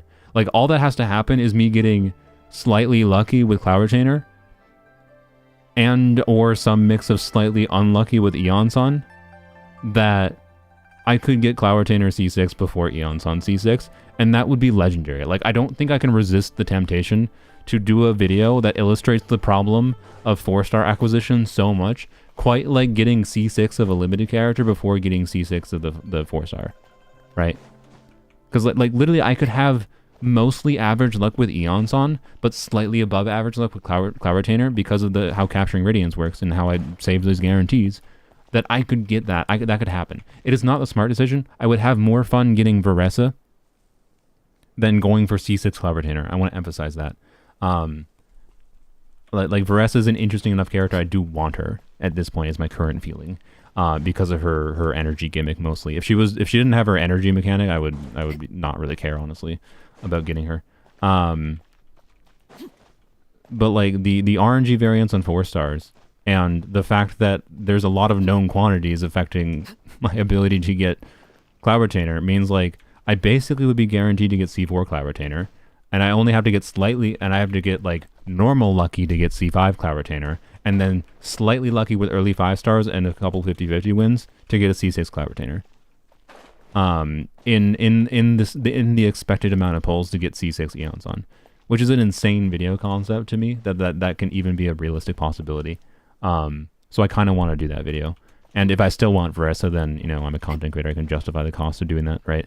So that might be, I might spend a bunch of money for that stupid video concept, but I think for that video concept, it might make sense to spend the money. I think I don't think I would lose money doing that video, but that is a more money that I would normally prefer spending. Like, I normally try to set a pretty specific limit for how much I spend on wishing videos in order to make sure I don't lose money on them. It's like, I don't think I made money, by the way, on the wishing video for Sitlolly Lanyan. Sorry, Sitlolly Lanyan. Sitlolly Mawika. I think I broke even, and I spent, I think, $300 for that video. 2 of the topos were sponsored, and then the reduction in price that I got from Paimon's Bargains made my end cost $300, and I'm pretty sure I broke even. I don't think I actually made money that time.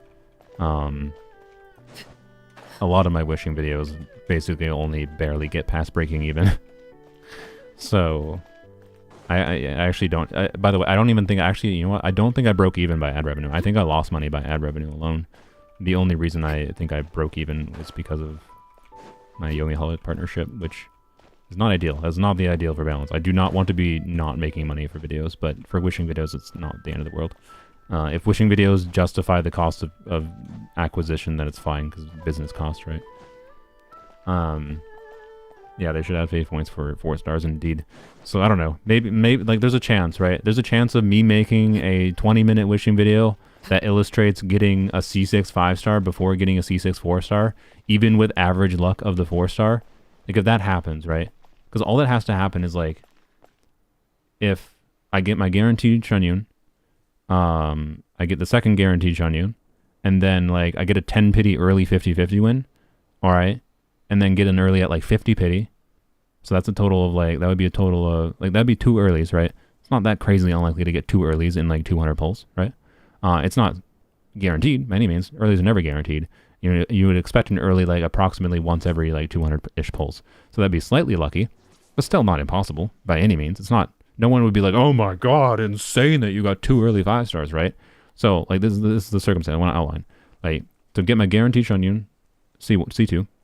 By the way, past for as far as Shunyun constellations go, for playing Plunge DPSing with other characters, anything past C2 Shunyun doesn't matter. Anything past C2 Shunyun basically only matters for DPSing Shunyun herself. I want to emphasize that. Like anything past C2 Shunyun is something you do because you're planning to get C6 Shunyun, or because you're stupid and making a dumb video.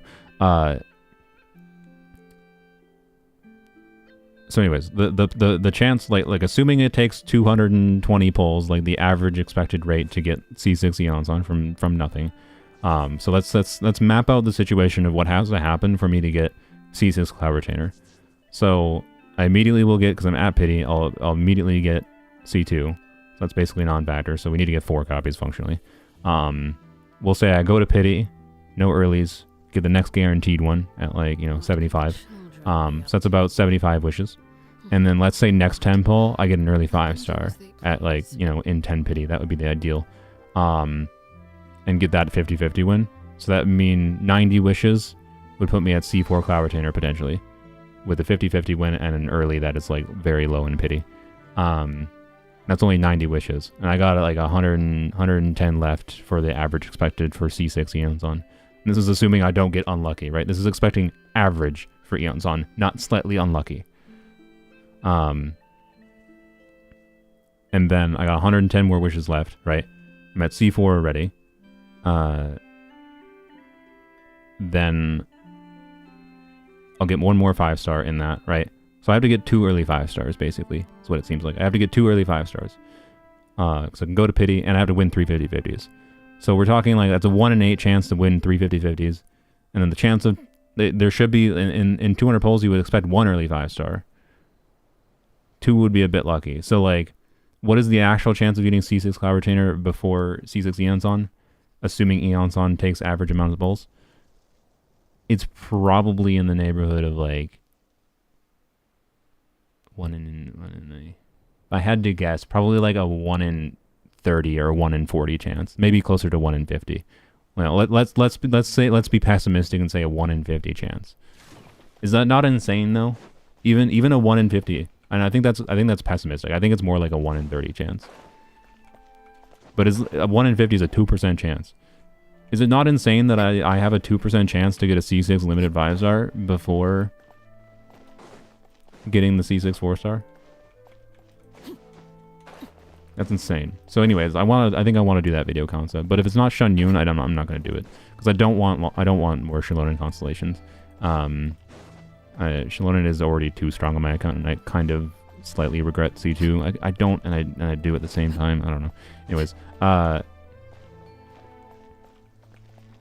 don't really regret it, because I can just, the bigger problem is actually just like that I use Xiaonan signature weapon too often. So yeah, if Xiaonan is running with her, with Varesa instead, which is a possibility. It's certainly a possibility. I think it would be weird for them to do Xiaonan instead of Shunyun with Varesa because of the plunge buff in Abyss. And I think it makes the, I don't know, the weapon banner, I would say it makes the weapon banner worse for the perspective of just wanting to get a good weapon for Varesa, but it's still a good weapon banner, right? Assuming you have Xiaonan. So I don't know. Anyways, we could do some Xiaonan Chlorine stuff in her video. Probably. Well, I don't know. I might just mention it. I don't know. I don't really find the slideshow impact aspect of Xiaonan C2 that interesting. It's a funny gimmick you can do once, and for a video clip kind of thing. Not something I would want to seriously play. But yeah. Xiao and C2 with Varesa, by the way. I think I mentioned this before. I think there's some people that are like, oh, you need Xiao and C2 to do like multiple secondary bursts with Varesa. No, I'm pretty sure you don't. I'm pretty sure you just need to build extra energy. But C2 Xiao will, yes, let you do extra bursts on secondary burst hits. Well, actually, no. Will it? Will it really? Not really. Not it. The problem is, I'm pretty sure if you swap out of Varesa in her burst state, she ends her burst state. I think she doesn't have anything in her kit that says she doesn't. There's no, so I assume it's normal, where she loses the burst state if you swap out of her. So the fact that you can't swap to Xiao every like 9 seconds, 8 seconds, to use Xiao skill again to min-max the energy you get from Xiao for Varesa means Xiao C2 with Varesa is not that significant. Like, it's functionally just the equivalent of like you don't have to build extra energy on Varesa potentially. I don't know. It's like not bad. It'll be more noticeable on Varesa than it is on some other characters because of her burst mechanic. But at the same time, I think some people might be overvaluing Xiao C2 with Varesa, so I don't know. Anyways. Xiao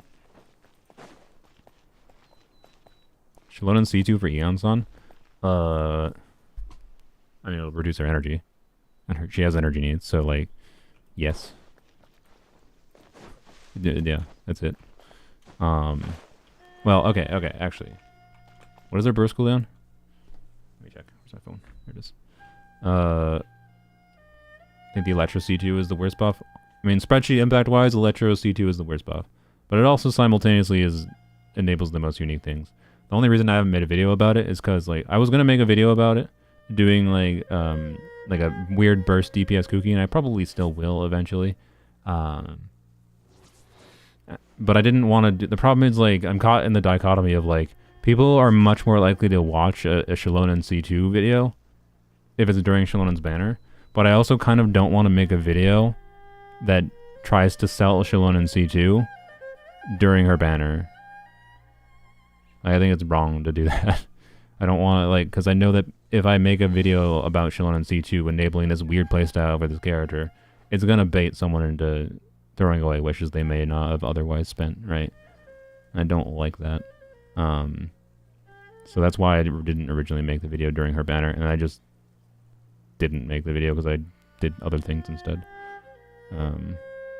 It's not that good, by the way, so I think I'll probably just try to do it regardless of whether or not her banner is active, and I don't think it'll make that many people pull for it, but I think it's worth discussing. So, yeah. Getting Xiao C2 makes Lisa so much more enjoyable. Yeah. That's if you're someone who really likes Lisa, like Sylveon, I think there's some pretty serious considerations for Xiao C2 for Lisa. So Eon-san burst cooldown is 18 seconds. If it was 15 seconds and it let you burst 2 times per rotation, because of both the fact that she has a 900% multiplier. Well, sorry, 900% is at C3. She has a 780% multiplier on her burst activation at pre-C3, and wait, no, sorry, no. C5 is ult. I'm being stupid. C3 is skill. Yeah, C3 is garbage. Never mind. So yeah, pre-C5, she has a 780% attack scaling multiplier on her burst, which is something. So Xiao C2 reduces energy needs, and she has energy needs. Reduces her cooldown to 12 seconds, which isn't really relevant. Like, if it reduced cooldown to 10 seconds, you could theoretically do 2 bursts per rotation, and that could also give her some additional Night Soul, because activating her burst gives Eon-san 15 Night Soul. So you could actually kind of extend her buff a little bit, and it extends the duration of her buff. But again, like with her cooldown being 12 seconds instead of like 10 seconds, you can do 2 in 24-second rotations, which would be interesting. It'd be interesting for, I was going to say Shepherd's teams, but you don't play Shalom on Shepherd's teams. I guess it'd be interesting in the context of Shalom on CG with Eon's interesting in the context of min-maxy situations trying to clear a chamber slightly faster. So it's useful for hyper optimization.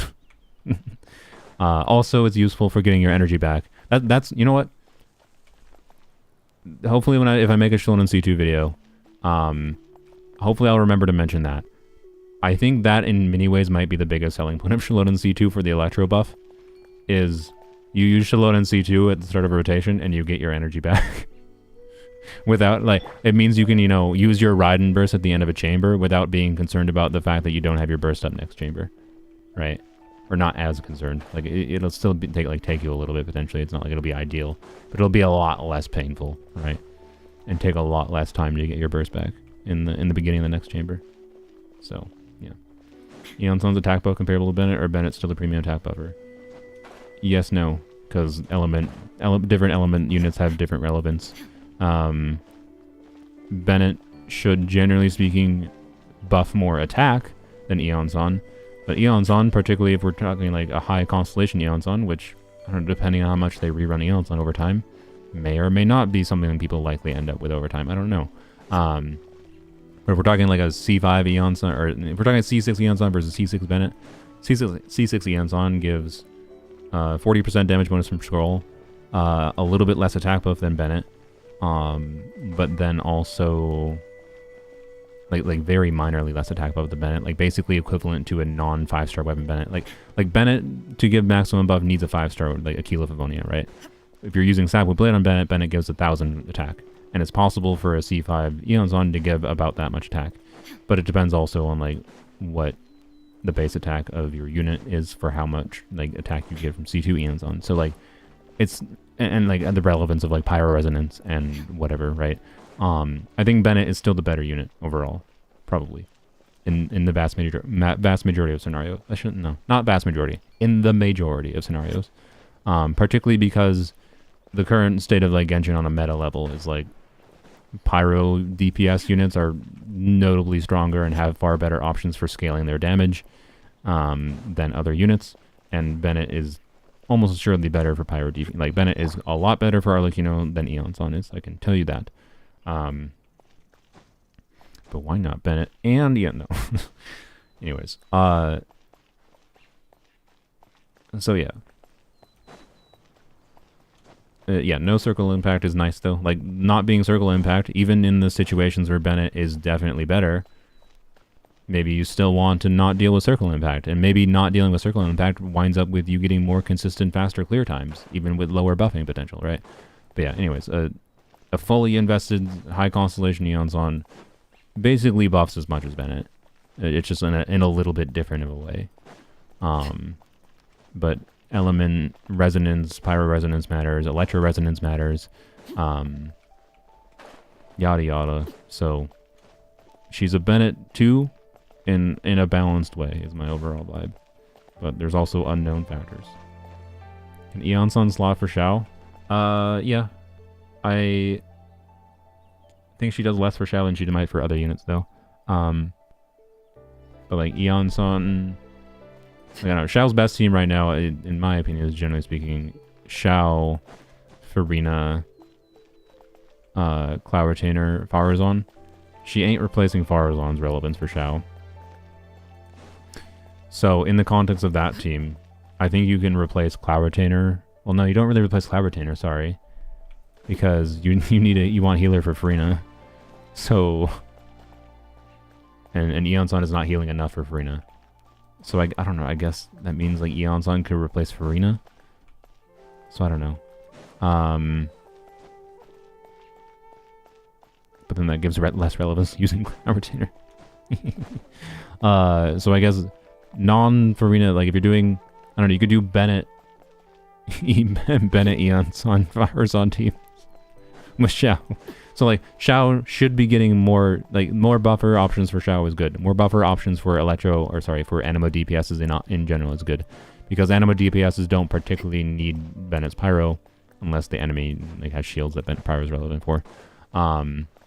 So, you know, the element difference probably doesn't matter as much for anima DPSs. And, yeah. So, Eon-san could be better for Xiao. Maybe. But also Xiao's best teams kind of already don't use Bennett. So I don't know. I don't think Xiao has a new best team with Eon-san, but Eon-san is still a compelling teammate for Xiao is probably what I would my vibe would be right now. Losing damage percent for even more attacks seems bad. Yeah, I agree. I don't think doing Xiao, Bennett, Eon-san, Farazan is Xiao's best team. I don't think it is. I mean, it might be in AoE scenarios, because Cloud Retainer buff falls off in AoE. By falls off, I mean it literally doesn't apply in AoE. It only hits one enemy. You only get the Cloud Retainer buff to one enemy at a time. But with how rare AoE scenarios have been, how relevant is that? Like, not very. So I don't know. I don't think Eon-san really changes Xiao's best team. But more options is still good. Right.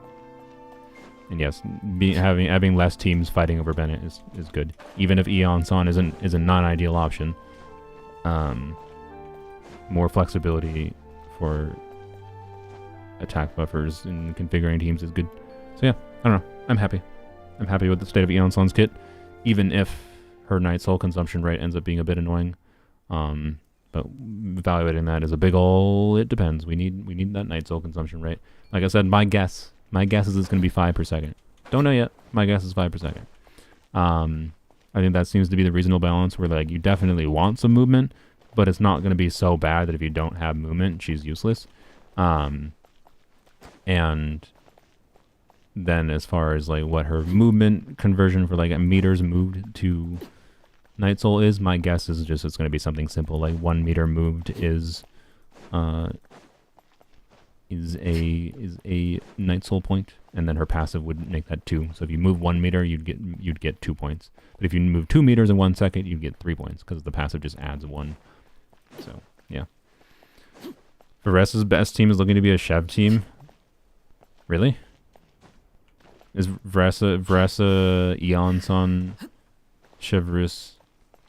Who would the outfielder be? Muika? I guess. Yeah, I guess. I guess Varesa, Eon-san, Muika, Chevreuse, C6 is probably better than Farina, Shalon, and Eon-san, yeah. Staring into my eyes is ill-advised. I can't That's funny. You'll like what you see. Oops. Chev teams go brr. Muika finally got a good Chev team. Oi. Oi.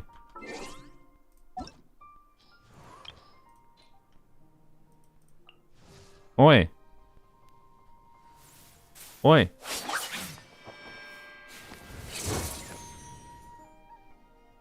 Clorin, Muika, Chevreuse, official.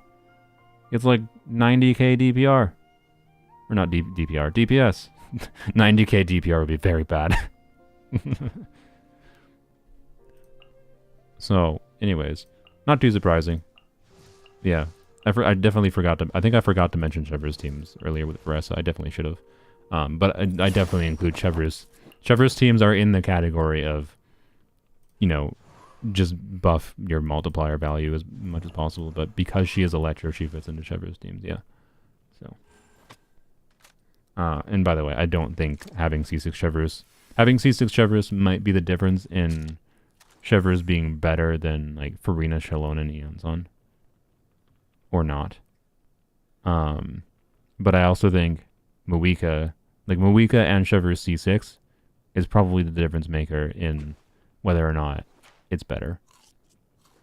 So, I think for many players, Shalon and Farina Eon-san very well may end up being better than the Chevreuse variant. But both of them will be compelling options, I suspect. Definitely expect you're almost always going to use Eon-san with Varesa. I would be... unless Eon-san has a really strong synergy with some other unit, that you're fine with playing Bennett with her instead. But I don't know. Like, I don't know what the context is where you want to play Varesa and you wouldn't use Eon-san with her because of the fact that you want to use Eon-san somewhere else. you should almost always be in a situation where like it's better to use Eons on with Varesa and then use Bennett with your other team rather than the reverse. But yeah, doesn't mean Bennett is useless with Varesa, but it just there's better obvious synergy with Eons on. Especially in the if you start getting into like whatever again, like maybe not the best teams, but you know maybe you want to do the Lanyon or Kazuha and like Animo's crazy, they exist. And get VV because VV good for buffing. With Varesa instead, well, doing your setups will be much better with Eons on. Do EQ into swirl and bam. So yeah.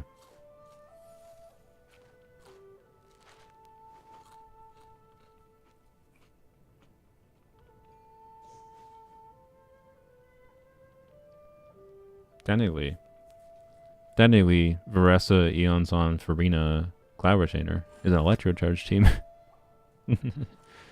Anyways, yeah, I don't know. Varesa has pretty good team options. She's gonna be pretty flexible because there's enough buffers in the game to use her in different ways. Trevor's teams will be viable. Mixing of Farina, Bennett, Chilonin, Animo units will be relevant, and it won't be. I don't think Dendro units are ever going to be our best team, but it also is not an anti-synergy, and Dendro is sometimes relevant for enemy contexts. So yeah.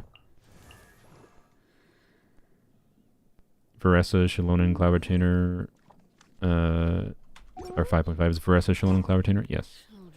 And people are thinking Venti will rerun. They've been rerunning Archons, but we'll see. Venti would, I think, would end the Archon rerun stretch. I think they've been doing that since 5.0, right? They did Raiden, they did Nahida. Who's after Nahida? It was in 5.2. Zhongli. They did Raiden. Wait, no. Nahida was.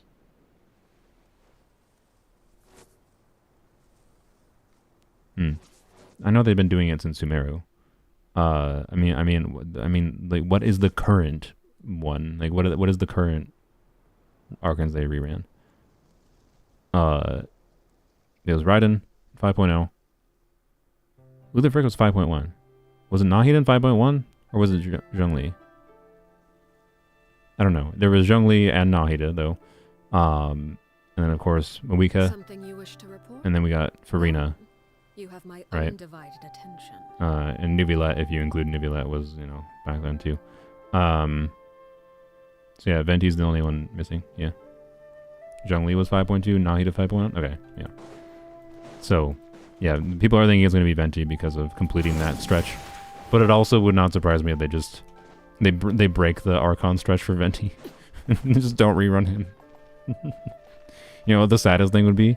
Them doing another Mondstadt Chronicle banner and Venti being in it. To be clear, I think he should be in it. I think throwing Venti in the Mondstadt Chronicle banner would be a cool thing. I think that would make the banner, because like losing a 50-50 to Venti, that'd be fun. I would like to lose a 50-50 to Venti. That's basically the only context I could imagine myself actually going for Venti at this point. So, is Venti still good?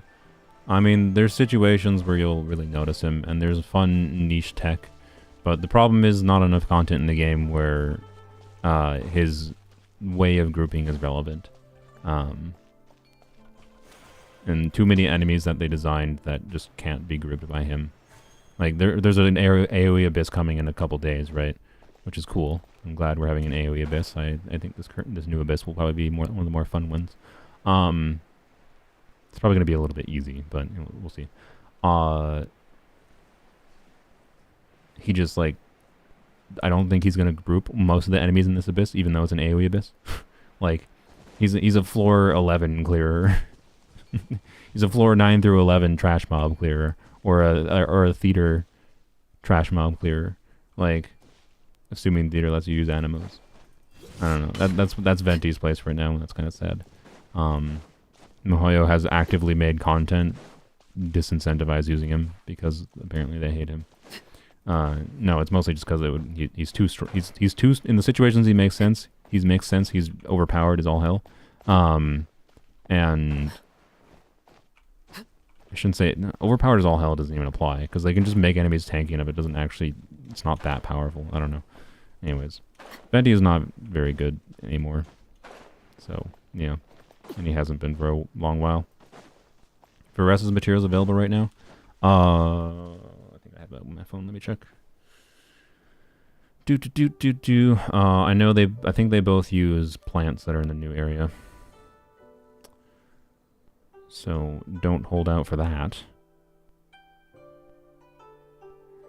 There we go. Varesa. Yeah, she uses a new plant. She uses animals, so you gotta kill animals. And she uses the new weekly boss and philosophies of conflict. So conflict materials, animal teeth, and that's what you can farm right now. So you can farm talents, animal materials. The plants you'll not be able to, and the boss drop. She uses a new overworld boss drop. Eon-san uses the papilla, so you can farm Eon-san's boss drop, which is nice. And she uses whistles, which is also nice, because I have so many whistles because I've been doing ley lines. You get so many whistles from ley lines. I think I have like 5,000 of them or something nonsense. So I'm prepped for there, yay. And then she uses philosophies of contention. But she also uses a new plant. She uses Arlecchino boss drops, by the way, for the weekly materials. So that's nice. I'm glad they're balancing that. Not more units competing for the new weekly boss. How long is Varesa's on-field duration? Yes. It's mostly a joke. But in seriousness, I think that might actually end up being a problem with Varesa in that, like, based on my understanding of her kit right now, with her resetting her skill, it might be very possible to just accidentally monkey brain and stay on field way too long. Like all your buffs are gonna run out on her. But expect like at least 12 seconds of field time with her, probably. So yeah. Again, I haven't tried to map out how many skill resets Varesa actually gets, but she gets enough that I think and the way the skill resets work, you might be able to just monkey brain skill reset a lot. So yeah.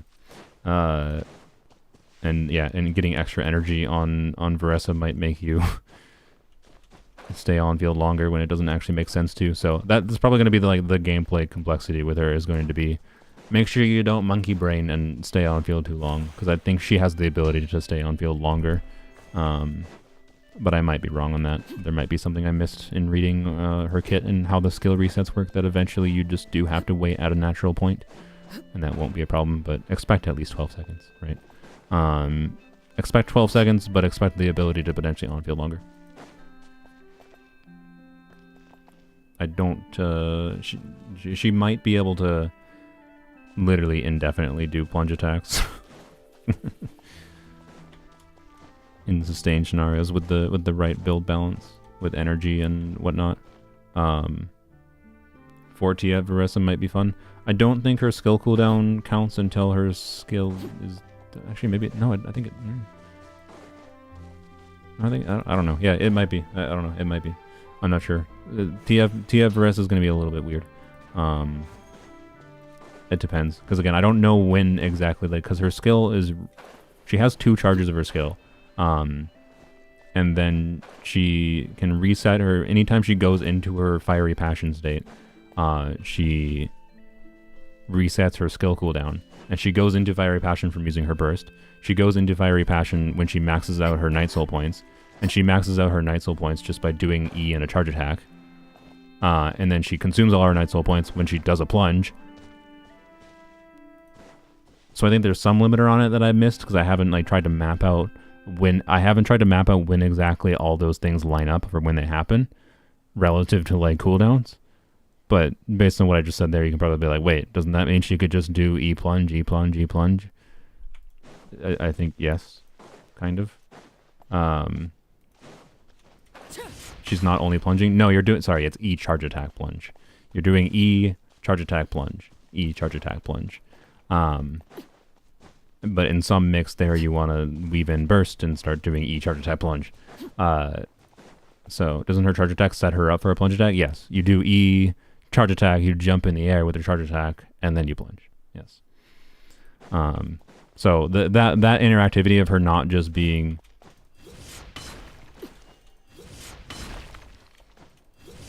not just being jump. I'm dashing here because I need to go back up, but normally with polearms you would do normal attack cancels, but you probably will do dash cancels on Varesa, by the way, but yeah. So the fact that she does a charge attack after her skill, and using her skill, it says it specifically shortens her charge attack animation, like it does a quicker version of a charge attack. It literally says in it, so yeah. I don't know. It's interesting. They managed to do a plunge DPS that has like a little bit of a more interesting gameplay loop, potentially, with an interesting energy mechanic. So I like it. I like it. I originally was like, an electro plunge DPS. It's just going to be a power creep plunge DPS. And she kind of is, I think, just a power creep plunge DPS, really. but I don't know. It's interactive in a way that I think will be engaging, right? I don't love her design. I like the color palette. I like that she's a new model. Don't love what is generously called a skirt. That's really the nitpick, but yeah. Anyways. Only plunging would be boring. Yeah, so they did a good job. I think they did a really good job with her. And I do want her right now, is my feeling. So yeah, just the muddying factor for me is like, okay, if I do my stupid will I get C6 Shalonen video before C6 Eon's on, then I'm gonna have to spend extra money to get Varesa. that I normally would not have, but I don't know. The opportunity for an absurd video getting C6, I don't know. At the same time, part of me really doesn't want C6 Cloud Retainer, or not C6. Part of me specifically, I don't have Cloud Retainer in this account. Part of me doesn't want C2 Cloud Retainer because it makes way too much of a perceptual difference. Like, you see stupidly larger numbers, like from C2 Cloud Retainer. Like, it literally doubles her plat buff. Like my Yai plunge would go from like 70k plunges to like over 100k. I'm quite confident. That's a bit silly.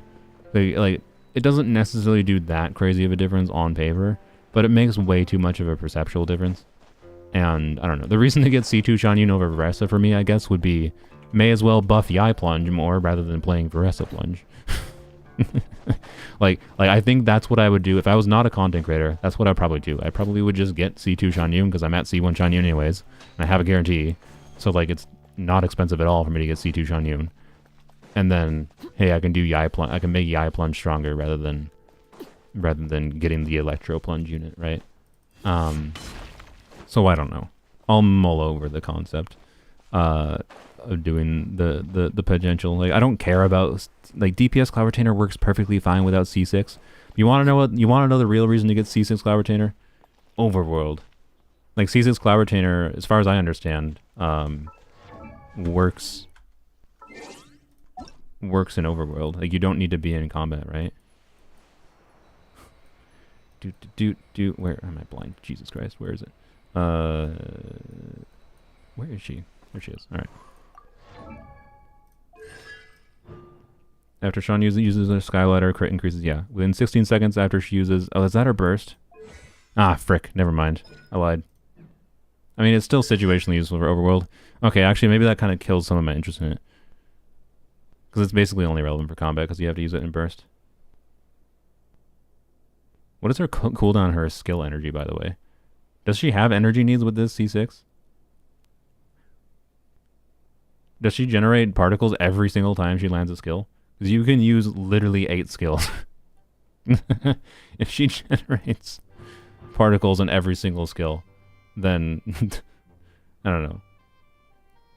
My friend with it runs 115 ER with her SIG. Okay, yeah. She doesn't generate particles after the first 10. Okay. Good to know. Signature, yeah, probably. Signature with its, yeah, signature energy refund, 2 skill, signature energy refund, and C6 Farazan probably, with like Fav, probably makes her energy needs mostly trivial. I don't have her signature though, to be clear. So my energy needs, if I got C6, might be harder, and I don't really think I would want to wish on the weapon banner. That'd be a little bit more commitment than I would like. because it might take 200 pulls to get the weapon. Or not 200, it might take 120. So I don't know. Anyways, I'll think it over. I really like the idea of doing that video, but at the same time I want Varesa. So like, yeah. The thing is, if I go for Varesa, I'm gonna end up with like C2 Varesa probably. Yeah, what does her constellations do? I didn't even look at those. I normally don't really care about 5-star DPS constellations that much. I'm assuming she has the typical like overworld extension thing for Natlan. C1 Mizuki. Effects of the passive talent. Tag team triple jump are enhanced. That's just... okay. It will deal 50% increased damage whether she's in the fiery passion state or not. Additionally, her attack increases by 35% when she switches into the fiery passion state or when it ends. Okay. I'm pretty sure the first part of C1 basically does very little for her overall damage improvement, but 35% attack is something. I don't know. The damage increase from C1 I think is extremely low actually. This is I think one of the weaker Natlan C1s, realistically. Is my guess. I could be wrong. I'd have to double check how her passive works. I don't feel like doing that right now. I don't feel like double checking that. It just seems unimportant to me. Her passive is just like some damage bonus when she is or is not in the fiery passion state, but C1 I think basically makes it so she always gets that damage bonus with like the conditional to it, which means the conditional extra damage bonus is just conditional. And I think with good gameplay with a C0 Varesa, that functionally means a C0 versus C1 Varesa only gets the 35% attack buff is functionally what C1 is, which is not that significant. C2 Varesa, when she will enter Apex Drive after using a plunging attack, regardless of whether she is in the Fury Passion state or not. Isn't Apex Drive her burst? What? What?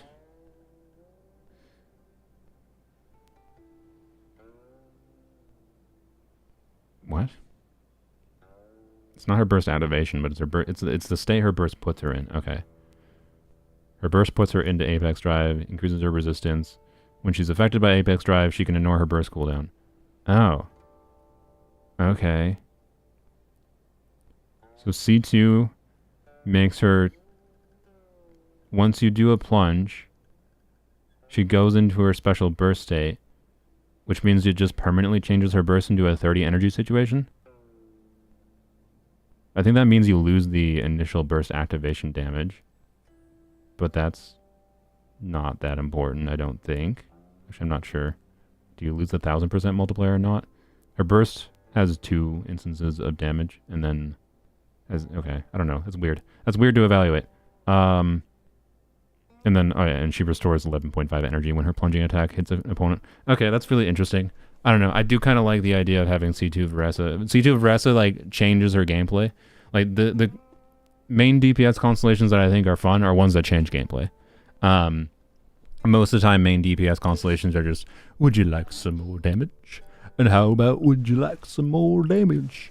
And would you like some more damage? And that's extremely boring, unless the unit is weak. I love me some Dia constellations to make her deal more damage, although also some of Dia's constellations slightly change her gameplay. But, yeah, most DPS constellations are very boring.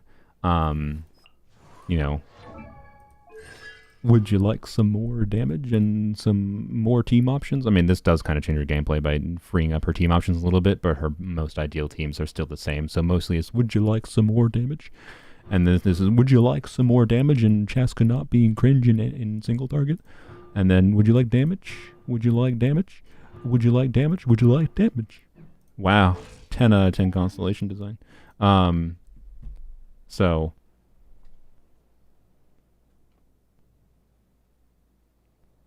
I don't know. C2 Varesa seems kind of fun, though. Like, her energy gimmick was already what was tempting to me and made her kind of interesting.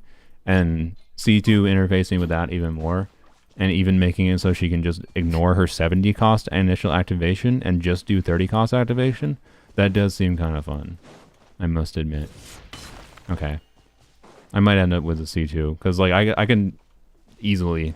Like, I will guarantee, because I will get C0 Varesa immediately. I would get at pity or early. The next 5-star would be also guaranteed to be Varesa because I lost 3 50/50s in a row. And then after that, worst case scenario is 150 more pulls, which is about what I would expect it to take to get C6 Eons on anyways. So basically, in going for C6 Eons on, unless I get very lucky on Eons on, I'm basically guaranteed for C2 Varesa. Alright, so I don't know. Maybe. So maybe it'll be will I get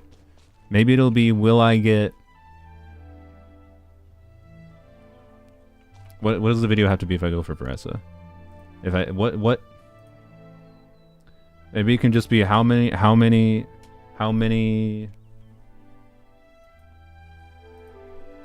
Varesas do I get before I get C6 Eons on? And then the point of the video can be the same, just with a little bit less impact, a little bit less Genshin Impact. Like I think getting C6 Cloud Retainer before getting C6 Eons on, if that happened, would be more impactful to prove to show how god awful 4-star acquisition is, even when you get average luck. Because of the fact that there are more ways to guarantee 5 stars, and easier ways to plan around and guaranteeing 5 stars. Right, but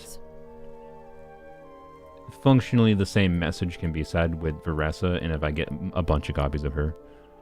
So, will I get C2 Eons on before C2 Varesa? I mean, yes, that could be it too. How many Varesa will I get before C6 Eons on? Or I could do that. Or will I get C2 C2 Varesa? Also, I can keep in mind, I post the video after I record it, right? So I can change the title slightly. I can manipulate people's perceptions of things, right, when they're watching, because you see the title and thumbnail before you know what happened. I make the title and thumbnail after I know what happened.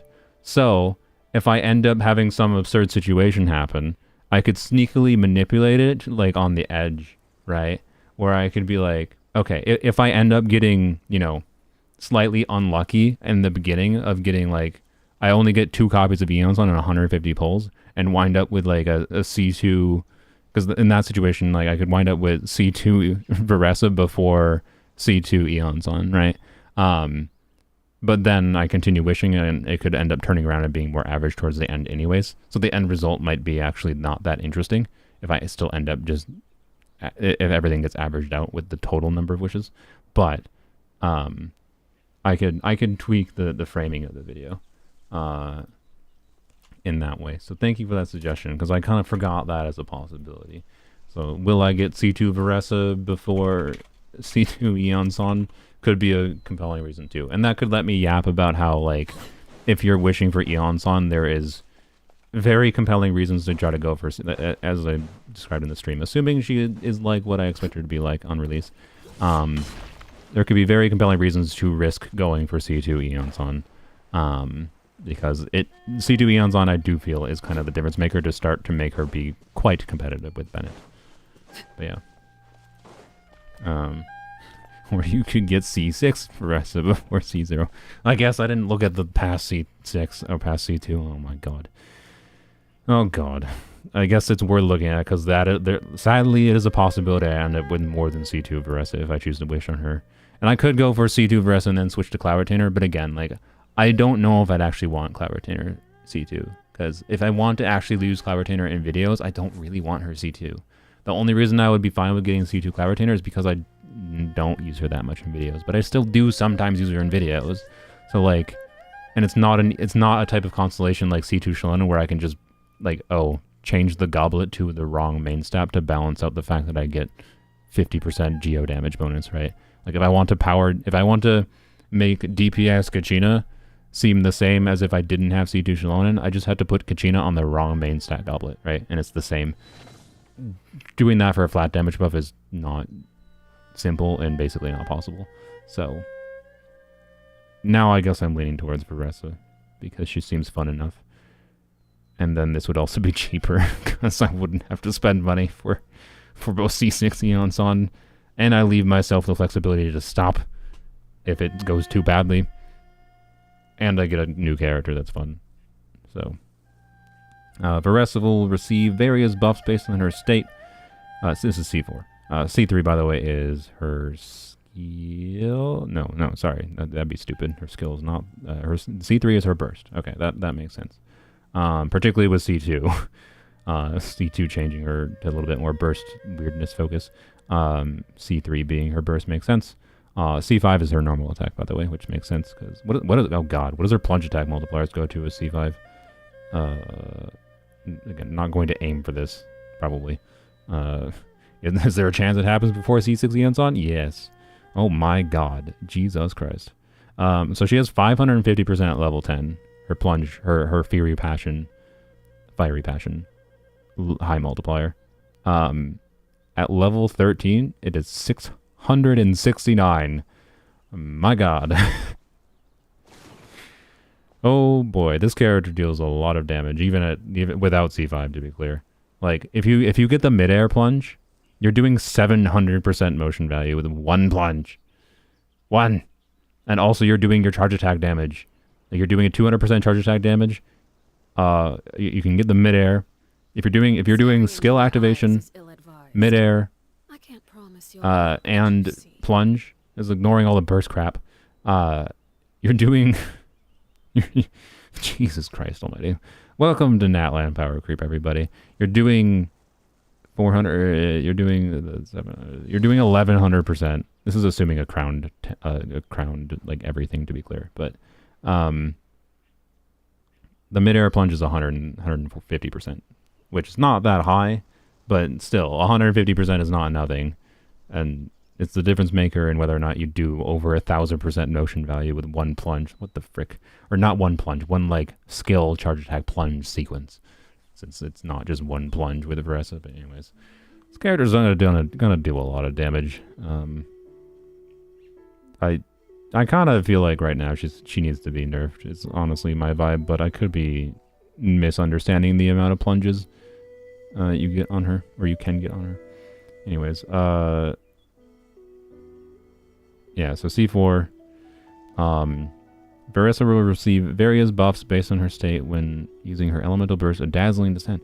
If she has neither fiery passion nor apex drive active, she will gain diligent refinement. What in the yeah, this is what she needed. More special things.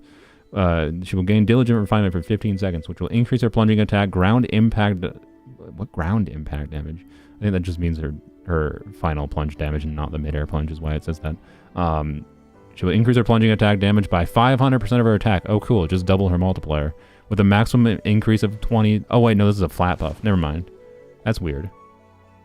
Okay, so C4. If neither Fiery Passion nor Apex Drive are active, she will gain Diligent Refinement, which will increase her plunging attack damage by 500% of her attack with a maximum increase of 20,000 damage. This is a flat buff then. This effect will be cancelled once the ground impact hits opponent or if its duration ends. If she has either Fiery Passion or Apex Drive active, this instance of her Elemental Burst deals 100% increased damage. So it just doubles her burst multiplier once. I don't know exactly how that works. Because again, I don't know the exact ratio of how many plunges she gets out of Fiery Passion state versus in. I haven't mapped that out, like I said before. I think she's going to be strong. C4... I think is probably, well, no, C1 is I think probably worse than C4. But at the same time, you have C1 when you're getting C4. So like, I don't think you get C4 Varesa because you specifically want C4 Varesa, but it just seems to be a damage. It's a damage increase for her. It's an complicated damage increase for her. There might be some weird min-maxy shite with like specifically trying to do a plunge attack out of the Fiery Passion state first to make sure you trigger the thing, but I think it'll probably just be up regardless without thinking about it. C5 is normal attack. C6, she restores 30 energy when she enters Apex Drive. Okay. Her plunging attacks and Elemental Burst gain 10% crit rate on 100% crit damage. Sure, more damage. Additionally, when Varesa uses the hold version of her skill, or taps her elemental skill, she restores Night Soul points up to her maximum. Alright. So... C6 is more damage. C6 is boring. C4 is boring. C3 is boring. C5 is boring. All right, that's what that is. C2 Varesa is the interesting one for changing her gameplay, and she is strong enough that I do not think any damage increases past that are particularly relevant. But yeah. Eula ult on 1 plunge, imagine. Is that what Eula's multiplier is? Oh god, yep. Oh, welcome to Netland. She's far, like, I think you could literally have this character's damage and I would be like, wow, this character does a lot of damage. That's my vibe right now, I'll be honest. But yeah, yep. Anywho's, what weapon do I use on her? That was the question. You might be like, oh, how could you consider going for C2 Varesa and not get her signature weapon? Because I don't care. And it also is lit. What am I doing? I need to go to a catalyst unit. Side effects and polearms only. What, I need to log on my other account. Blah, blah, blah. There needs to be more combat stuff to make it relevant. Yeah. Yeah, I don't know. Like, okay, to be clear, if she is rerunning the Cloud Retainer and I get C2 and I have wishes remaining, and like if I get lucky with the Eons on, I get C2, have wishes remaining. Is the weapon banner tempting because the Cloud Retainer weapon could be interesting to have? I would not mind energy running on Cloud Retainer. It would be nice, I must admit. As far as like increasing the buffing value of Cloud Retainer goes, I would prefer her signature weapon over her C2, particularly because if I need to power down Cloud Retainer, I can just not use her signature weapon, right? If I'm concerned about her buffing too much for a video and being unrelatable. You change your thought on weapons if there was no fate point stuff? No, not really. Because it's how much does the weapon actually do? How much does more damage actually do for you? And oftentimes it's usually more damage that doesn't do that much. And go watch my like Lanyon DPS stream if you want to see where I compare Elegy, like one of the best buffing weapons in the game, and Elegy and that team did something meaningful, and like it wasn't worse than Fav on Varesa, but I generally got more consistent and equivalent clears with Fav, and because of how Fav clears were more consistent overall, it was easier to optimize my Abyss clears with Fav on Varesa than it was with Elegy, and because of that, my record with this team, this team with Farina instead of Muika in Abyss in the first chamber was 49 seconds with Fav, not with Elegy. Like Fav is consistency, and that's an energy weapon situation, to be clear. Not every situation comes down to Fav versus signature weapon or versus a 5-star weapon. I'm just saying, like, that's a scenario wherein like it's pretty favorable, like where Elegy does a significant amount, but it still like doesn't do enough to make like an actual real difference in practice. So what's the point of them, right? Like I like for your favorite DPS units, do I think it makes sense to potentially go for them eventually? Honestly, yes. I that might be a slightly hot take, and this is not universal because sometimes, you know, constellations will be more relevant than weapons. But with the weapon banner cost being reduced now, and with the fact that particularly this weapon banner does not have any fabs, which is god awful. A weapon banner that does not have any fabs is a terrible weapon banner. But like particularly like wishing on some number of weapon banners over time can be valuable to an account for trying to get fabs. I'm not kidding. Like, it is part of the reason, like, I have had so many, like, nice options for building characters, and I don't have to worry about much, because, like, well, I've made enough weapon banner mistakes. I'd say about half of these felt worthwhile to me, and the half of them, a surprising number of them, by the way, are standard banner, but half of them were just, like, this does not, like, this was not worthwhile. And I have 3 of them, because I did 90 pulls in this banner trying to get a single alley flash, because I didn't have a Kayla for Bennett at the time. And I understood enough about the game to know that like base attack mattered on Bennett, and I wanted Alley Flash. And that was a 4-star. I thought it would be easier, or I knew that it wasn't easy to acquire, but I thought there was a decent chance, and I had the wishes. I got 90 pulls, I got 3 Freedom Sworns, and 0 Alley Flash. I still don't have an Alley Flash in this account. Yay. But anyways, this banner, worth it. Getting these two, worth it. Getting Xiphos, worth it. No. Duh. No. Although, okay, someone paid for this one. I didn't decide to do that one. That was Loifet giving me Prima Gems for Siege Queen and the Weapon Banner. I didn't choose to get this. Yes. Because I like Dia a lot. If I didn't like Dia a lot, no. Yeah. This makes a significant difference to Muika, but she does a lot of damage regardless. Like, really? I like it as a universal weapon that I can stick on her and never on anyone else. But the real reason I was wishing on that banner was Sitlolly weapon, because I was getting Sitlolly C1. This weapon is garbage if I didn't get Sitlolly C1, quite frankly. And like, it's basically just a slightly upgraded. It's a side grade with C0 Sitlolly. This is a side grade to Thrilling Tales, in many situations for Sitlolly. And then this I lost my 50-52, and I was fine with that circumstance. So, like, I don't regret it because that wasn't what I was wishing for. So, you know. Homa. I wished on Homa because of Nubilet Homa banner. And I actually was wishing on that banner because I had spare wishes because I like Nubilet. I am very glad I lost to Homa. Because in the long term, Homa has been far more valuable to have as a stat stick to put on different Polearm units, particularly Arlecchino on my main account.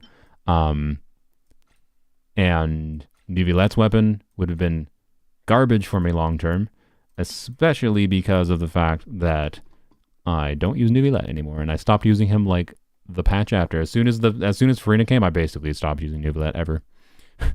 So, thank you, game. Thank you for RNG, giving me what I needed the most, but what I thought was worse at the time. Thank you, game.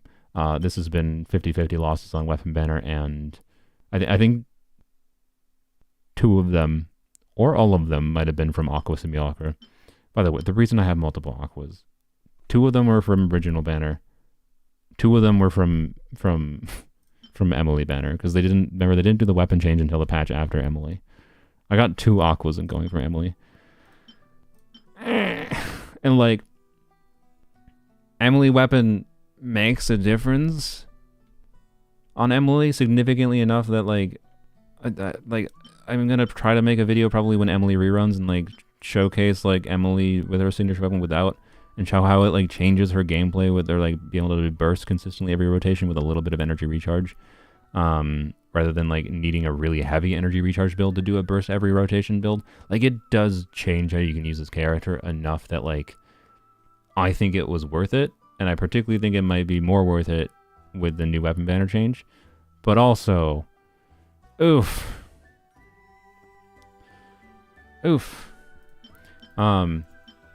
So yes, but no.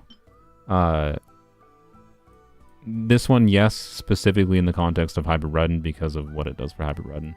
If it wasn't for Hybrid Rudden, quite frankly, I think it's kind of whatever. I think for Melt Rosaria, it's a strong consideration if you really like Melt Rosaria. I don't think there's that many players that do that. This, I think, was a 50-50 loss, whatever, standard banner weapon. This, I like Yai, so yes, but at the same time, I've been doing a lot of Yai things that aren't just trying to do something with their skill damage, such that, like, I'm quite confident I could get faster clears if I really wanted to optimize certain Yai teams with Widzit versus Kagura's. So, you know, but it's simple brain off, and I don't really regret it, particularly because I got it in a single temple. This weapon was what caused my dumb brain to probably go down the path of this too much, quite frankly. Also, Paw Patrol, I had enough Star Glitter to go to Pity on the Shalonen weapon banner, so I was like, use the Star Glitter to go to Pity on the Shalonen weapon banner. If I get the crit damage stat stick, cool, I guess. If I get Shalonen weapon, cool. And I got Shalonen weapon.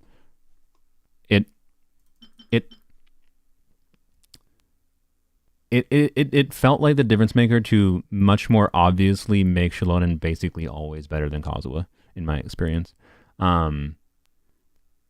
Is what I would describe it as. Like she feels much closer to Kazuha without her signature weapon at C0. And with it, to be clear, I still think she's better than Kazuha in more situations than not. At C0 without her weapon. But with her weapon, I think it like there's less and less situations where causal wood becomes relevant. So yeah, don't regret it because it didn't cost that much, and I didn't go into the banner with the intention of going fully for it.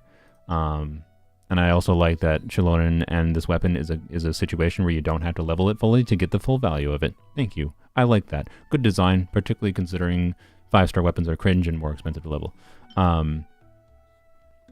Yeah, Kagura's is the one that started my whole mess into weapon banner, quite frankly. It wasn't the first 5-star weapon I got because I think a Skyward Heart was my first 5-star weapon from standard banner. But it was the second I got, and the literal first temple I ever did in weapon banner, which I did because of the fact that I had to go to pity. Yai Miko was the first 5-star character I was like really looking forward to and wanting to get, and I had to go to pity twice to get her as, you know, a fledgling newer Genshin player, which was, and that was that was before, you know, I was making content where like spending money was a business decision. I did not want to spend hundreds of dollars in this video game, right? And I had to go to pity twice for Yai, and that hurt. That hurt me because it was a character I was really looking forward to, and it feels real bad when that happens. And I wasn't in the habit of like planning for things properly at the moment, right? And then my friend, who I don't remember why he was wishing the banner, but he was playing at the time, and he wished on Yai's banner and got an early Yai at like 20 pity with the 50-50 win. It made me salty, and stupid monkey brain was like, oh no, he has an equivalent Yai to me now. I must get signature weapon. It increased the desire for signature weapon. This is why they exist, right? To make you make bad decisions like I did. And I did a temple and I got it. So you can see where all the problems happened. The dopamine happened once from weapon banner. Getting it in a single temple. The first time ever wishing the weapon banner. And it's all downhill from there. Elegy was a calculated risk of this. I thought was a relevant enough buffing weapon that it would be nice to have as an option, and I'll be honest, for a long time I don't think that was the case. I don't think it was that relevant to have. I only spent 60 pulls on it. I got it with a 50-50 win, or 25-75 50-50 win. But like, as I just talked about with like Farazan in a team where it does make a meaningful difference for damage, it still just isn't really as good as Fav, or is as good as Fav, but only as good as Fav doesn't make sense to justify using it. I already talked about Aqua. This was, yeah, just paired with liking Eonon a lot, and yeah, and then Emily weapon, yeah. T-Pulse was, I think, when did T-Pulse happen? I think T-Pulse happened because I let my friends react to my summons when I made like a wishing video. So I think you can find when this happened, when Nahida's banner originally ran, if I recall. They egged me on, because I won the 50-50 for Nahida, and I had Spirit Wishes, and they're like, oh, you're so lucky, and I'm just like, guys, winning a 50-50 is not that lucky, shut up. And they're just like, oh, dude, but if you wish on weapon banner, like, you've just gotten, like, they're like referencing this, right, when I got that in a single temple. And so they're just like, oh, you're so lucky, and I was like, no, I'm not that lucky. So, and I was like, fine, to prove it, I'll wish on the weapon banner. And I didn't get Nahida's weapon. And then this came later. I don't remember why this happened. I literally don't remember. This was not worth it though, that's for sure. So, yeah. We already discussed cows. Yeah, we did a lot earlier. Sorry. Hunter's Path was another yellow 10 pull situation. That was another reason why because Tignari weapon banner happened, you know, shortly before the Nahida this banner happened. And my friends knew about me getting this in a 10 pull. So, yeah. I blame these two weapons for my poor weapon banner decisions. Like I said, I think at least half of these felt like they're worthwhile, and half of them felt like they were basically useless, is my overall vibe. So, yeah. I haven't made the most efficient decisions, but a lot of my decisions have been not efficient on purpose because content, for a while now. So, Run if you know. Yeah. Why did I log into my main account? Oh yeah, I was gonna check weapon options for Varesa.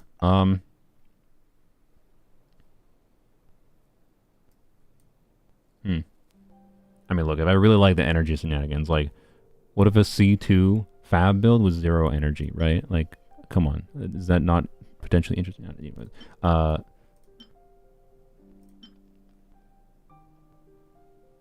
favorite patch? Oh boy, I have no idea. I'm sorry. The patch I released? No. It's a joke, mostly. Just do a 10 pull and get her signature easy. Yeah, I don't know. That's what I'm trying to evaluate, is how tempting is the weapon banner, assuming Shanyu is on the weapon banner. Because, like, getting Shanyu weapon could be nice. I would definitely not mind having Shanyu weapon. Even for Varesa herself, Shanyu weapon could be very compelling, right? Like, I think my option is Widzith, or Yai weapon, or Lost Prayers, right? And, like, Lost Prayers is pretty good, particularly if I do the Plunge set. So, like, I don't know. I'm going to wait until see some calcs for things. Her signature weapon, I suspect, because of this stupid Omega crit damage buff, is going to spreadsheet pretty favorably compared to something like Lost Prayers or Widzith. But I don't think it's that worthwhile to go for, realistically, on my account for the cost of getting it. So I don't know. We'll see what happens. My priority will be wishing more on Varesa's banner over wishing for her weapon, just for getting Aeons on copies. I think that's more relevant to go for. Not that, like, I want to get C4 Varesa, but that is a possibility, so I don't know. I hope that doesn't happen. But yeah, C2 Varesa is basically guaranteed. If I intend to try to get C6 Aeons on, C2 Varesa is basically guaranteed. What a weird situation capturing Radiance has caused on my account now.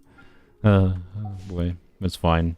I need to use up the capturing Radiance anyways, and get it reset, because if I don't reset down to a normal 50-50 loss situation, that means I have a lower chance of getting Dia. Like, I can't have I need my 50-50 losses to get Dia, right? Speaking of, don't let me forget, I want to grind to pity to this patch. I already did the math on it. I can grind to pity on standard banner on my main account. I want to grind to pity on standard banner. Hello, Simon. To potentially get a Dia on standard banner. I want to do that before this patch is done, because after this patch, Mizuki will be on standard banner pool. So that means my chance of getting a Dia is slightly lower after this patch than it is after, or wait, no, than it is now. So, brain. How strong is she compared to Arlecchino? Varesa? Oh boy, I cannot answer a question like that intuitively. I ultimately think that's a little bit of the wrong comparison to make, since, particularly with Eon's release, they're going to use pretty different teammates fairly often. Not always. Like, you can do Chevre's teams for Arlecchino, and you can do Chevre's teams for Varesa. But chances are, if you're doing a Chevre's team for Arlecchino, you can do a Chevre's team for, or you can do a non-Chevre's team for Varesa. If you're doing a Chevre's team for Varesa, you can do a non-Chevre's team for Arlecchino, right? This is the benefit of them releasing a Bennett too. You better pull Skirk with Cryo. Oh yeah, I am going to pull Skirk. I'm not going to commit to Constellations on Skirk. And I wouldn't even say I'd commit to Constellations on Varesa if it weren't for the fact that Eon's on is extremely relevant, and I want, and Varesa seems fun enough, and with my stupid capturing Radiance guarantees, I don't really have a choice. I'm going to get multiple of a 5-star if I want to get multiple copies of Eon's on. So, yeah.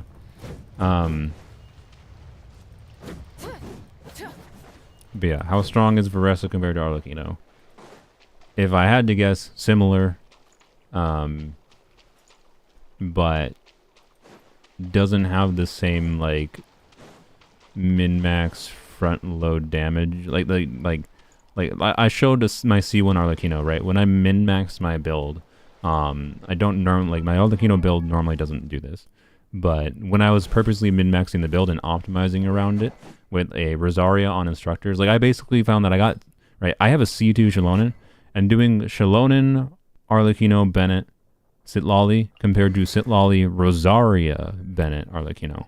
So comparing Rosaria with her crit rate buff, cryo resonance, a build optimized around cryo resonance, and instructor buff from Rosaria, and I was getting, like, as fast clear times when optimizing around it compared to a C2 R1 Xiaonan. And my notable point with that is Arlecchino has these methods of scaling, particularly with Sitlolly and like cryo melt scaling. That like when I was doing that, I believe what I showed, this was in this current Abyss cycle, which has 75% normal die bonus, like, keep that in mind. So, but I got like 600k damage on my Arlecchino on a melt, if I recall correctly, which is nonsense. Normally, I like, if I go do the same team right now without trying to optimize around it, I'm probably going to get like 400k, right? Or 450k. Like, I increased my damage by 25% by min-maxing things. Varesa does not have reverse melt. So, or sorry, forward melt. She has no scaling reaction. So the only thing she will scale her damage with is just with units that are just buffing raw multipliers. So, Farina, just units giving damage bonus, units giving attack, and units giving red shred. Right? That's how you amplify Varesa's damage, basically. Yes, she can do some things with Dendro, but Dendro Aggravate has a lot lower relative value on higher scaling units than it does on units like Chlorine, which are a bunch of attacks of low scaling. So, yeah.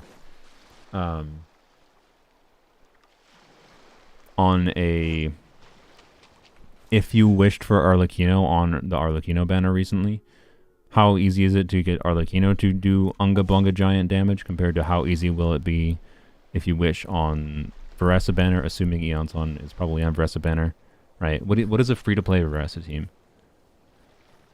Varesa, Eonson, Lonyon, TTTS.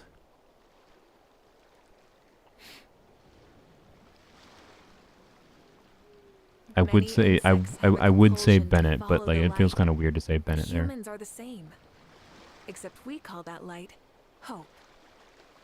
So ignoring Chevreuse, by the way, I think it's either Chevreuse, Eonson, Varesa, with an off-field Pyro, like Pyro Traveler is a free-to-play Chevreuse team, or you do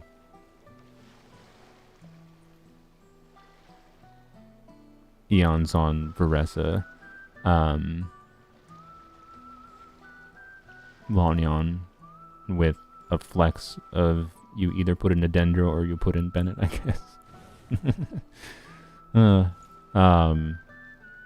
For a low investment, like I think on the lowest accessible investment level,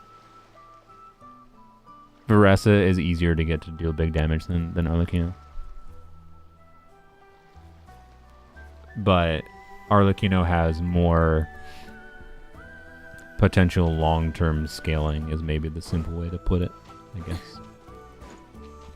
So, like on my main account with my Arlecchino and the other characters I have available to pair with Arlecchino, I don't think Varesa would get meaningfully faster clears than my Arlecchino. Ignoring the differences of like enemies with different resistances and shield mechanics, whatever, right? But I think the average player might end up finding Varesa is easier to get to doing really good damage. So, yeah.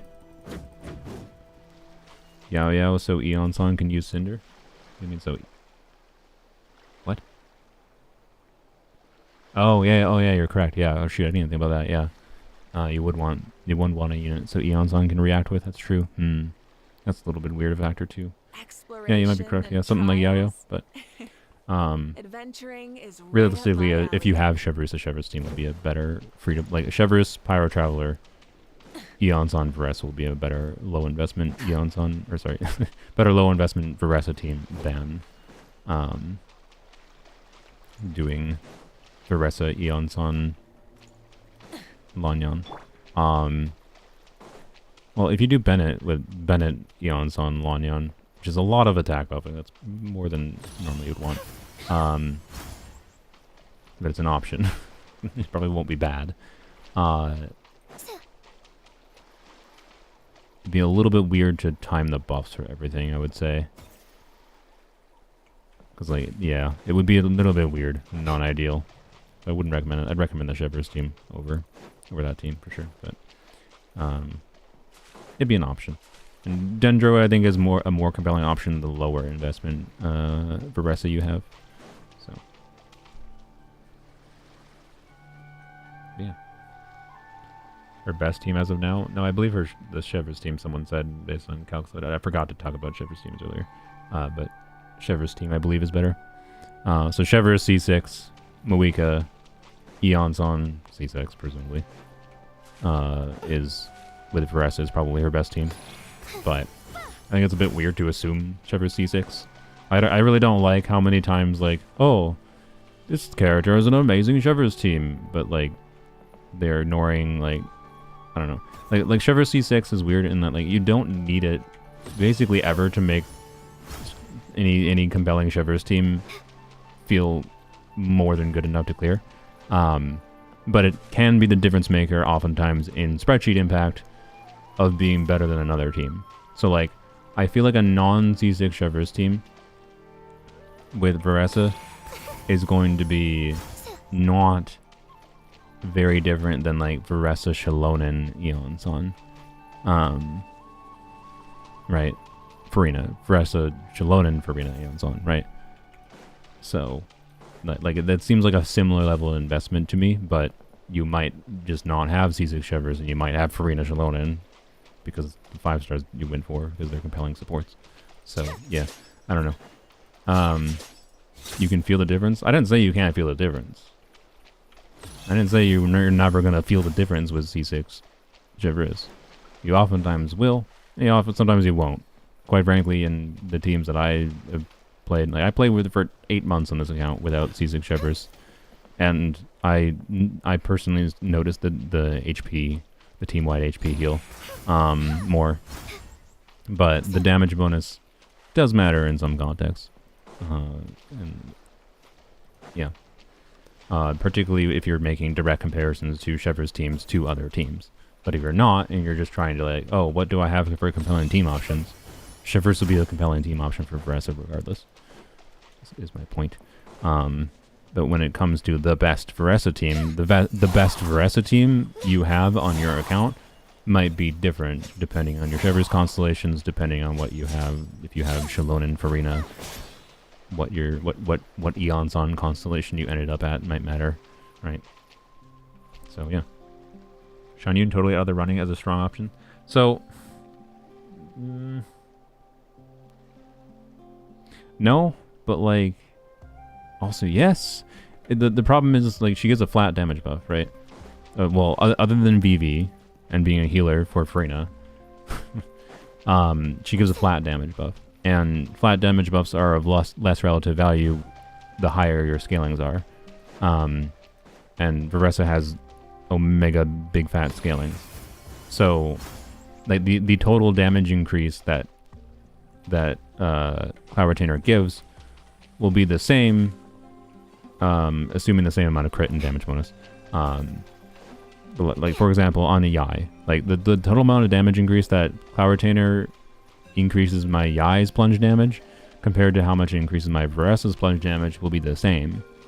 Like you will have a set flat additive amount. Like, Cloud Retainer will add this much total damage, but the relative value of that buff is much higher on Yai because she has much lower plunge scalings compared to Varesa. So, like, you will get more relative value, generally speaking, from Varesa using a buffer that can just amplify the value of her raw big fat scalings than adding a flat buff on top of the scalings. She's more of a slow nuker rather than a fast attacker. Kind of. But yeah, kind of.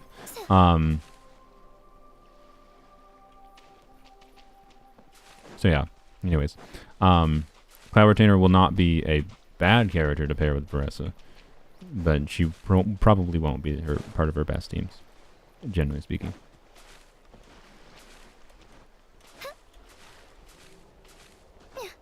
Your Yai team, but with Varesa, the Plunge team, like Oron, Cloud Retainer.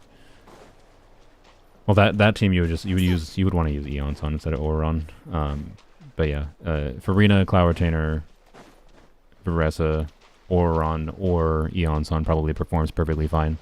Based on how well I know that team performs in Abyss, that's how I confidently know. Like, That team, Yai is not made to be a Plunge DPS, in case you didn't know. Oh, I don't even have it preset here. But yeah, Yai is not made to be a Plunge DPS. But if we have the same exact team, so ignore Eonson's relevance. What's the occasion? Just literally replace Yai with Varesa, the unit made to be a Plunge DPS, and it should be nonsensically stronger. Like, I wouldn't be surprised if I got like near 20-second plus faster clear times than this team. But this team is also like far more than strong enough on my account. Yes, that's partly because like C2 Farina helps. Yes, duh. C2EI helps a little bit too. Yes. But like, not the point. The C2 Farina would be the same. I'm still pretty sure Varesa would clear substantially faster. That stream is almost over. Me too. So this is why like I don't really care that much about how much specific damage that Varesa deals, because I already know that team would be a very not ideal. It would be very much not her best team, and it would still be far beyond what I feel is the needed threshold to clear. Right? Is my overall vibe. So if Varesa's bad teams like that one still can clear the content, why do I care how much damage she deals for my account? To be clear, on your account, depending on your investment and other things, it might make a more significant difference. So, you know, it's not a bad thing for characters to be stronger, but I do think characters being really strong makes things a little bit more boring. Like, I think I'd rather play that Yai Plunge team rather than Varesa instead of Yai there. But Varesa will have her own fun things. I don't think she's going to be an unfun character. I don't know. My standards are lower than some other players for a strong character. Like Lanyan is not the strongest DPS in the game, but she is far more than strong enough for me to be happy and have fun playing with her. So, yeah.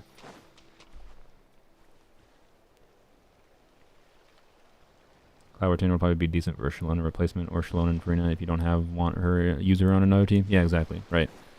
It just depends on your account. So, like, Cloud Retainer is a compelling potential buffing option, particularly in conjunction with Farina. But it does not mean, oh, you should pull Cloud Retainer for her, or whatnot. The reason to pull Cloud Retainer is the same reason it was always the reason to pull Cloud Retainer, so to do Plunge DPSing on other characters. Because that's the fun of Cloud Retainer. She enables a whole new archetype of playstyle that is unique to having Cloud Retainer.